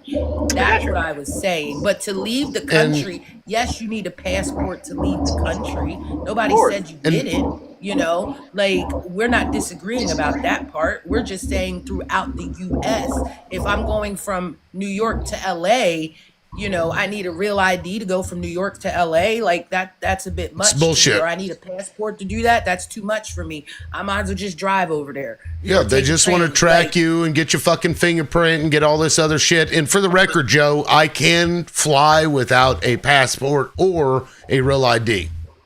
Can you think of one other thing that you can use? I was just messing with you, buddy. No, I'm just saying. I now you guys may not be able to, but I can. Yes, it is. It is some other type of ID. It's a whole list that tell you what you can use to fly if you don't have a real ID. Can't remember what it is. I don't have a computer, but yes. Yeah, I mean, but the point is, why does someone need a real ID? That's the point. Right. Instead of just your basic fucking driver's license, you know, just a regular fucking driver's license or a fucking state identification card. Yeah, let me ask you a question. So isn't it like they decided to just giving those IDs out? Do what? Like when not like just giving it out, but now when you go to the DMV to renew your driver license, that's not what you get now. Some states, I think maybe all of them have, but up until recently, Oklahoma was giving you the option still to have a regular driver's license, which I took. But I think Mississippi, when I came here, I think theirs was a real ID. I didn't have any other option. I have a real I ID. had the option. I didn't have no option, Yeah. no options. I didn't get any So what's option. the In difference? Oklahoma, you could. So I don't let know me if they ask you a still question. do, but In Pennsylvania, I had the option because when I had to renew my Class B, they were like, "Do you want to pay the additional $40 for a real ID?" And I was like, "I'm not even paying to renew this. I'm not paying for that." When the hell you the guys company live? paid for my Class B. You know what I mean? And Because they make us pay. And I feel It like could be with me $22 having We pay for Class everything B, in the States. I should automatically get a real ID because I had to give the state all this extra information outside of a regular driver's license just to get the Plus your fingerprints. right. And take a special class and prove who you are. I didn't do none of that stuff.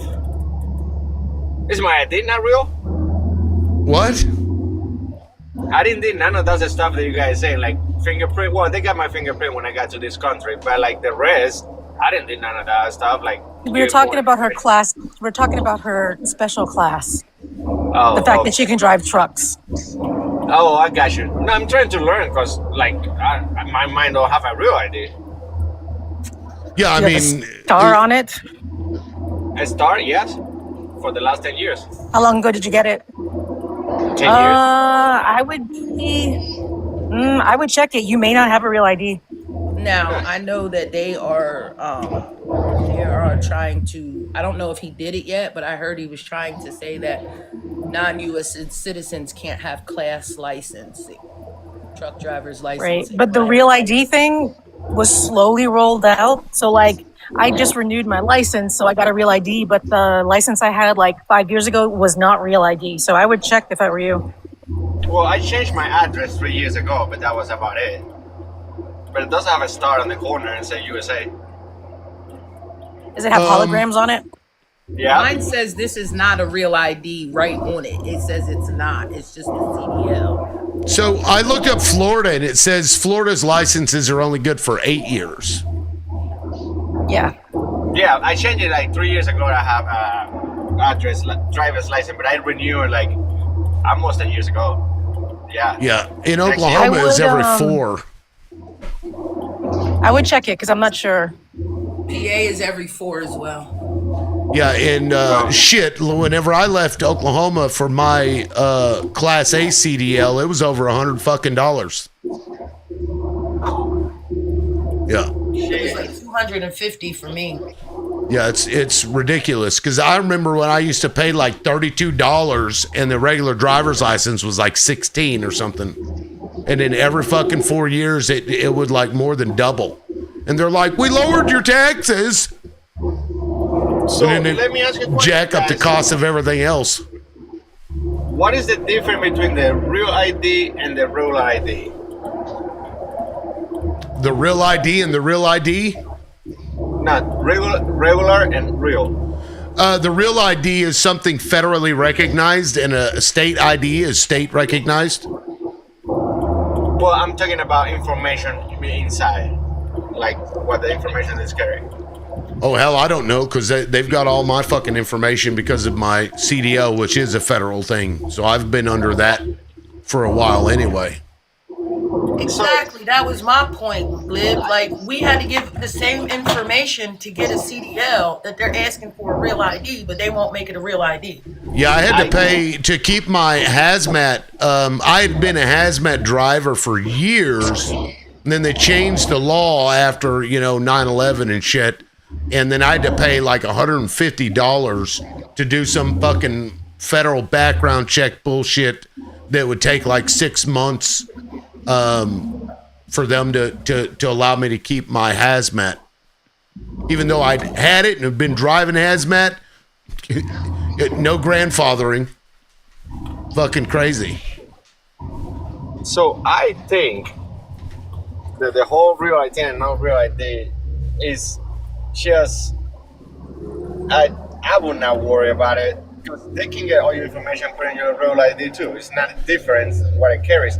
It might be a security, like something that people cannot falsify that easy. That's So the only you want policy. big government, Joe? What was that? You want a big government. You want a huge government that has the No, but you said authority so different. to like monitor and surveil you because they already have it. So why not? I don't like that. I don't I'm get not it. saying that I like it. What I'm saying is the information inside the IDs is the same. What is the difference? Like they would know it anyways. You know what I mean? I'm not saying that it's right or it's wrong. I realize he has a chip in it, which means they can track you. Just a regular old driver's license did not have one until recently. And then they couldn't just track your movement by that chip. Does your credit card has a chip?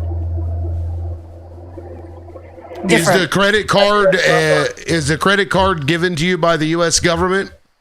No. What about the? Then it's what about the irrelevant. food stamp?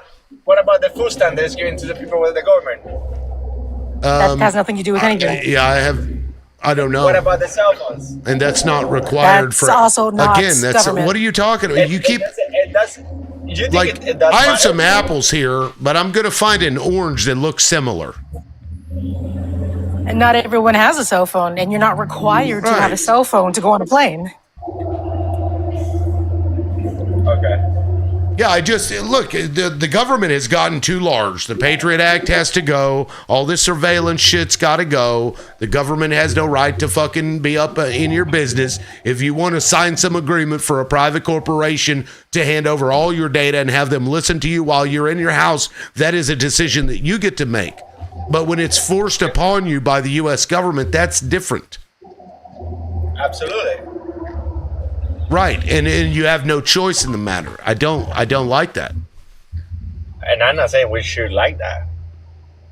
I'm just Well, trying you to said understand earlier, well, they already have that information, so, you know. Yeah, what's the difference if they already have it? Because I don't know what the difference is between the two IDs. That's what I'm saying. Well, one It's too late is for the freaking to be worried about it.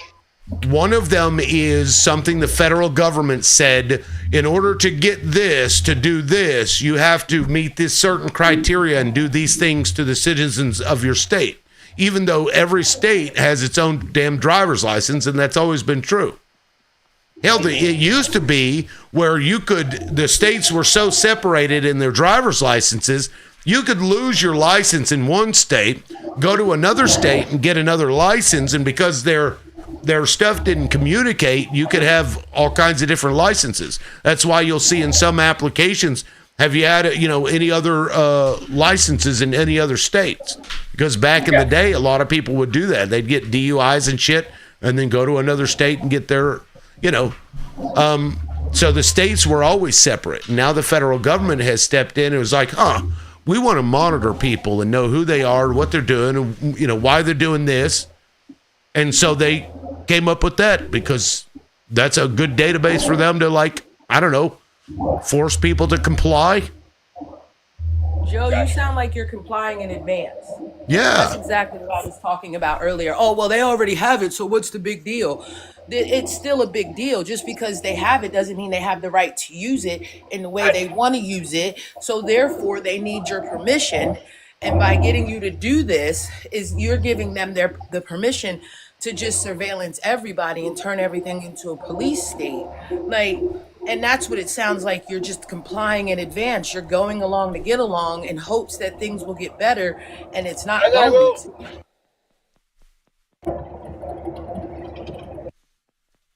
Yeah, I don't know, man. I just don't like the government all up in my shit.